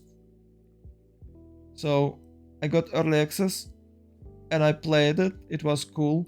Then like, okay, we changed half of the game. You're like, oh, okay. You play again, and in the next, like in a summer, they're like, oh, we're delaying game for another half a year. So there you go. You can play another week in an early access game, and once again, it's a different game, completely different game. So I played 3 versions of Humankind's, and they all sucked. The only good aspect they did is Neolithic thing with the tribes, but it still was buggy because of auto search. So you auto search everything for first 12 turns or something, and you're like, cool, I mastered the game. Maybe they did this part the best.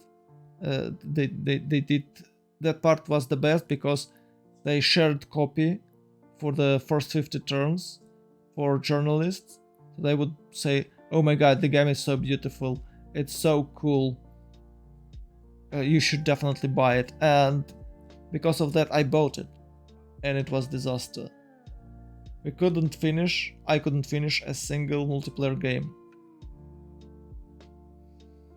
And I was checking guys who was able to do so, and you have to make manual save every turn, because the game might crash every turn, and you will have to load it, and autosave is impossible to load or something, I don't know. Or maybe there was no autosave every turn, but they did it manually. I don't know what the point of that. It was so bad. I still have flashbacks.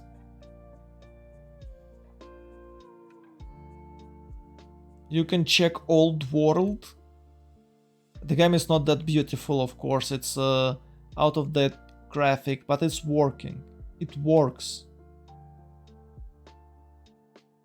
When it was released on the EGS and on the Steam after.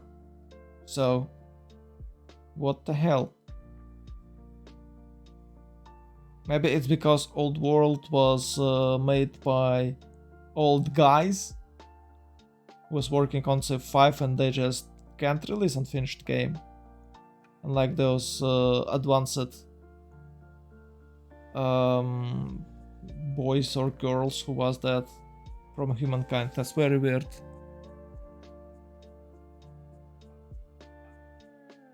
Games this day nothing but business. Well, it always was nothing but business. If you make a game, you'd like to, well, you know, monetize it somehow. I think it's just now it's just too easy.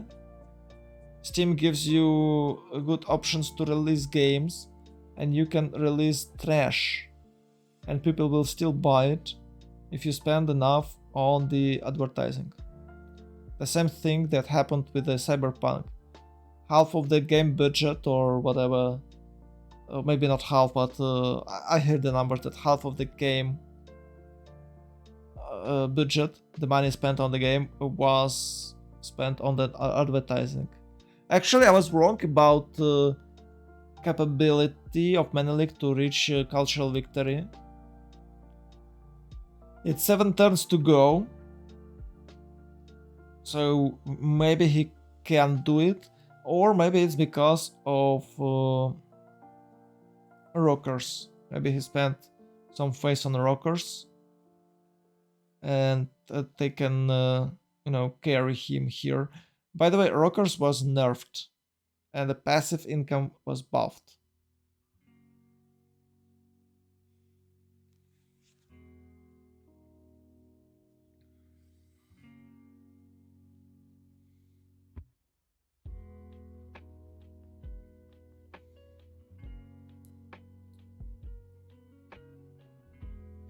You know, it's like what happens to the game industry now. It's like what happened to the movie industry. So you can spend like a few years making expensive movie with well-paid actors, and you will get and you still can lose money on that. Or you can release like 3 movies per year, shitty movie, trashy movie, but they will be cheap to produce, and you still get some money on that. So you spend like 300 millions, and you earn 300 millions in 3 years, for example, or you spend like what, $30 million, right, on the 3 movie per year, or maybe even less, $10 million on 3 movie per year. You make them super cheap, and you earn 30 million spent, and you earn 60 millions. So you're in a profit with a 30 millions, right? Per year, and in a 3 year it's 100 million profit, and you spent like 300 millions and got no profit. That is what happened with game industry. You just make game, people play it for a week, and they never come back. That is why you don't have to spend more money on forcing those guys to play it more than a week. Look at this. Look at the Steam popularity. It's all games on top, and if something released, we have a spike, and in a week it's gone. If you want to make a big game, you have to cut it. You want to have those spikes, because with each spike, you have more loyal players. And if you just release full game, it's a single spike, and then in a week everyone will forget your game, and you will lose money. That's it. That's what happened. Okay, where is nukes, you know?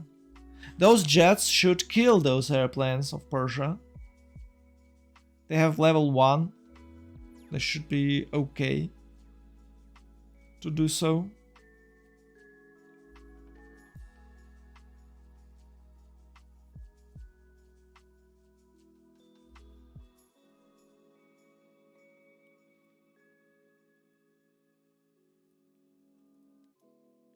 Or is it? Oh, nukes. Okay, yeah.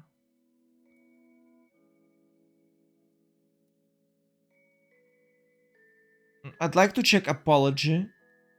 He's playing Robert Bruce.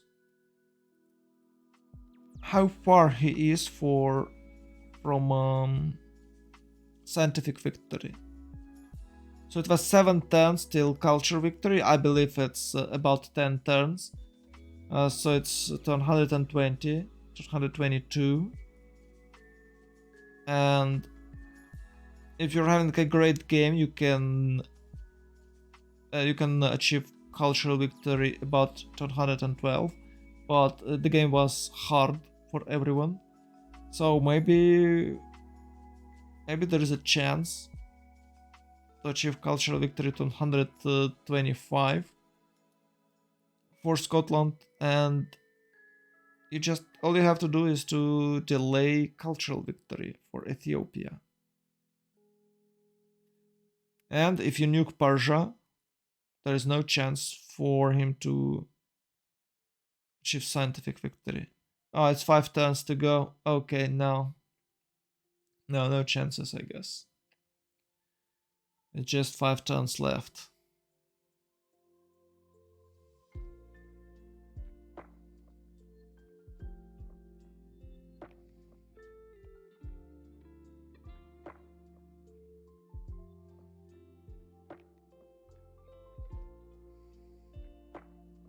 Oof. Actually, the end game is quite cool here. They lost a couple of cities, and Egypt and of course Scotland come back. That's really cool. I didn't have much faith in American push, but it still was successful. 5 turns to go. Wait, it's 2k tourism for Ethiopia?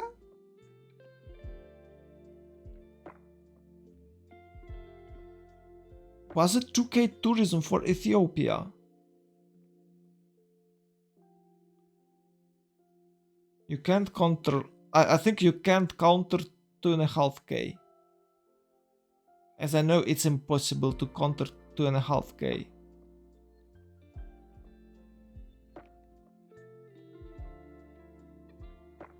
You can only delay.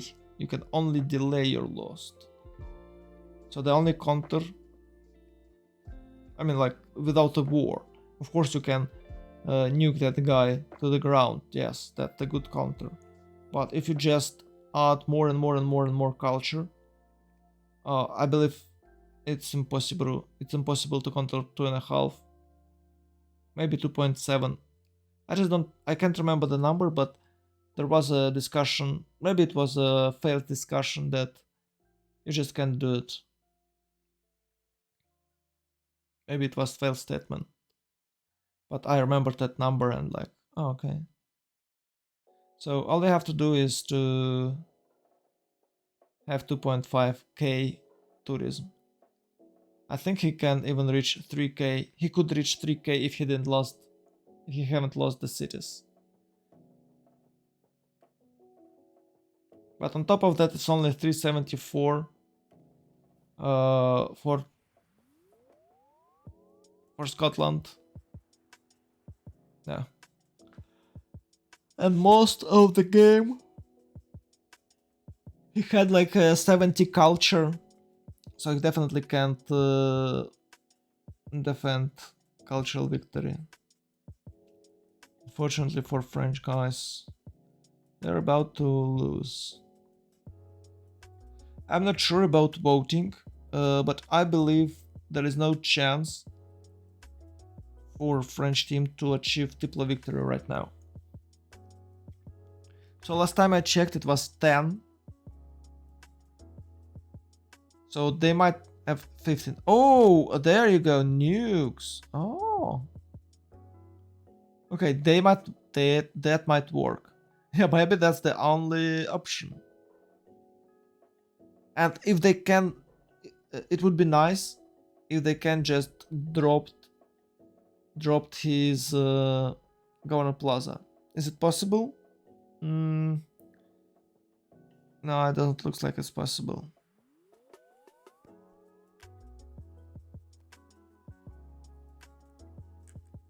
Oh, now with the helicopters. Yeah, okay. But oh, there's Mustangs over there. Oh, yeah. Yeah, that's an option. That's an option. If they can drop Addis Ababa, it would be massive.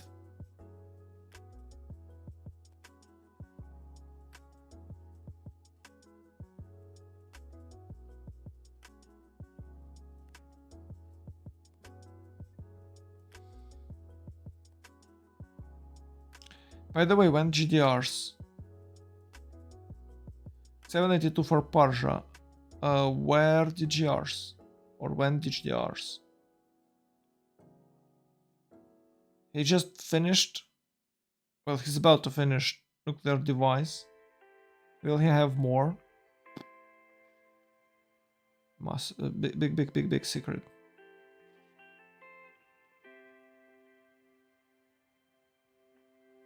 You should have 3. So you would have Armada. It's better damage. It's better chance to hit it with Armada.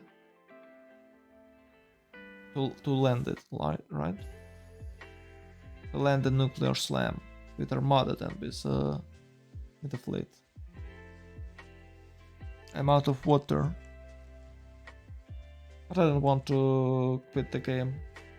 I don't want to miss the GG. Last time I wanted to drink and went for water. I came back and the game is over. And I was so shocked. Like, why guys did you play it for a first place? What the hell? Why was you playing for that long time if you just quit? Okay, minus city and minus helicopter though. Oh, Addis Ababa. Restored HP. Huh. Or they just got it. Oh, they captured it. Oh, yeah, and I'm like, what the hell? Why the half of else is there? Oh, so no cultural victory? It's 1200s. It's 1300s. It's still a lot. Then it's 32.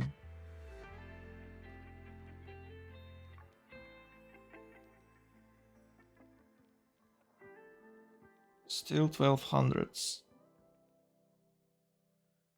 We should check it next turn. It will recalculate the values. Oh my god. So nukes will bring victory to French guys?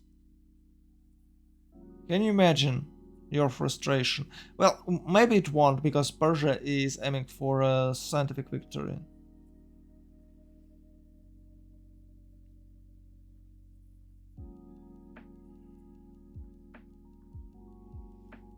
Oh, globalization.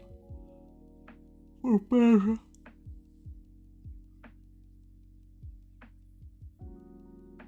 Okay, I should get a drink. Because it does looks like it's not a 7 turns. I'll be right back, boys. Don't buy any unfinished games till I go back.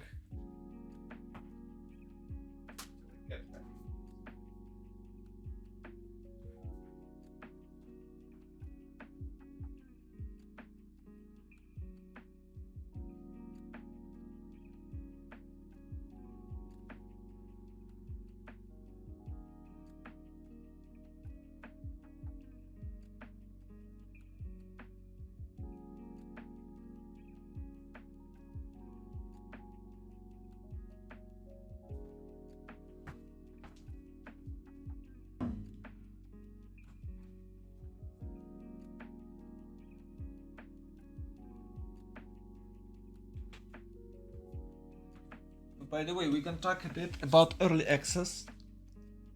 because I think it's fair, but when you buy early access, it's like you're buying unfinished game. You're buying unfinished game. It's terrible, but it's still working. And some games are in an early access state for years. So like, it's not an early access at all. It's just we're selling you unfinished game. You should call it that way. Okay, GDRs for Persia, for Robert Bruce. Oh, England is finally here, but there's a forest fire. Emperor protects, I guess. Emperor protects.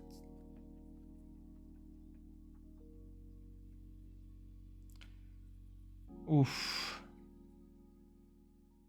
Have Liege showed us the cultural victory condition? Is it delayed?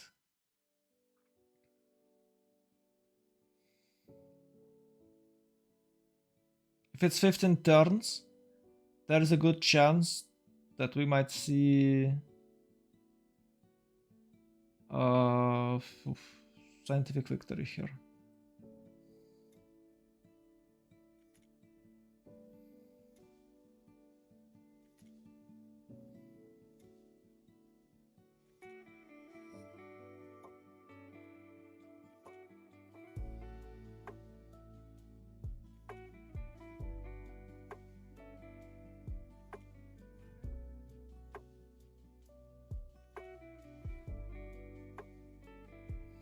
Nice.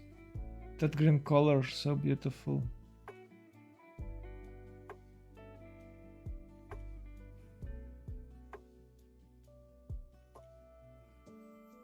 It's mesmerizing.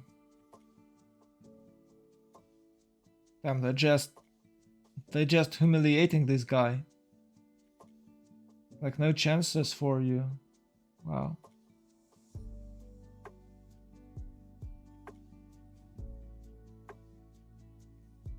Egypt has a perfect position here.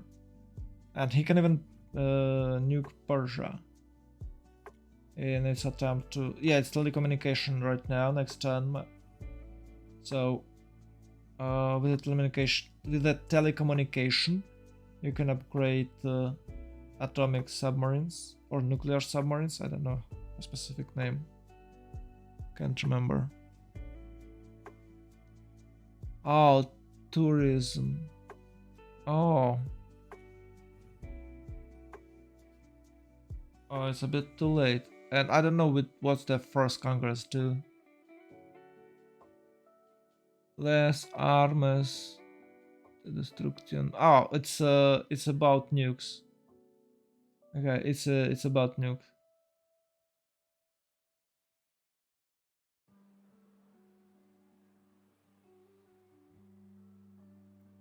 Ooh. Okay.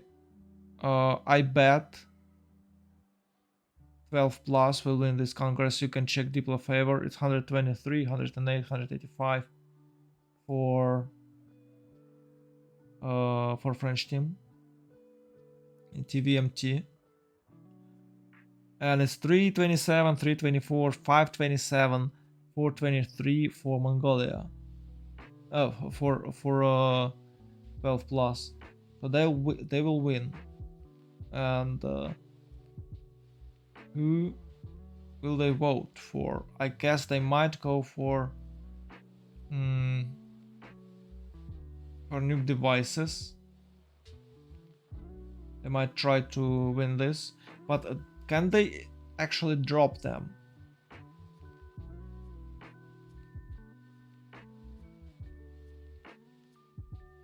It's very funny how it works. So for example, you are a tribe from the Amazon forest that never seen electricity, and some dude appears on your home, on your village, in your village, and like, you know what, we have a voting and decided that everyone should have nuclear device. So there you go. Now you have a nuclear bomb. Enjoy this.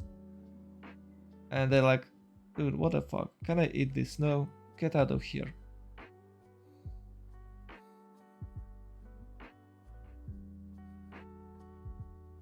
It would be even funnier if they will try to kill some jaguar with that.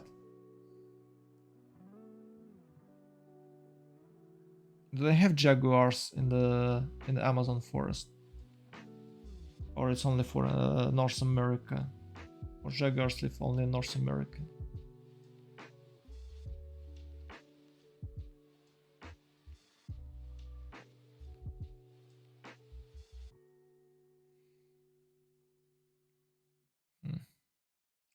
Oh, yeah, nuclear reactor is very cool. It gives so much science for you and so much production. It's a very strong one. 153, 190. It used to be 30 and now it's 37. So it's going back. It's not enough. Or maybe we're just lucky. Or maybe he got tourism previously with the help of rock bands and now they're all dead. By the way, rock bands were 20% nerfed. They might die more often. So it's all about passive tourism right now.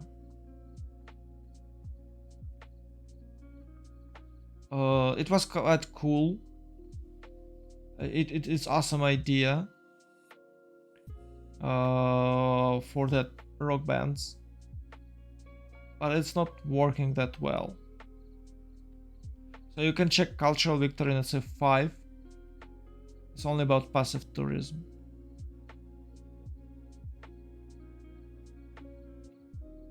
And that's worked perfect. It's working perfectly. Yeah, of course you have to close aesthetic. I think you have to close aesthetic to achieve cultural victory. But it's still awesome.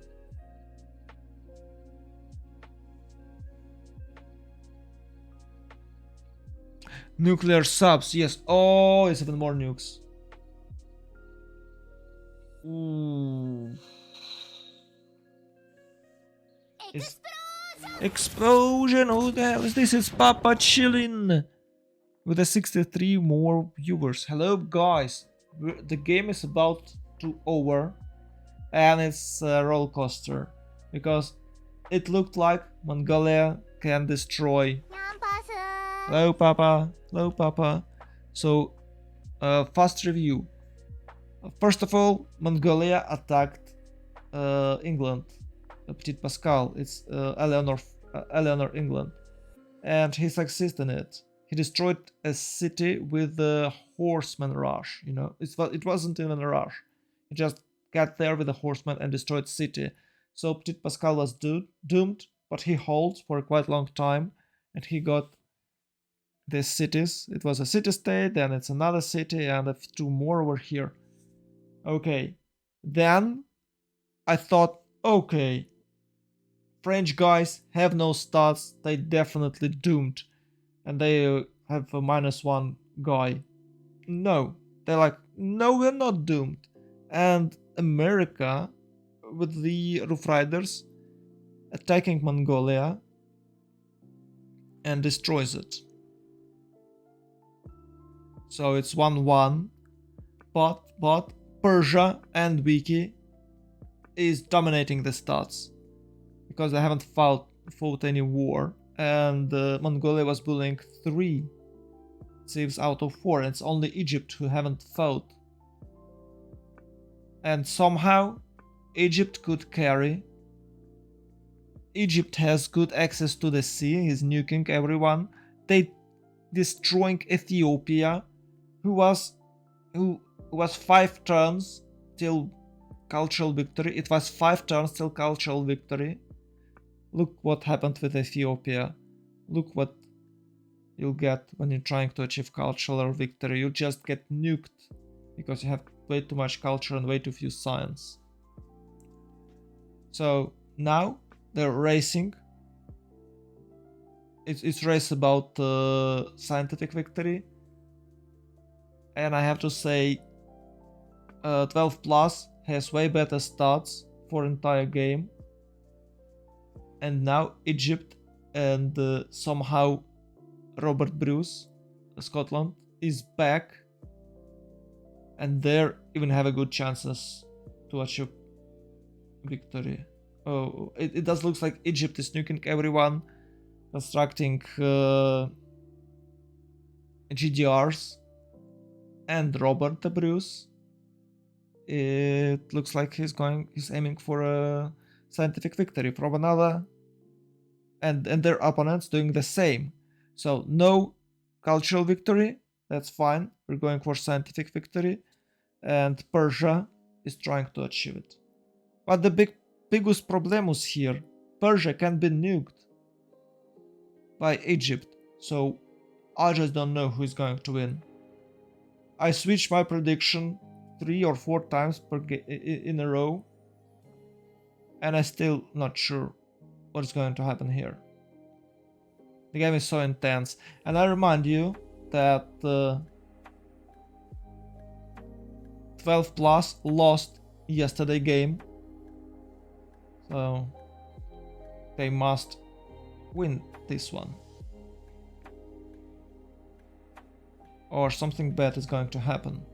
It's a tiebreaker. I don't know what they are breaking, but they had tie, and if you're having this game, I bet it's important. Hello Raiders. Hope I intrigued you. And yeah, by the way, I'm streaming Liege. So if you're oh, it's 16 turns now. It used to be 5 just a couple of turns ago. It's now 16. So I'm streaming Liege. So if you're Liege fan, you can find the stream on its original language.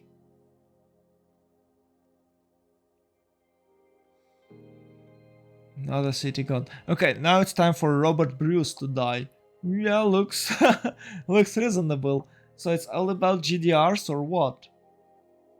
I thought the game will be over before turn 20, but it looks like it's all about GDRs.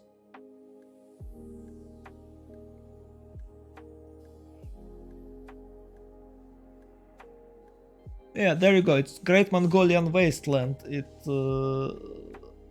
There was few cities there. It's only 2 left.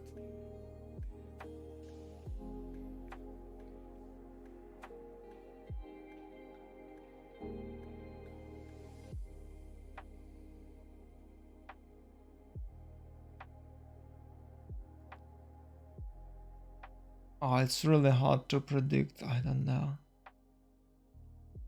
Well, for entire game, I thought that French are doomed, but they're doing such a great job of not just dying. I'm impressed. I'm impressed. So it does looks like that Robert Bruce and Teddy Roosevelt missed second golden age. They had no culture at all. Look now, Robert Bruce has 342, of course. It's a bit too late, but still. And 539 science. He didn't have a lot science at all. And it's 645 production.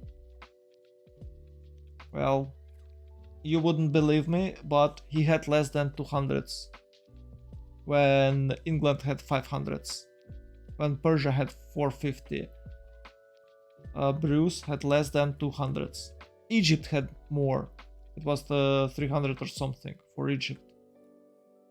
But somehow Bruce came back. He just lost city, I guess, due to a nuke bombardment. But okay, he's still there. Oh, slowly advancing. It's airplanes and modern anti-air, or it's SAM, or SAM. Well, modern anti-air gun. It'll be hard to nuke that. And by the way, I think there was a subsidized nukes on the Congress. Yeah, you can see that's 4 devices for Nether Shah, 3 devices for Wiki, and 0 devices for Egypt. That's hard. It's hard to play.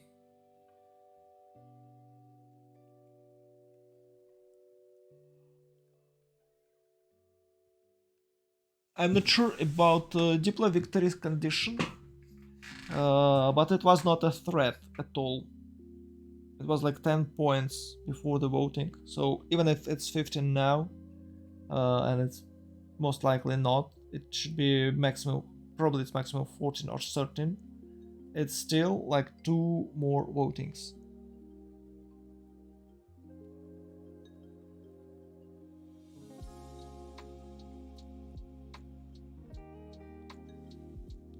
If they can nuke Ethiopia a bit more, they will cancel cultural victory, and maybe scientific victory is cancelled already because of nukes. So it's all about GDRs once again.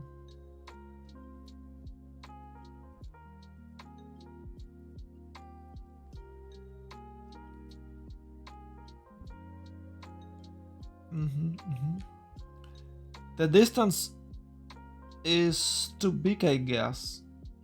They need military engineers and airstrips to reach their opponents and nuke it. You can see some GDRs. Oh, maybe GDR can get there and clear the pass. Can GDR attack airplanes? Guess not. And by the way, without all upgrades, without anti-air upgrades, GDR is quite vulnerable to the jets. We can check it, maybe. No, okay, we can't. I believe it's like level 1. Yeah, it's level 1 GDRs. So the first you can have is what?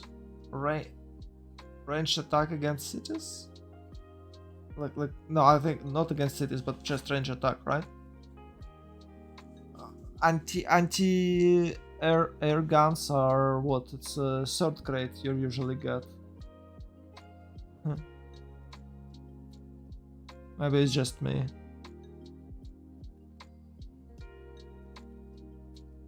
But before you get few grades, it's better not to use GDRs, because promoted units will just erect it. Oh, Addis Ababa once again got nuked? Or just attacked by jets? I guess it just attacked by jets.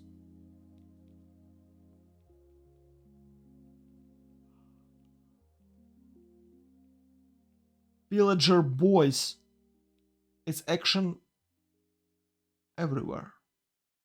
Oh, somehow there is battleship in the lake. There used to be a city there and now it's gone, but the battleship stays. I think it gives good anti-air defense, but that's basically it.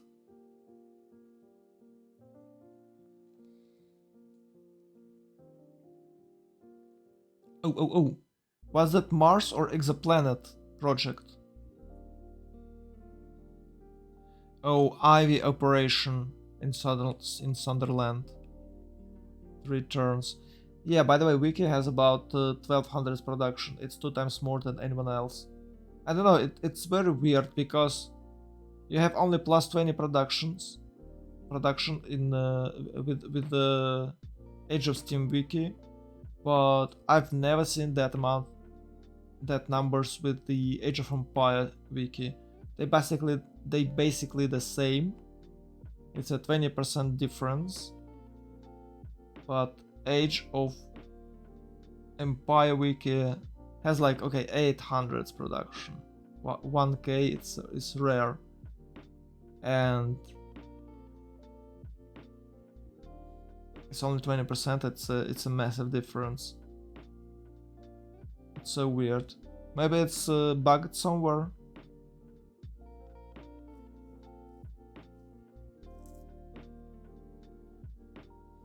They nerfed Wiki, by the way. They took away extra 10% production from workshops. Big sad.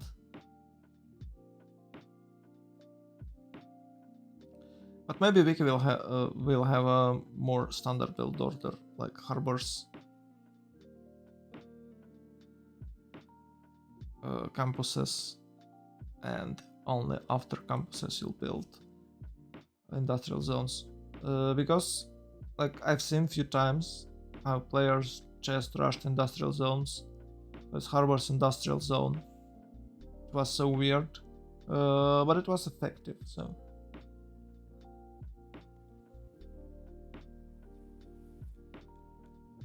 Oh, another nuke.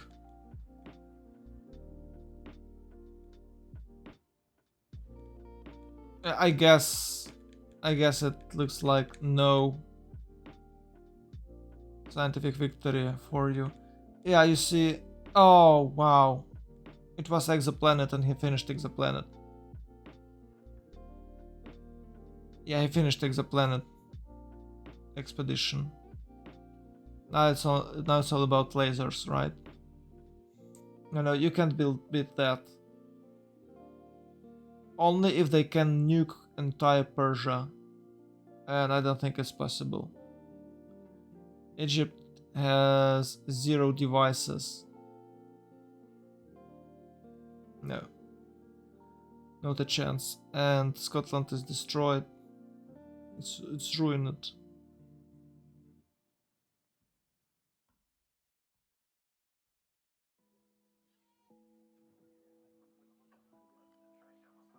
Yeah.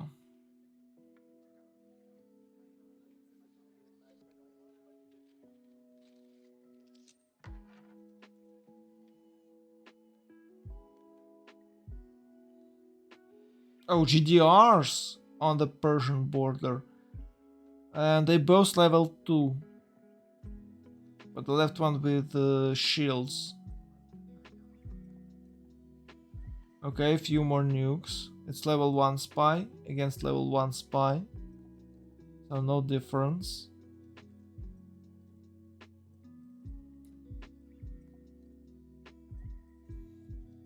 By the way, Persia stole or built Coliseum. So Robert spent some projects and some chops on that and couldn't get it. That was the beginning of his problems. Oh, poor Addis Ababa is once again taken. It's only 2 popes left in there. Oh no. Oh, it's 2 tons cultural victory. What? Yeah, Menelik is super cool. He lost half of his cities, and it's 2 turns. Maybe it's because of a government plaza. No, he shouldn't have a government plaza if it's in the capital, right? So he lost some music there. Oh no, they're just clearing the pass. Ah, that looks like no chances. I believe they just want to play till the end of the game. Only a few turns. Okay, now it's 6 turns. It's recalculated after this web failed. 6 more. Oh, look at this beautiful strike. Huh.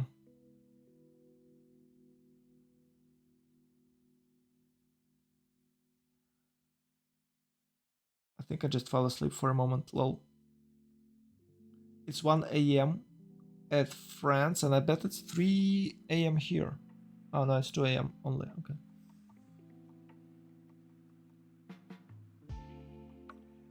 It's one light year per turn. It's not boosting it though.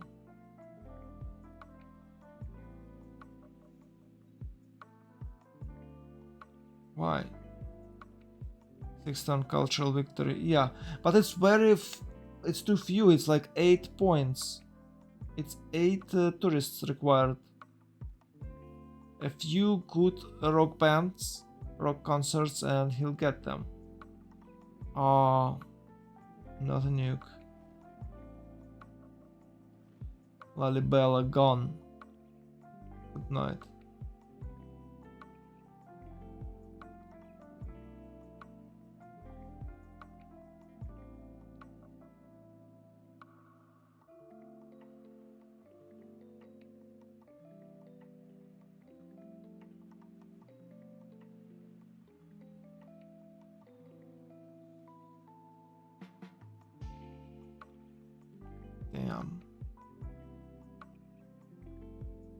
I think Persia is too big to just die from a couple of nukes. He might have problems with that, guys, because eventually he'll be out of uranium. Oh, he haven't discovered this tech yet. It's only one turn to go. Okay, so it's 10. It's about 10:30. It's less than 10:30, maybe 10:28. But he'll have to finish. He'll have to finish GDRs. So it's about 10:30 scientific victory. So it's about him and Ethiopia who'll get it faster.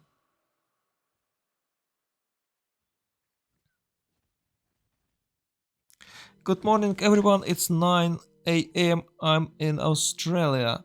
Oh, good morning, Mini Mogul. It's 2 a.m. here, and I'm in Ukraine. And I'm about to fall asleep, but I still hold. Like France hold, like England was holding, like Mongolia holding, and like, I don't know, Ethiopia and Scotland are still holding. That's how strong I am.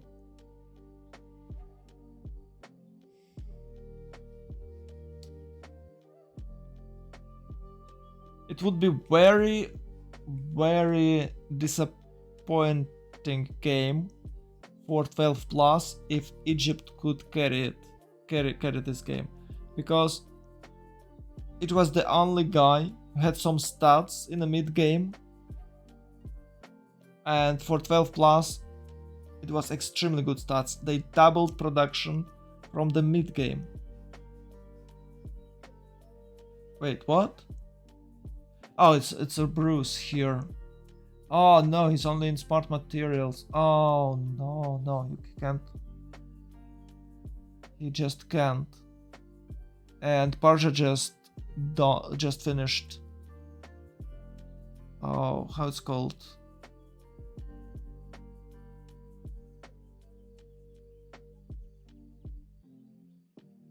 I just can't remember the tech name. Yeah, he's building lasers, Lagrange lasers.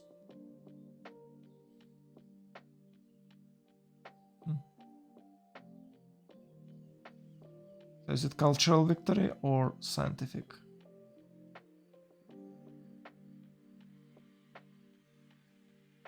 Bristol under attack. It's Eleanor's cities. Poor Eleanor was surrounded with the 3 enemies, and Mongolia just rushed against it. It's a hard game for Eleanor, but he's still there in the game. He's alive. That's a big achievement, to be honest.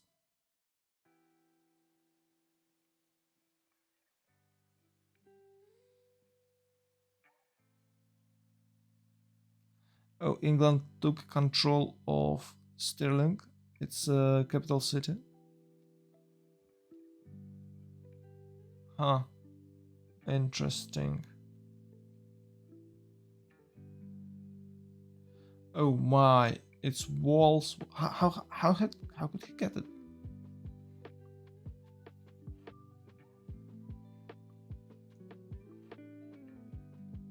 Seven more turns. So 7 more points. Kill cultural victory.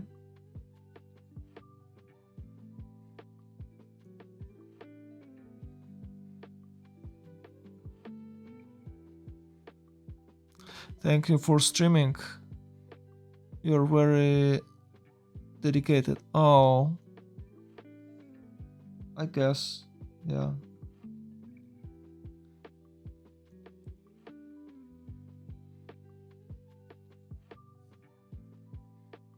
Thanks for complimenting me. Wait. Oh, it shut down. Yeah, these guys should shut down those missiles. They are super strong in that, aren't they? That robots with a specific upgrade when they have plus 20, I guess. against air defense. They should shot that missiles down. Yeah.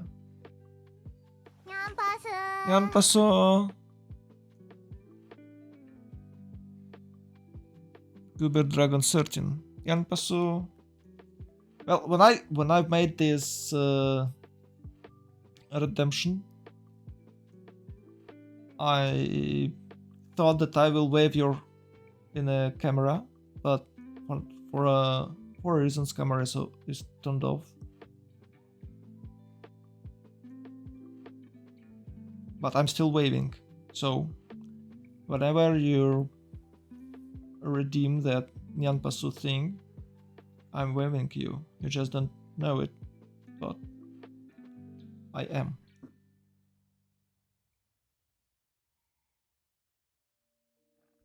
Or it's I do. Oh, it's so hard for me. I don't know. It's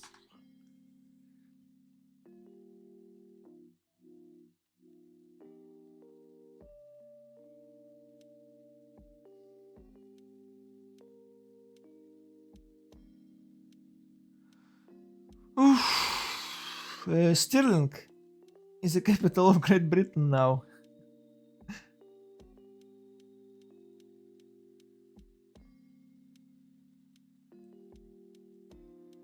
Oh, it's 2 turns. Well, it's 2 turns for 5 turns already. It's still 10 points for Ethiopia. I believe we'll see scientific victory faster. Science victory.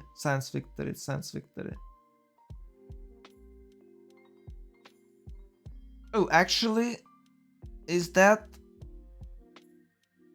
Scotland who is generating most culture? Oh, 450. Oh no, I guess it's done.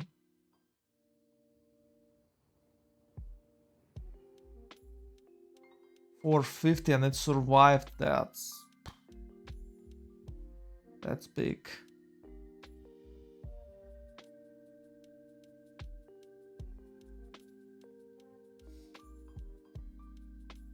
Another nuke. I bet there was some units. Well, now there's none. So it was a successful nuke. You know, the feature when you nuke yourself to prevent opponent's advancement. Or disadvantage. No, advancement, I guess. Oh, he couldn't reach it with helic. Oh my, it's thermonuclear device, right? It's a big one. Yeah, it's a big one. Ooh. 2 times stronger. It's only 5 points. Maybe next turn. Maybe next turn is a victory. 4 per turn. No chances for French guys. Oh, it's actually 16 points for someone. Ooh. I haven't noticed it, but maybe it's 16 points for French guys and they're just trying to survive till the next Congress and they will try to achieve victory there. Wait, 5 plus are winning and CB, why are TVMT still playing? I don't know.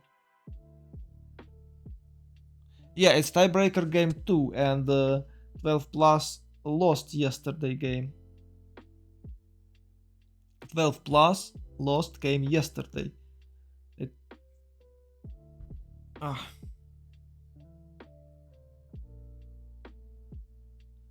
The word order. Okay. Is it? Oh. Ouch. 1 turn to go. Another missile. No defense. No offense. It's a radioactive fence. Okay, 360. I guess that's it. It's not recalculated yet. I guess that's it. 360. It's It's definitely to tourism, right? To tourists, right? So it's 10, it's 12, it's 240, I guess, right? If it's 10 players, 240 is, yeah, it's already victory, it's a GG. 240 is 240 tourism, 2.4k, equal to a 2 tourists. So it's a GG, guys. GG. It's amazing game. For a moment I thought that TVMT can win, but it was only Egypt who had some stats in the mid game. It was really hard for TVMT to get back on track, and they could, and they did, but they lost this incredibly interesting and hard game. I even woke up in the end because it was so intense. We had some boring moments before the nukes. So it was a tank crash, not tank crash, tank clash, and that was a bit boring. But the ending is perfect. A lot of nukes, a lot of action, GDRs, and unfortunately it was a race between the teammates who achieved victory faster. But it's still funny and interesting to observe it. So I won't go for a debrief. I'm so tired. I'm about to fall asleep. Thanks, guys, for watching. It's a bit late, so I will be short. Much love, positive vibes, and I'll see you tomorrow. Or maybe I won't. I'm not sure about what. No, I think tomorrow I can't. I think tomorrow, maybe late in the evening, like after 9. Good night, boys. Good night.